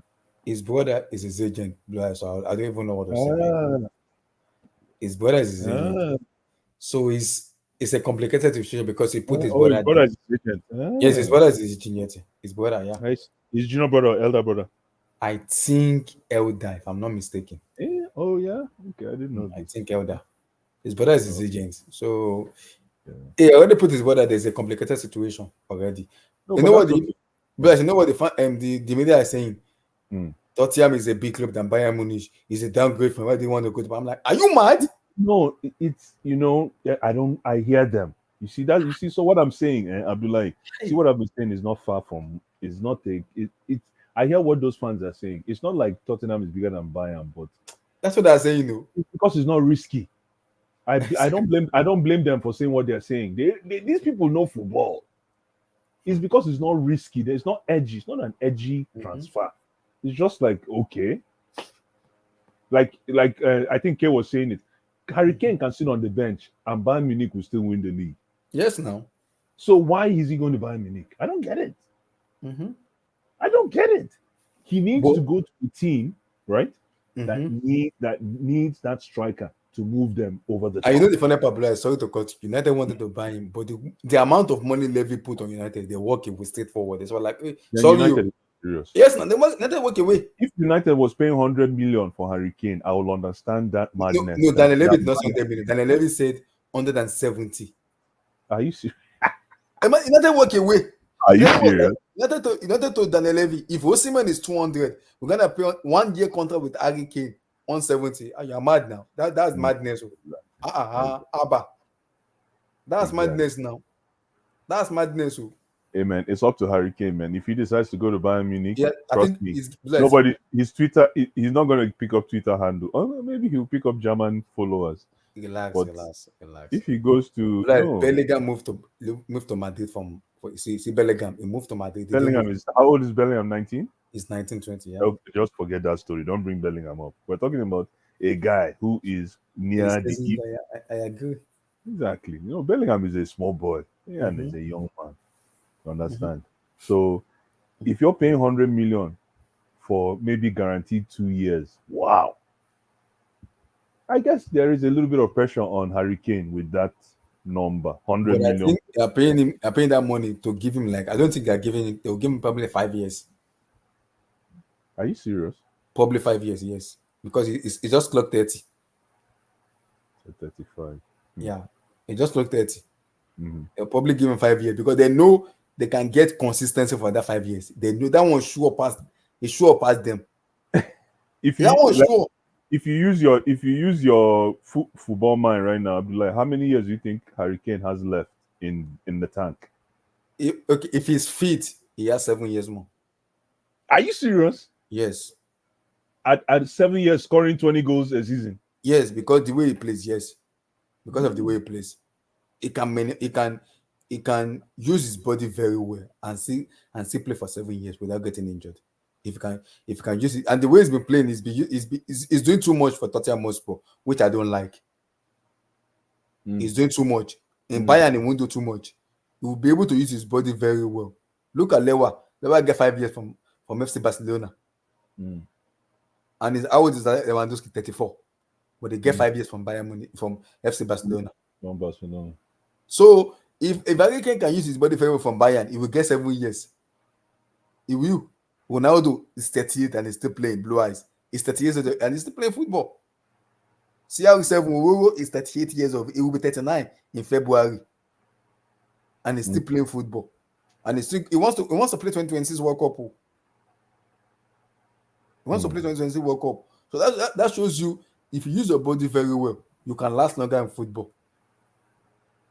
For me, if you use his body very well, it will last longer in football. For me. It will. Yeah. Vote with your feet. If Vardy is still going, then Kane will be fine. Yeah, let me quickly read the chat. Yeah, please. Very interesting chat. I love these people here. I love football, especially Kane. I don't. When they talk about the Bayern Kane like this, I'm going to fight with them. I rate Kane. I'd be like, come on, stop, guys. Sorry, relax yourself, man. You never rated Kane. Now you say no, because I always say you know me. It's an English player. Only one English player I rate. You're the moderator, but I'll throw you under the bus. No. Like, you know me from where? It's only him. The reason I don't do that is because of his pause. He hasn't won anything. I'm like, no, I want it. That's why I always call him out. Because I know that no. You can't say Tottenham Hotspur for a very long time. That will make me angry because I want you to go out and win. Out of your comfort zone and win. That's the reason I'm always calling him out. I rate that he came very highly. I rate him very highly. Very, very. Okay, let me read the chat here. Please do. Okay, let me see. I think I missed it. Okay, Gulen said vote for Phil. He worked for Sky Sport, past Sky Sport camera, and the first thing I've read this one. So I think this one. Vote said it took Lions on that side. Okay, I've read this one also. Yeah, so, you have. Which one I've not read? Okay, on my chat plenty. We never read this one. That's good. If chat plenty, that's good. It's good. Came and said we have generational midfielder at their peak of their power, the best attacker in the world football, and what we do get drink water and. Guled, you are leave sick Marina alone, man. Keyman, leave Marina alone. Keyman, you are sick for this. Marina, don't leave Marina. Tayo said Lampard and his interesting interview. Speak on this. Relax. Keyman said, Abdul, like James Rodriguez said, the game doesn't need creative thing anymore. You have to have a team where everyone takes part in the dirty side of the game, so that creative laziness midfielder is a no. Okay, interesting. Ames is lazy too. Yeah, listen. This is a very good point. I don't know if Keyman is still in the chat. Listen, The reason why they call it lazy midfielders is because of the midfielders that made themselves look lazy. If you are an enterprising midfielder, nobody will talk about you. But Bryce, is Ozil a lazy midfielder? Yes, but that's the way his profile is. Ozil cannot be anything else. If Ozil is a hardworking midfielder, Ozil will be garbage. He'll get injured. No, he'll be garbage. The way Ozil is, you know who else was a lazy midfielder, Abdullahi? Let me pick your brain. You know who number 10, right? Who? No, do you mean as a number 10? Or yeah, number 10, number 8. You know who else was lazy? Zinedine Zidane. Zinedine Zidane. He was like, if he played in today's game, they will call him lazy. But the way Zidane played, Zinedine Zidane was one of the most hardworking midfielders. Another one that is lazy, blue eyes, I have not mentioned it. He plays for Chelsea. Who? He plays number 10. Juan Mata. Mata, man.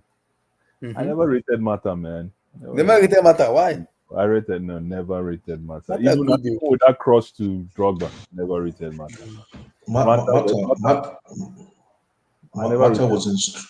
Mata wasn't strong. Exactly. So like there was no physicality to his game. I rated Oscar more than I rated Mata. I don't know why. Me too. I like Oscar too. But I rated like Mata. Most Nigerian men appreciate Oscar than Mata. Oscar! That's Juventus group. No, but the thing is what Mata could do, he could do exceptionally, man. What was that? Educate. What was that? Okay. Mata had, after Lionel Messi, Mata had the best first touch. In fact, only Messi had a better first touch than Mata. And I mean a first touch with both feet. Okay? And he could strike the ball very well as well. How many goals did he score for us? How many goals? That's why no. That's why he was able to score a lot of goals. Despite being a very weak player, a very non-physical player. He could shoot with both feet. So that's one thing that Mata could do very well. His first touch was immaculate. Only Who do you rate higher, Oscar or Mata? Abdul, this question is for you. Different players now. No, but who do you rate? Who do you rate higher? No, like Jose would say, Oscar is a runner. And Oscar, I've never seen Oscar take a wrong decision with the ball. I'm blessed. Oscar score. Mata score. He played. That's what I'm saying. Guys, he played 135 matches, two and a half years. For Chelsea? 135 Premier League appearance for Chelsea in 2.5 years. 33 goals, 58 assists. 33 goals, 58 assists. So about 90 GA, about 90 yes, 90, GA. About 90 GA in how many years? 90 over GA 2.5 years. Over 2.5 years. So Oscar scored. Mata scored a lot. Mata scored 33 goals and 58 assists. And his shooting was very accurate. Wow. He could shoot, and his shooting was very accurate. Wow. That's why he was able to score that's not bad, though. number of goals. That's why he was able to score that number of goals. And his first touch with both feet was immaculate. Who bought Mata? Was it the? It was Emenalo. It was Emenalo for AVB. Yeah. For AVB, yeah, it was Emenalo that bought it. Now AVB collect his flap, but so it was under AVB's. Yeah, it was under AVB, but Emenalo bought it. And was Willian under AVB? No, Willian was under. No, it wasn't under AVB. No, it wasn't under AVB. Willian didn't play 2012. No. Let me get a shot. 2012 Champions League. No. Willian came. Oluwasegun Awosuga. Shout out to your brother. He said, Abdullah told them he's not going with the team. Came and said DePaul. He said, DePaul, okay. Tayo said, I agree creative comes from the wing these days. DePaul. Came and also said, one fact, he was a striker during 2014 World Cup. Yeah, that was so that's why Rodrigo DePaul was DePaul, yes. Vote said One person we have failed to give credit to is Ange Postecoglou. His press conference was for one of the coldest interview I have seen in years. Really Are you impressive. serious? I need to Yeah. watch it. I need to Vote watch with it. your feet. Vote. Hold on. Let me say something. Vote your feet. Can you please flesh it out? Flesh Flesh this it your out. comment out. I want to know what he said because I'm gonna I want watch to it. know what he said too. I beg, bring them out. Kiman said, I have been listening to Sports Spaces when he was announced. Celtic fans sang his name, praises, and spoke very highly of the guy. Let's see what he can do. I haven't watched the interview, but now I will. I will also do it. Vote here. I think it's a great move. It is cool 2-3 years field trip. Then he will come back to EPL. That's what I'm saying. Blue eyes. It's like eating ogi and moi moi or akara moi Oh, and but that's ogi. good breakfast now. What are you talking? And that's what Hurricane is doing in the Bundesliga. Good breakfast. Don't stress yourself. Just enjoy. Kamu, kamu. Just enjoy. That's it. EPL and break share record. This is gonna be a slam dunk. Chai. Tayo said if he leaves and doesn't win a trophy, that would be a dumb. I think Bayern is a good save and smart move. Like what Blair said, yeah, I agree. Yeah, it's too safe. Tayo, that's my problem. It's too safe. Yeah, you can win Bundesliga potentially. You see your yes. Yeah. Vote said Musiala Kane, it is over. Lord have mercy. That combination will be Are you delicious. serious? Musiala has that kind of credit right now. Wow. Musiala is good. Though. I like him. Jamal He's Musiala. very good. He's very good. Who will be their front three at Bayern if Kane It will goes be there? Ganabry. It will be 4-2-3-1. Ganabry. Ganabry is not even starting today. Ganabry is not starting today. He's not even starting today. It will be who? Ganabry who? For me, it will be Ganabry, Sani, Harry Kane, and Jamal Musiala. It's 4-2-3-1 they play. No. That other guy will not start. Ganabry is not starting. I don't know. That depends on what. Exactly. Ganabry is not starting. Come on. You've just said it. They want to sell money. They want to sell money to Saudi Arabia. No, it will be Sane, Musiala, and Harry Kane. No, Thomas Tuchel is playing 4-2-3-1. How do you know what he's playing? That's the information he wants to use. That's what he played last season. I think. Okay. I'm talking about. Hold on. I'm talking about their most dangerous front three. Okay. Their most dangerous. Sorry. Sane, Musiala, and Harry Kane if he signs. And you're forgetting someone else. Joshua Kimmich is very important in their team too. That front three will be dangerous in the Kiman said if Kane is serious, he better stay and run down his contract and move to rival club. Bayern is not the move. He's better too much to leave now. Kane, Poch is there. Run down that contract and join us. Exactly. If Kane Kiman, you are sick. Tayo said if Kane leaves, someone else will take the spot. Kiman also said, Blue Eyes, I have been defending this donkey for too long to see him pack and leave for a Bayern's Liga. Imagine if you break that EPL record and win the league, hands down the greatest striker. Damn. Are you serious, Kiman? So you're saying if Harry Kane, if you break the PL record to win the league, hands down the greatest record of all times. Interesting. Listen, man, I'm glad I'm not the only one that sees Harry Kane going to Bayern Munich as a soft move. Very soft. Very soft. Kiman also said, if we are talking about pure striker ability, only Arna is better than Harry Kane.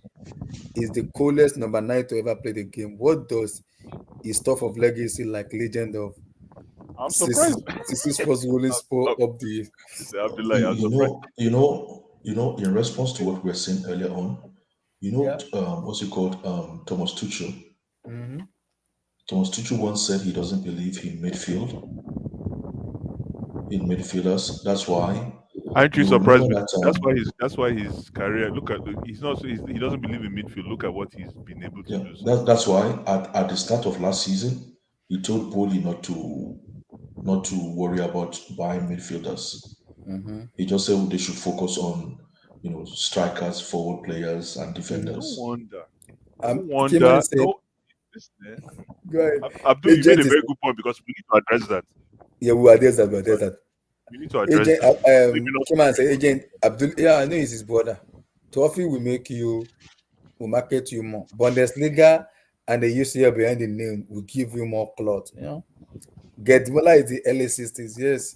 60s and 70s. I love Millan. Millan is my guy. Calm down. Gareth Bale won trophies. Yeah. Tayo said it's a bigger legacy to win trophies. I agree. Vote said, look at Gary Bell, exactly. Mushuao doesn't care about Bella's sport.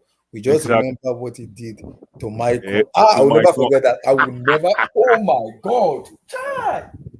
He destroyed Michael. I see you don't get Vote Papa. with your feet. Vote with your feet, my brother. God will bless you. This is God the reason bless why you. I asked that Gary Bell question. is to remember for those Champions League night at Madrid, yes? No, hold on.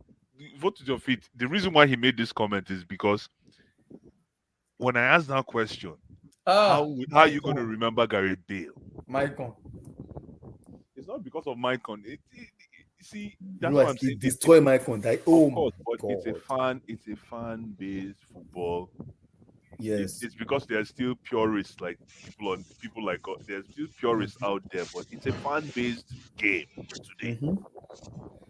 He also said, Vote said, him breaking Shara's record is not a big thing. Him winning UCL with Bayern will be huge.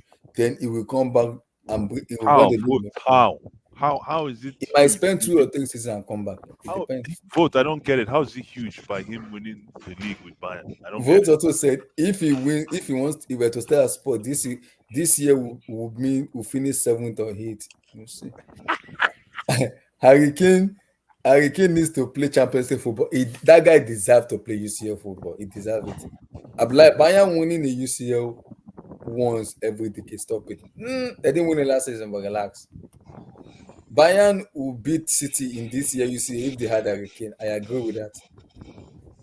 They were clearly missing a striker. And someone like Harry Kane, not listen. With due respect, guys, please, my African people, I beg, Biko, I like to promote him, but with due respect, with Oga to promote him, you can't go anywhere. Listen, we beat Bayern at the Allianz Arena. Allianz Arena, yeah. I will never respect Bayern. Sorry, Bayern fans. Sorry. I agree. When it counted most. Abdul, do you watch Bayern versus City in the final? All Bayern needed was a clinical striker, and that would have. I agree. 40% of votes said Lukaku does not need spiritual help. Why 60% need spiritual help? I created a poll, so that's why. Relax. I created that poll. I beg, leave Lukaku alone. I beg. Tayo said, if Alan scored all those goals but no trophy, he won't be considered for Ballon d'Or or any major recognition other than Golden Boot. Slash Lime said, Kane is 48 goals a week, can do that in 2 seasons and bounce. Kiman said, Blue Eyes, the only answer is this BL and break the record. I'm sorry. Post Brexit, nobody cares about Europe. Kiman, relax. Realistically, Bale is a Madrid legend, but those last year left with a bad taste in Madridista's mouth. He was playing golf. Relax. That guy said I'm a golf player, not a football player anymore. I'm finished. Gary B, you're mad. Kiman, Blue Eyes, even that overhead kick when he was subbed on in the crowd was shining. Yeah, exactly. That overhead kick is exactly. Keyman, this is the reason why I asked that. Keyman is following. This is the reason why I asked that question when I asked it. Is Gary Bale, because I don't think Gary Bale is a great player. I don't think so. I think he's a fantastic player, but I don't think he's great, just based on my standards. But at the same time, Tottenham fans and Real Madrid fans have written different stories on Gary Bale. So when you see comments like this from Keyman, it makes sense. Sorry, go ahead, Abdullah. Sorry. Keyman said Wales golf Madrid is that harder. That shit was cool. Add the memories of Bale was a bad boy, leather jacket and all. Lord have mercy. I'm only talking football. I don't know why people bring other things. I'm only here to talk football, people. If you want anything else, you're not with me, man. Said, Blue Eyes, for those who watch Kane live, who watch Kane live, we know how great he is, but down the road, opinion will not be kind when there's no silverware, unfortunately. It's true, including for me. It's true, Keyman. It's true. Keyman, Guled has a point. 100 million for a non-German. Keyman said, Abdullah, I got to a point, but the Bundesliga is setting whatever you tell yourself. Going there is just setting up. You want greatness. Setting is your greatness. But the problem is, I don't even care about Bundesliga. I mean, all I care about him is the UCL because I want to see him in what's his name? Newcastle legend. Alan Shearer. Thank you. If he didn't win, if he didn't, the only thing that made the only reason people are calling. Yeah, Is the Premier League one with Blackburn Rovers? that's my No, brother. it's not. It's not the Premier League. Oh, it's This because is of the that reason why I'm record. And his goal this is the, scoring record. guys. This is the reason why No, I'm tongue tied. So exactly the reaction I expected. So go ahead, go ahead. Cayman said, Abdullah, "Boys." Hold on, no, Abdullah, no, no, hold on. Abdullah, Abdullah, stop. So we need to talk about this. Abdul, go Abdullah, ahead. Mhm. Go. Abdullah. See. Yeah. If it wasn't if it's not because of the Premier League record, okay, we wouldn't be talking about Shearer today. In that team, in that Blackburn team where they won the league in that season, they Yeah. had other English players there. They had Graham Lesso there. They had Yeah. Tim Sherwood there. They had the keeper. Majority of them were English players, but the one with the highest profile among them Number 9. is Alan Shearer, and that's because of okay, we know he played for England, he was England captain, but ultimately it was because of his record goal scoring. That's what puts him up as a legend, and that's what he's still feeding on up till So, today. so you're saying it's not the Blackburn legacy? No. It's not a background legacy. The legacy is about being the record goal scoring. What do you call it? The record goal scorer. Mhm. That's the legacy that is holding him. That's the legacy that his people in Newcastle are proud of that he has. That's the legacy that is still um, That selling is him still as holding up. current football pundit.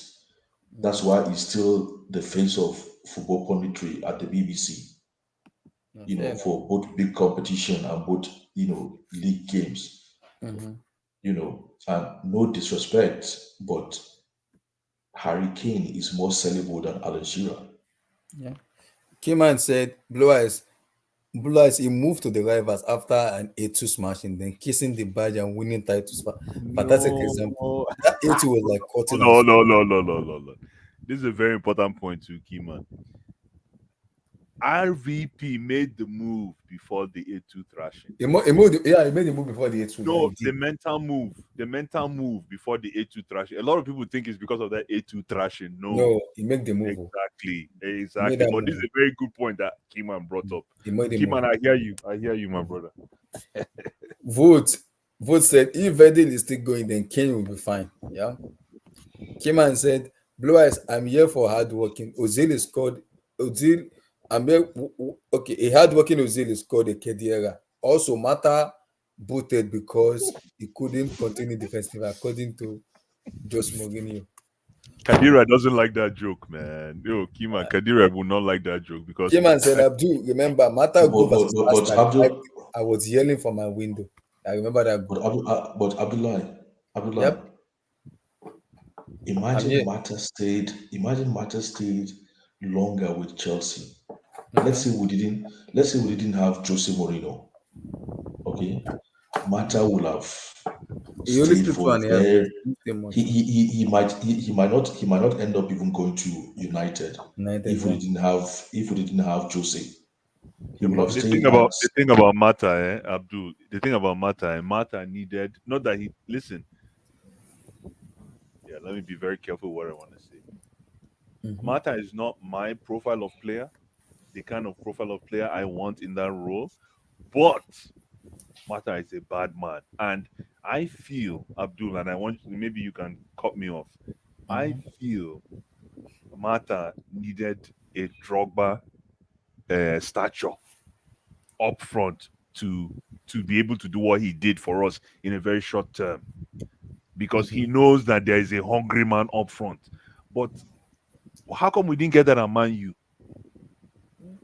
That's what I'm saying. He's tough, man. Exactly. He practically almost became half of the player he was when he went to United. That's why, according to what you keep saying, agency and advice and guidance is very important. It is important. Look, if Mata did not come to Chelsea and he just went to Man United and played all his career when he was at England with Man United, we wouldn't be talking about Mata the way we are talking about him today. It's like we're talking about him because of what we saw him do at Chelsea. It's not what he was doing but at United. that's why we're talking about him. I didn't watch him when he played in Portugal. I didn't. Did anybody watch him in Portugal? Oh, No, Mata. Spain. I didn't watch him I think Fenerbahce or Galatasaray. In Spain. Sorry, Spain. Yeah. No, Did anybody watch him in Spain? I didn't watch him in Spain. No. So Valencia. I watched him in Valencia. It was good in Valencia. So the thing is, according to what you're saying, okay, if you want to see the best of Mata, okay, pair him up with a striker like Drogba. Oh my God! Or even Costa. Because he was or a striker like Costa. He was our number 10 while he was at Chelsea. Nobody was even. They weren't even dragging. They weren't even dragging that role with him. He was our number 10. Oscar was playing from the left wing. Oh no, Oscar was playing for the right.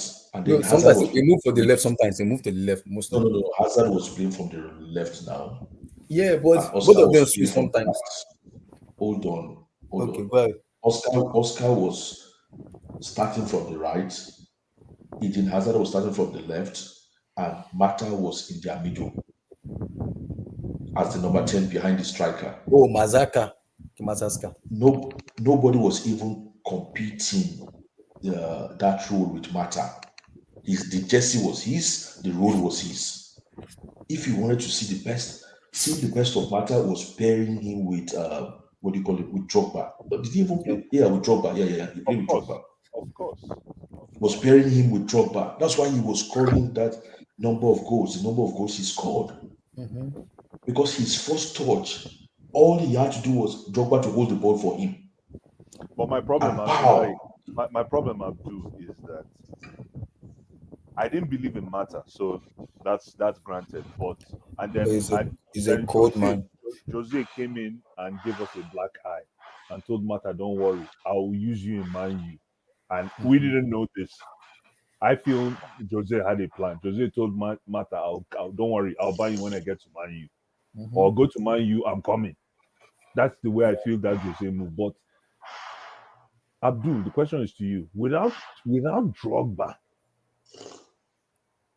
is Mata still the same one-touch maestro that you think he is? No, let's just put it this way: without Drogba, no, but a lot of players are not who they are today. Yeah. No. But without Drogba, yeah, we would not have seen the output we got from Mata. You know what I mean? Because there was nobody as best as holding the ball. Wait, quick question: Did Mata play with that offside bastard? Who? That offside bastard. That offside man, Alvaro Morata. Yes, for Morata. No. Where would he play with Morata now? Did he? I thought he played with Morata. Did he play with Morata? No, where? Because his output will go down if you play with Morata. He will not go up. Maybe they were together in Spain. I don't know, but not in the Premier League. Chelsea. No. Okay. Hold on, when did Morata come to us? 2014? No, I think 20. No. What are you talking about? Morata came Morata. Who's Morata? He came just Alvaro recently Morata. now, 2019 or so, or 18. 18 or 19. 2000, I don't know, like 18, 19 or something like that. He won the Champions League 2012, then 2013, Hazard came. Hazard and Oscar came. Yeah. What are you talking about? All those guys have left before Morata came now. He came in 20. Morata came after is it when? Like 2019. I never rated Morata, so I'm not even worried. I never paid attention to him. Ganabri's terrorism is too much for even Tuchel to handle. Lord have mercy. I don't know what happened to Gnabry, man. That's a good point. Gnabry has come down, man. I don't know what happened. Abdul, Tuchel just need a dynamite, weak bank, and a few planes to complete his terrorism. we look at Gallagher, Kante, and Cover on the stretch. See, we are good.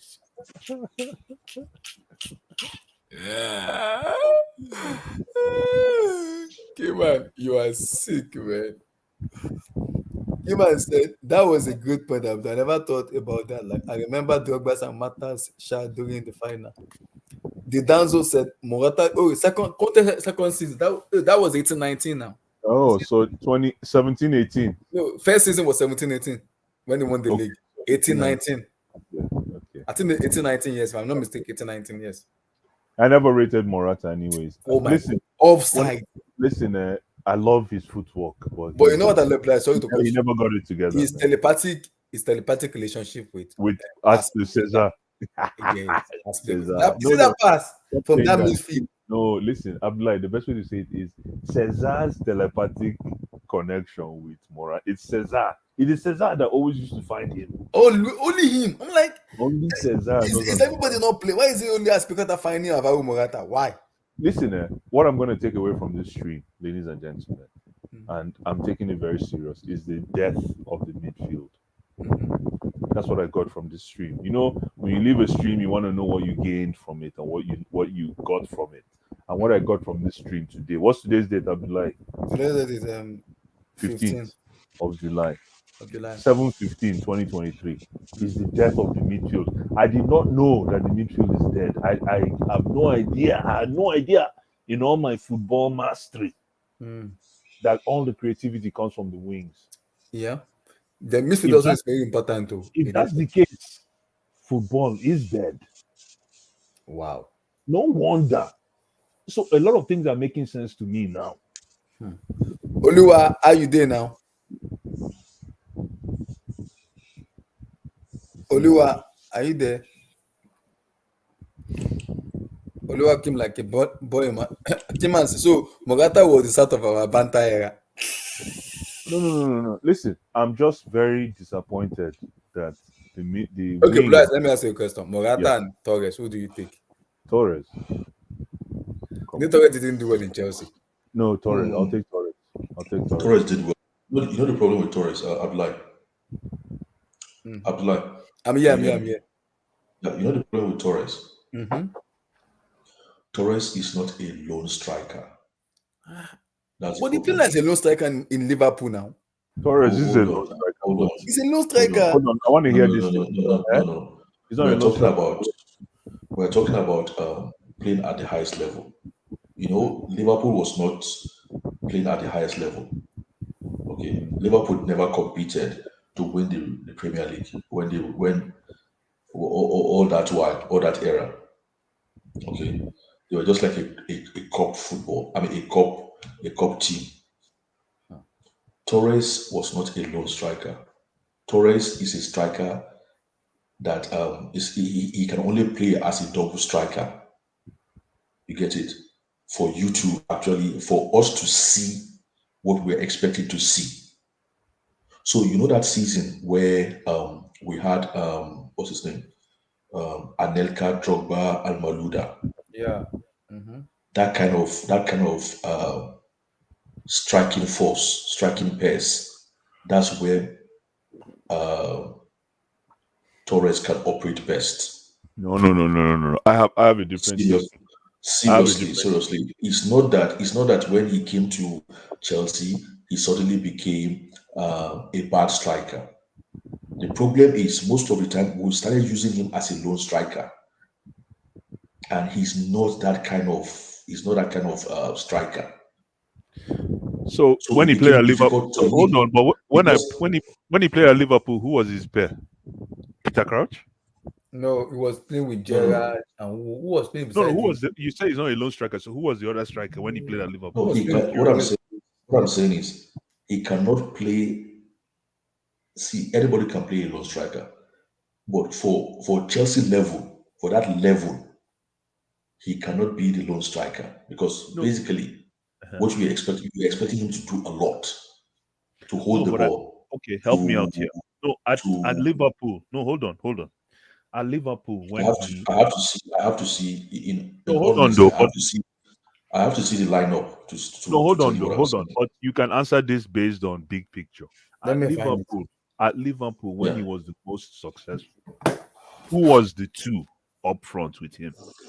Torres and let me Bring find up bring up one of the The Liverpool. fact that no, but don't you see that the fact that you can't even that we can't, including myself, we no can't no even no come no up. no no no no no no no no, because sometimes when you have Steven Gerrard playing behind you, it's like playing like a double striker. Oh, so because now okay, because so Steven Gerrard, hold on, because oh, Steven so you know Gerrard football. is Okay, an so aggressive no, hold on.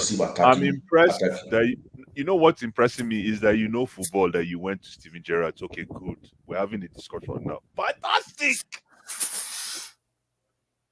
But you saying that Fernando Torres played in a 2 means that Liverpool played 4-4-2, no? It's possible So, but who is it? because I'm trying to see who is the other striker that played with Torres, because even what you if said about what you said about Gerrard, my brother, is spot on. That was exactly what I was going to say. The reason why Torres flourished at Liverpool is because when you have Gerrard and Alonso, Gerrard, Alonso, and Mascherano behind you. so it seems to me Okay, in Blue Eyes that it is in okay. that This is it here. I've seen it. hold on. It seems to me Blue Eyes just Yeah. made a good point. He Let mentioned me bring it up. Alonso and Mascherano, which I didn't remember. It seems to me that Liverpool team, despite they were playing, Was it seems they midfield were based. playing. Was No, it midfield seems based. they were playing 4-2-3-1. Mm-hmm. You know, at Chelsea for a very long time, we're just playing 4-3-3. Yes, that's Okay. true. That's true. While 4-2-3-1 is with a number 10 behind you. Yes. And now that you mentioned Mascherano, is most likely Mascherano and what's his Alonso. name? This is the Alonso lineup. were Guys, the this is sitting the lineup. midfielders. This is the lineup. Exactly. And like you said, Gerrard was the floater. Was it? Well, there you go. So Gerard here is a number 10. Yeah, And you but know the again, days. I know the days when Gerard was number 10. It was something Abdullah, did else. you just pull this up, Abdullah? Yes. Yeah, Oh just pull this wow. up now. My football no bad though. Mascherano and Xavi. Okay, good. And Xavi. Okay, Yeah. good. Sorry, So my there, bad. so there you go. That's 4-2-3-1. Mm-hmm. And you Yeah, know, you're right. Kurtz, But I or don't what we see. call him. I don't see the 2 though. Like you guys are saying that Torres played in a 2. I don't That's see like a 2. That's like a 2 because he had a number 10 behind him. So you mean Gerrard can float up and then Alonso take No, up no, that no. position? What I'm saying is this formation is a 4-2-3-1. Yes. Okay. So Yes. this is not like a Chelsea formation like 4-3-3. This 4-2-3-1 and with a number 10 behind you, and that's Steven Gerrard. So it's like having like a Messi as number 10 behind you. It's still like you are playing with a forward, another forward.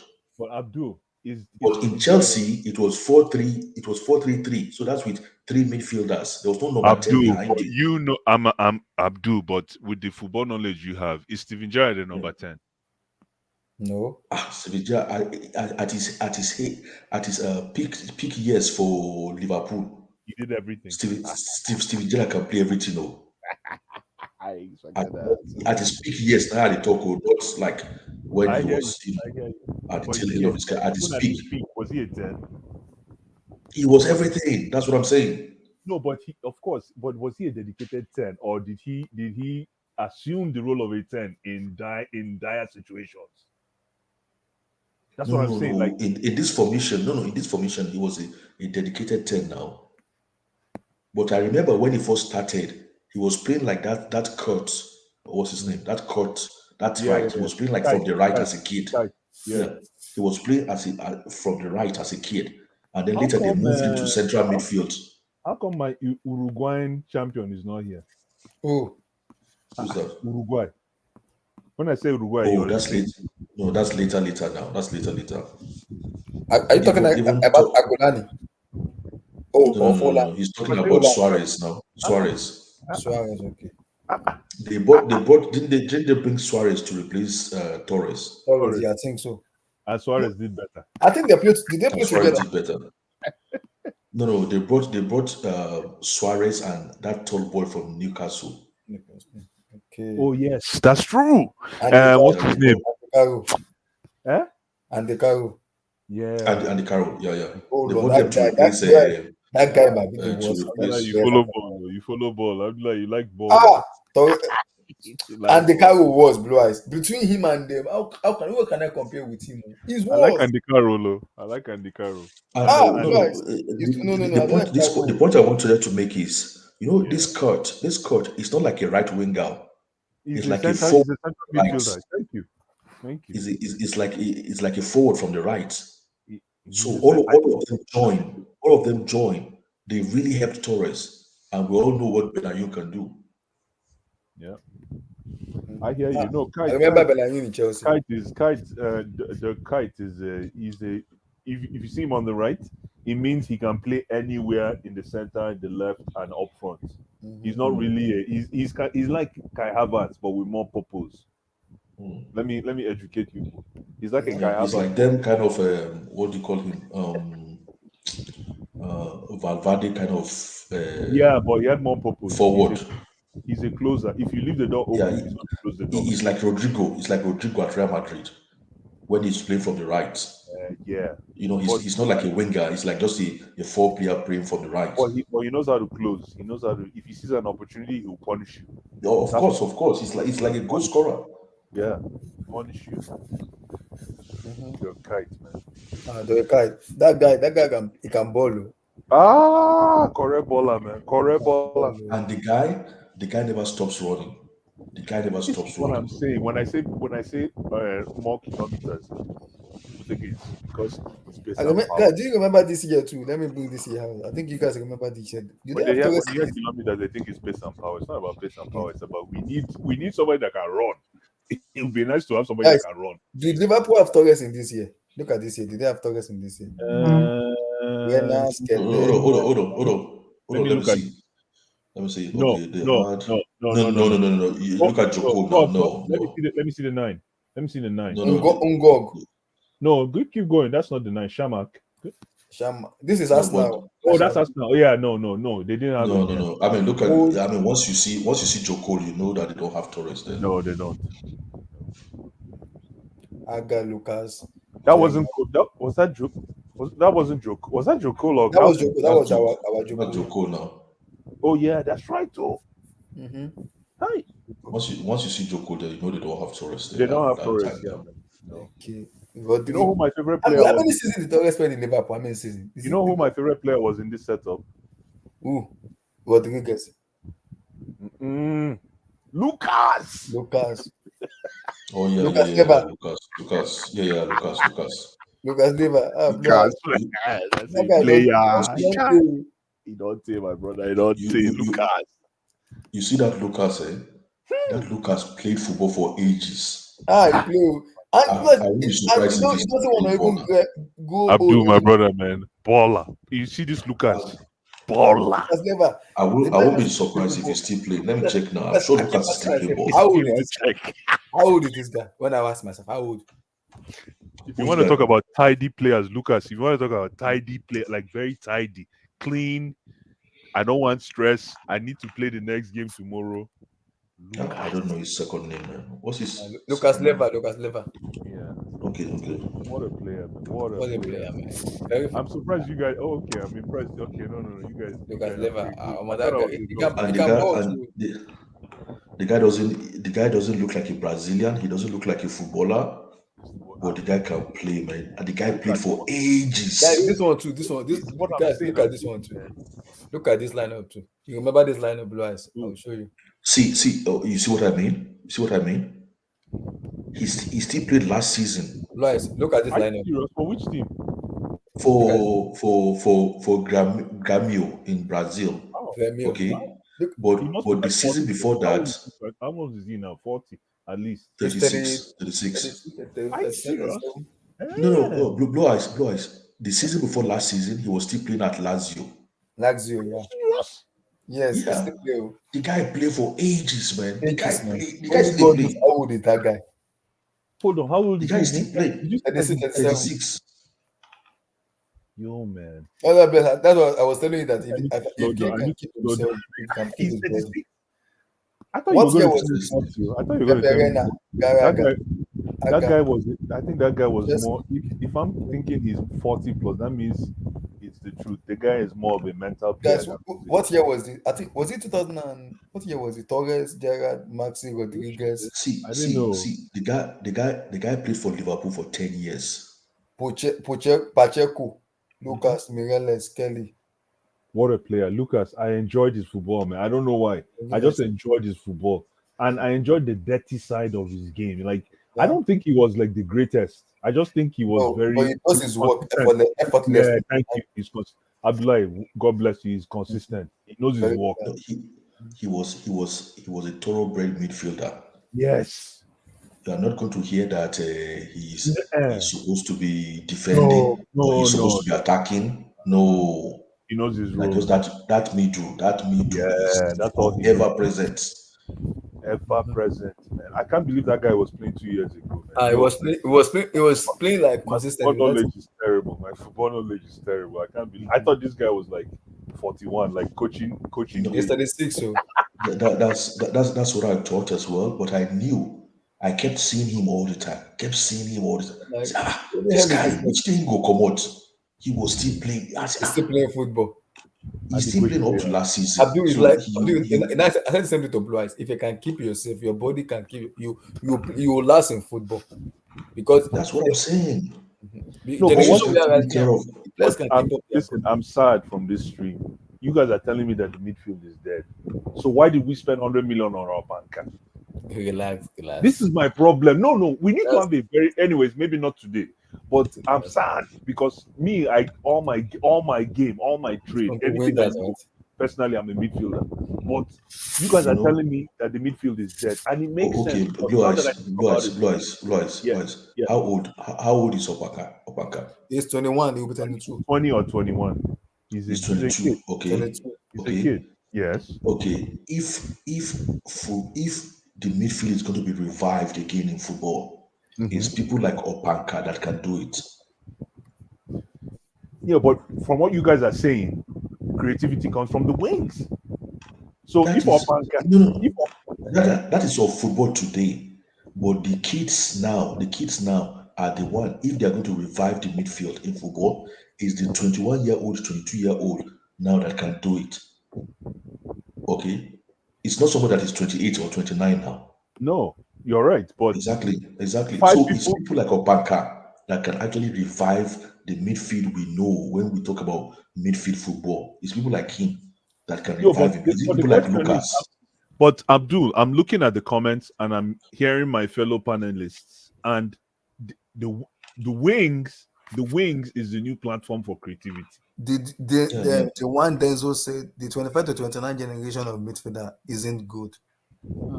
You see, so listen. So who are those?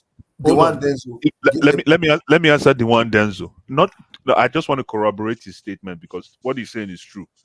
25 to 29 generation of midfielder isn't good enough, but the one Denzo, my brother, all the success that Chelsea has drank from the Gatorade bottle all came from the midfield. Somebody proved me wrong. Yes, please, exactly. I want somebody to prove me wrong. All the what? All the success that Chelsea has gotten is been from the midfield. Somebody please prove me wrong. No, I thank you. No, that's why they never appreciated Chelsea at the Premier League, because Jose Mourinho was the first person that brought creativity football to the midfield. No, he stopped playing with creative midfielders. He started playing with wingers. He started playing with wingers and workaholics in the midfield. Okay, hold on. The soldier. Abdul said workaholic to make it sound as if it's serious. But another name for workaholic, Abdul, we don't do it. Dirty work. It's creativity. Oluwa, are you there? Abdul just made it sound like that because of it's Mourinho. But I hear you, Abdul, with all due respect, but that's exactly what I'm saying. Is all the sizzle, all the boiling from Chelsea in the past, all the successes that we've had is always been from the midfield. Yeah, the one Jesus said. Hold on, Abdul. I'm even going to take you to recent times, Abdul. The last success that we tasted was because of what? Kante and Jorginho. Yeah. It's the No, truth. no. I'm not talking about Chelsea. I'm talking about we're talking about Chelsea. European highest level European football. Okay, so Why now you moving to no. Let me break it down for you. So that you can see the picture clearly. Okay, talk to me. Between 2002 and 2010, the best coach in the world then was Jose Mourinho. Okay, Jose Mourinho mainly dominated, okay, using his midfielders as workmen, having workmen midfielders, and the creativity were most of the time from the wingers and the strike. How? Which wingers? Name them. Hold on. Let me break it So down. name the wingers that the creativity came from. Hold on. From the wingers and from the strikers. That's where his creativity comes from. So who are the wingers? Hold on. Let me just finish. Then I'll give you a pass the mic. Then from 2002 to 2010, it was Jose who was ruling football, and then from 2010 to now, we can say is Pep Guardiola is ruling football. We already know Pep Guardiola. Most of his creativity come from the wingers and the strikers. Okay, so that kills the midfield. Yeah, Kevin De Bruyne. Kevin De Bruyne, calm down. Keep talking. What do you mean, Kevin De Bruyne? It cancels what you just said. In terms of midfield, right? Exactly. No, but in midfield, what do you call it? In Barcelona, was it not Messi and the other wingers and the striker? I think it was. I thought you were talking about Xavi and Andes Iniesta. I thought you were talking about it. All I'm saying. Are those will you call them creative midfield? Who? Or passers? Who? Xavi Hernandez and Andes Iniesta and Sergio Busquets. Those are creative midfielders, but because that's a fantastic. See why I like football? That's a fantastic question. Those are creative midfielders, but because of the function of the game at the time, right?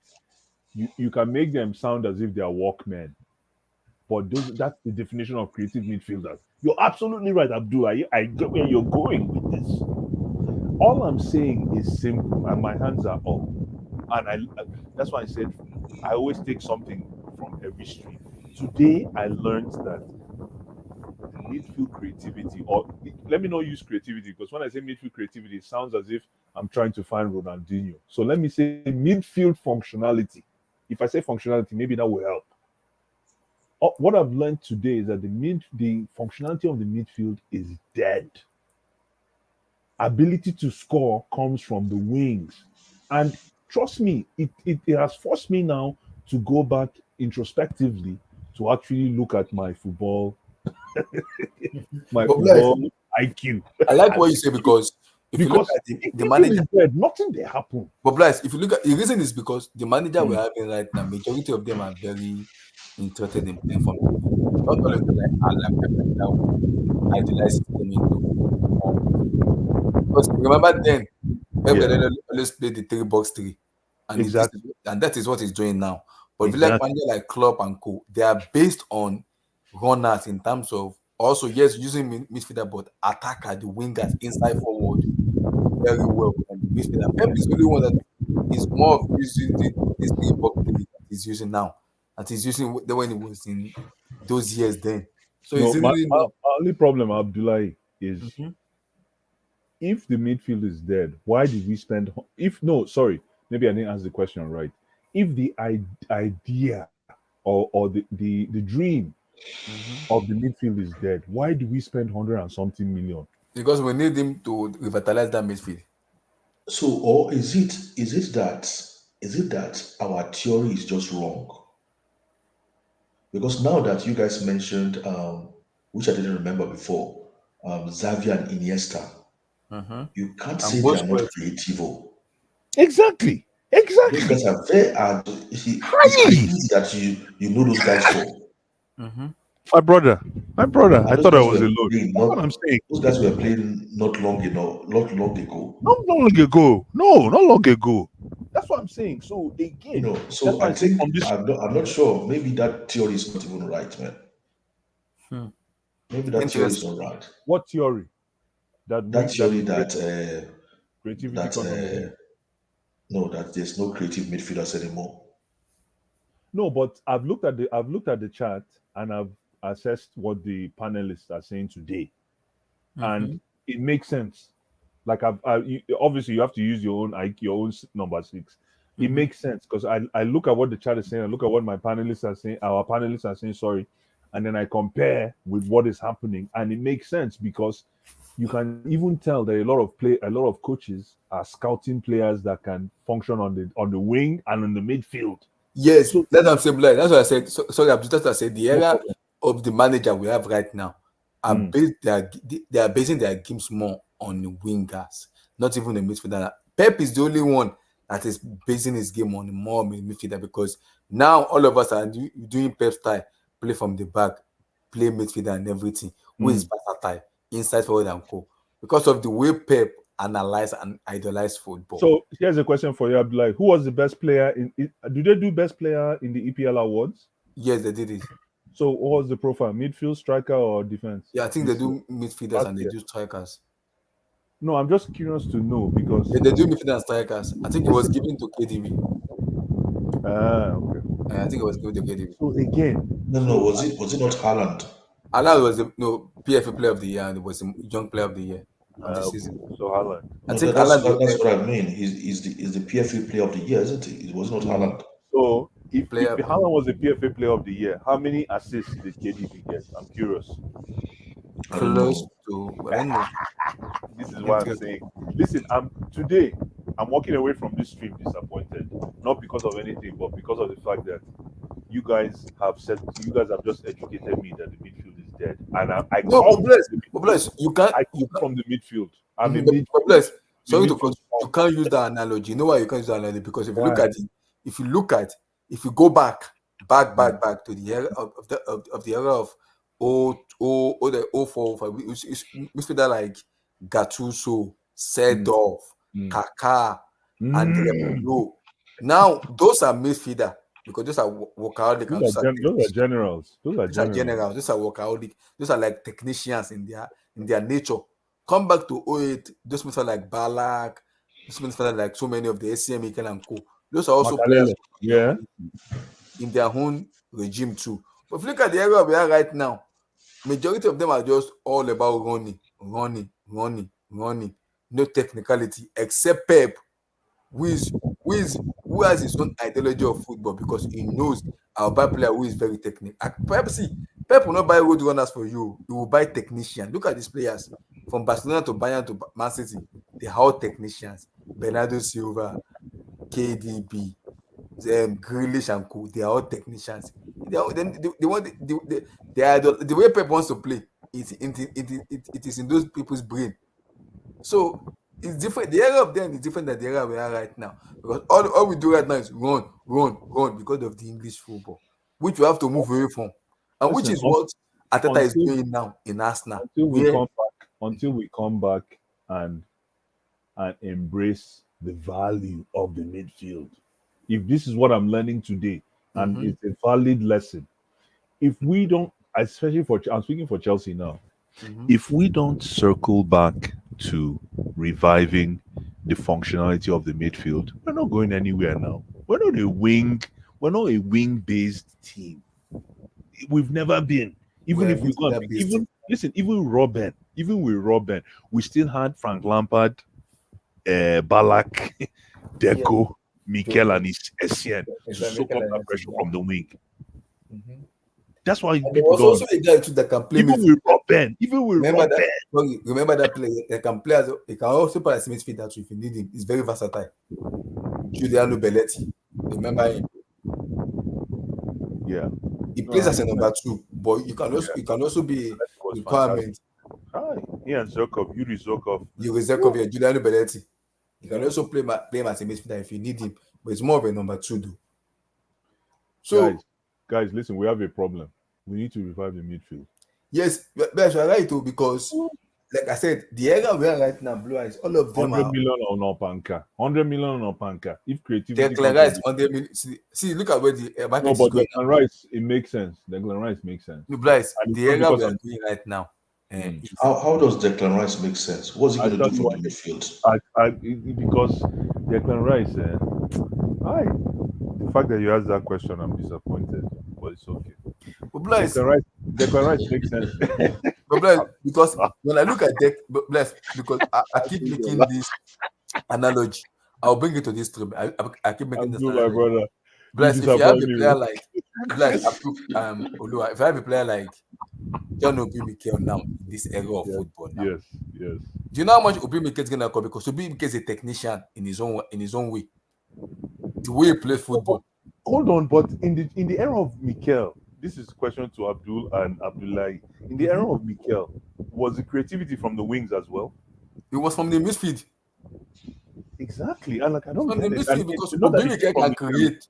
I'm not saying Mikel was creative. I'm just saying like when did the midfield die? That I didn't know. That's what I'm. That's The problem is, the era of football right now, take out the EPL, go to other leagues. Other leagues play from the midfield, especially EPL football. We play football from the wing. It's only Pep that's playing from the midfield because he idolized his game into being a midfielder, and because he's a midfielder already himself, so you understand that I need to play more midfield. But the EPL, You know when I can it's all say, about you running, know when running, I running. can say, you know when I can say, the era of midfield died, Blue Eyes. After Xavier and Iniesta, I think the creativity from the midfield died. Yes, I agree. So you're You can saying draw that line. give it a year, give it a timeline, give it a year. 2015, Like that guy, 2015.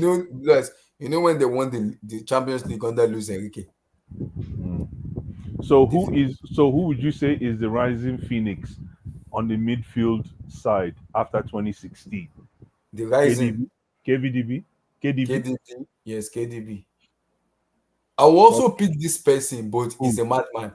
It did not live to expectation, and I don't like Labiu because he has that talent. Bless you. God bless you. To be that creative player. But Labiu is an idiot because injury kill Labiu. So Injury and consistency. you're going to blame Labiu because of injury. No, I'm not blaming. I'm saying he didn't have the temperament.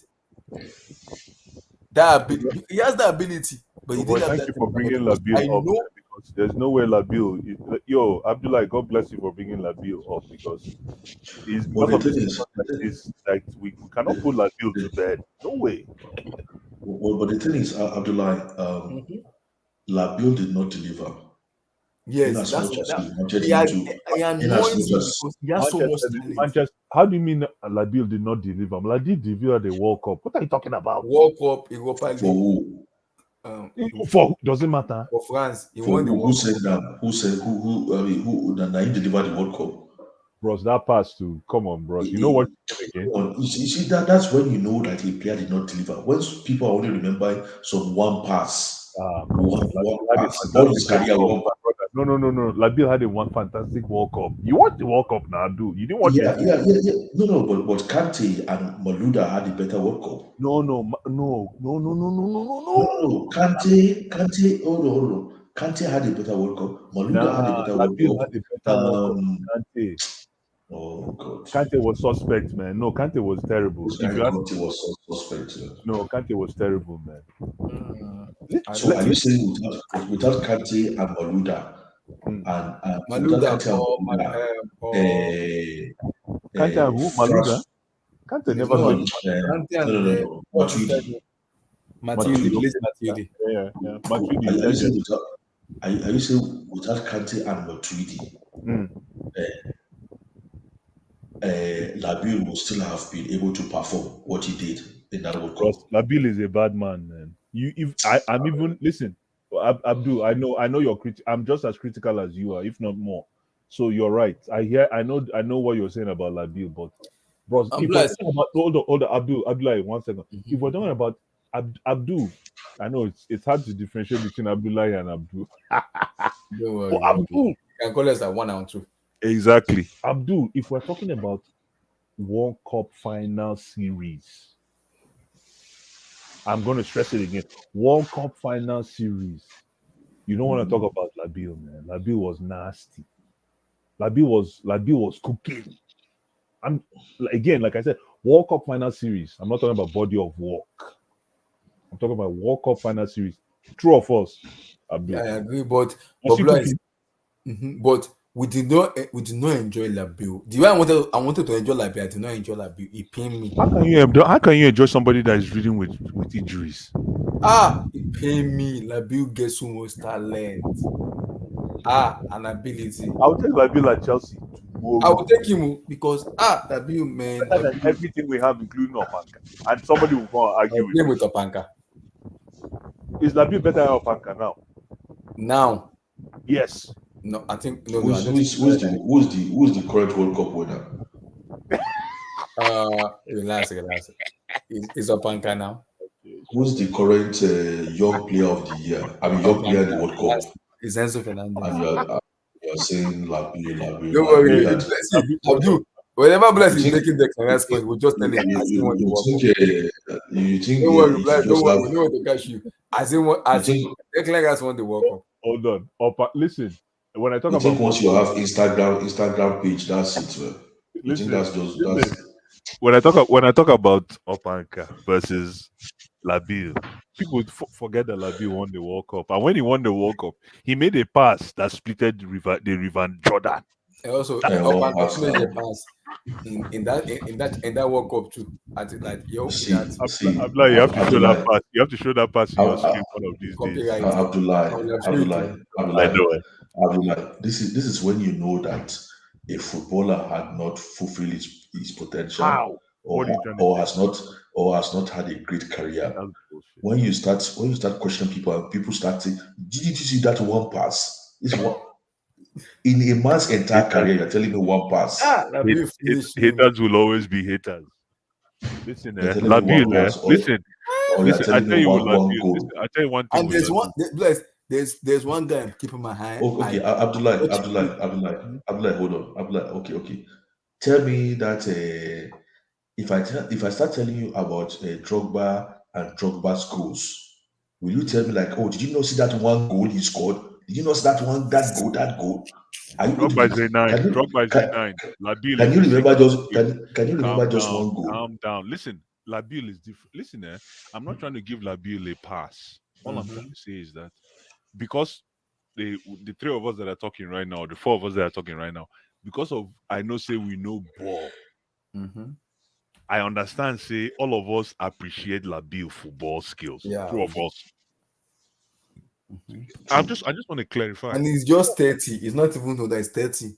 He can if he can give me 3 seasons without injury, I will take him. He can go to Saudi now, but if Labil cannot give you. Stop dreaming. Labil cannot give you anything. Abdul, let me think for 3 seasons. Oh my God! It's like saying you want Eden Hazard at Chelsea now. He cannot give you anything anymore. Labil ship is not still over. His brain is just not normal. That's it. Listen, Abdullah, let me even give you reality. Eden Hazard did not win us a Champions League. Yes. No. He did not. He tried. No. He couldn't even though Eden Hazard is a legend for me. I call him Hajier. But he didn't win a Champions League for us. We tried. The only thing he could win for us was Europa. Europa League. Listen, Paul Pogba obviously did not live up to expectations. I totally agree. He did not live up to expectations. He might have made some wrong choices, but to deny the fact that guy is a profile of player that most of us want in our teams is criminal. Even when he left United as a free agent, I was like, Chelsea, please, I'm begging, please. No, Abdullah, that time I was saying to people, I would take Labil at Chelsea. Chelsea, bring him to Chelsea. Bring Labil. But now, give me that deep pass. That silencer ball. Niger men love football, man. Abdullah, but now Now, if I I if don't I mean was to his like football. if I was his advisor, okay, if I was his advisor, Labiol is an allergy, okay. He is. I'll just tell him, oh boy, go and look for it, go and find money in Saudi Arabia. Let's find you somewhere to go and Yeah, make money in Saudi Arabia. exactly. Don't waste your time in Europe anymore. Don't waste your time anymore. No, Simple. but again, Go and it make is what money. it is, man. It is. Abdullah, when's your next stream, man? Maybe tomorrow, but we'll wait, or Okay, good, good. If you do maybe do tomorrow, the we're here. because I beg. If you do yes, tomorrow, we're here, man. That's yeah, good. because I don't know if you guys are gonna watch the preseason. I'm gonna watch it also too. Of course, we're gonna watch not live, but I'll watch on TV. I'll Not watch it. live. We're gonna talk about it. I'm gonna watch the preseason too, but we'll see. And also, like I said, do you want us to talk about the Nigeria World Cup for the ladies? No, but we need to talk about Dele Ali. Dele Ali deserves his flowers. Quick on Dele Ali. But the problem with Dele Ali that I see with Dele Ali is sometimes when the player is struggling, he's struggling physically and mentally, it's difficult because we don't know what the player is facing. And sometimes when we criticize players, sometimes I'm always very careful when I criticize players because we do not know what they are going to inside them. So if Dele Ali doesn't even speak out, we won't know because he spoke But out. Dele Ali has spoken out now. He has spoken out, and it's a touching message because he spoke it out, and now being speaking it now, I think he's a free person, he's a free man now because he said it. Pochettino helped him a lot when he was at Tottenham Hotspur. He said Poch is like a father to him, father figure, because he said that's the only person that I understand his pain and his happiness. He said Poch knows when I'm happy and he knows when I'm sad. He understands the human side of me. So it shows how good of a manager Poch is. Even Josh Mourinho couldn't even understand Dele Alli. It was Poch that kind of understand him very well because of the way Poch do himself as a human, and also the way he kind of the system he plays in Tottenham Hotspur make it more even easier for them. It's like a father figure to all of the players. Like what Ateta is doing to Arsenal players now, that's exactly what Poch is doing to Tottenham Hotspur then. Yeah. So it was sport that kind of helped him a lot. But I feel for Dele Alli though. I feel for him. I'm happy he spoke out. He's a free man now. I'm so happy. Yeah, man. It's tough. Listen, I watched the interview, man. It's tough. It was tough to watch, but again, listen. What's the guy that interviewed him again? Gary Neville, right? What's his name? Yeah, Gary Neville. Yeah. Listen, man. Gary Neville said something about Dele Ali when Dele Ali was cooking. That's the Dele Ali that I know. That guy could play in the midfield, man. Dele Ali, man. Dele Ali. Dele Ali. Midfield. That guy is a fantastic midfielder, and he's only 27. Mm-hmm. He's only 27. That's what even I was like, wow, this guy is still young. Yeah, he play football in young age now. Yeah, I think he started playing since 16, from MK Dons to. Mm-hmm. It's just tough, man, because there was a time when I was pushing for Dele Alli to come to Chelsea. I'm like, yo, go and get Dele. that year that Harry Kane came out when people found out Harry Kane could score goals. That time he joined Tottenham. That year, I'm like, after that year, go and get Dele. Mm-hmm. The guy is so. Listen, I've never seen a midfielder so mean. Like he sees an opportunity and he will look at you and say, "I'm going to bounce on it. I will take it." Sometimes it's the work of the manager because it depends on the way the manager wants to. On top of that, his profile, the guy is tall, lanky, menacing, and imposing. So I just can't believe that it ended this way, man. It hasn't ended yet. I think Dele still has at least 10 years of football to play. I hope so, man. Hopefully. The guy gets a long way to go. Amen, my brother. Amen. With Nicola. So, guys, do you guys want me to talk about his state of mind? The Nigerian Women's World Cup. Okay, I hear what you're saying. Guys, Abdullah, please, let's not talk about something boring, man. Maybe there's nothing exciting to talk about. Let's just not talk. Okay. Okay. Hopefully there'll be good news very soon. Hopefully. They start next week, though. Amen. In New Zealand. So we'll see. Hopefully, best of luck, Super Falcons of Nigeria. Best of luck. Oh yeah, the World Cup. Hi, I can't wait to. Abdullahi. Oluwaseun since I greet you all, brothers. this man, No highs. My brother. Oluwa, you don't get Oluwa just wake up after 5 Oluwa hours. just wake up. No one Oluwa. No, I've been awake. To be honest, I've listened to you guys speak all through. That's the morning voice. I listened to you guys speak, but I wasn't just ready to come on. That's going. That's money good. Oluwa money guys, good. No problem. See, we get money. Yeah. You know, go say and shout. You go say and talk like this. Nah, No come on. No mind them. No I listened to you guys talk about the Hurricane, couple of plays as well. It was good. Yeah, we tend to hear from you, but I was like, maybe you're busy. Super Falcons, I beg, making a do well. I beg go, no go sell share too. I'm willing to watch most of our I'm gonna watch everything, man. I love female. When is it starting? I think it's next week on the 20th. Nigeria's we're going to be playing Canada, and that's going to be a tough one. Yeah. Our table is very easy. Our table is if they bonus we make no goal. Our table is very easy. Yeah, but like the Canadian team is very tough as well. If Canada is in your group, your work hard, though. Yeah, that's what I'm saying. Canada, pretty good. The rest are easy. Apart from Canada, our competition, not our group stage, is not bad. I expect us to go to. This is a blue. Our captain is hot, man. What's her name? See, Canada. We play Canada. What's her name again? AB. Canada, Republic of Ireland, and Australia. Oh, boy, it's a tough group. What are you talking about, guys? It's not bad. And this group is hard, though. Australia, Canada. Oh my God. It's a really hard group, man. It's a hard group. We are playing some K. We are finished. It's a really difficult. Yeah. Australia, boy, we can beat it's a really difficult group, man. But Abdullahi, make sure you give enough airtime to this World Cup because this is very important for us. We'll talk about it. We'll talk about it. Sure. That's good. See, me, when it comes to this, I put more effort when it comes to ladies because their head coach. See our boys. They are crazy. I love it, man. They play hard. They play football. And sometimes they annoy me sometimes because I remember when they were playing the World Cup then in the last 4 years, people were like, "Are you not going to stream? Talk about World Cup." And I'm like, I don't care about women, but then it was too much. There was too much noise. Then and Fox was showing it. Fox Sports One was showing it. Normal Fox News was like, women World Cup. It was every news in America. Women World Cup. Now they're even parading it out already.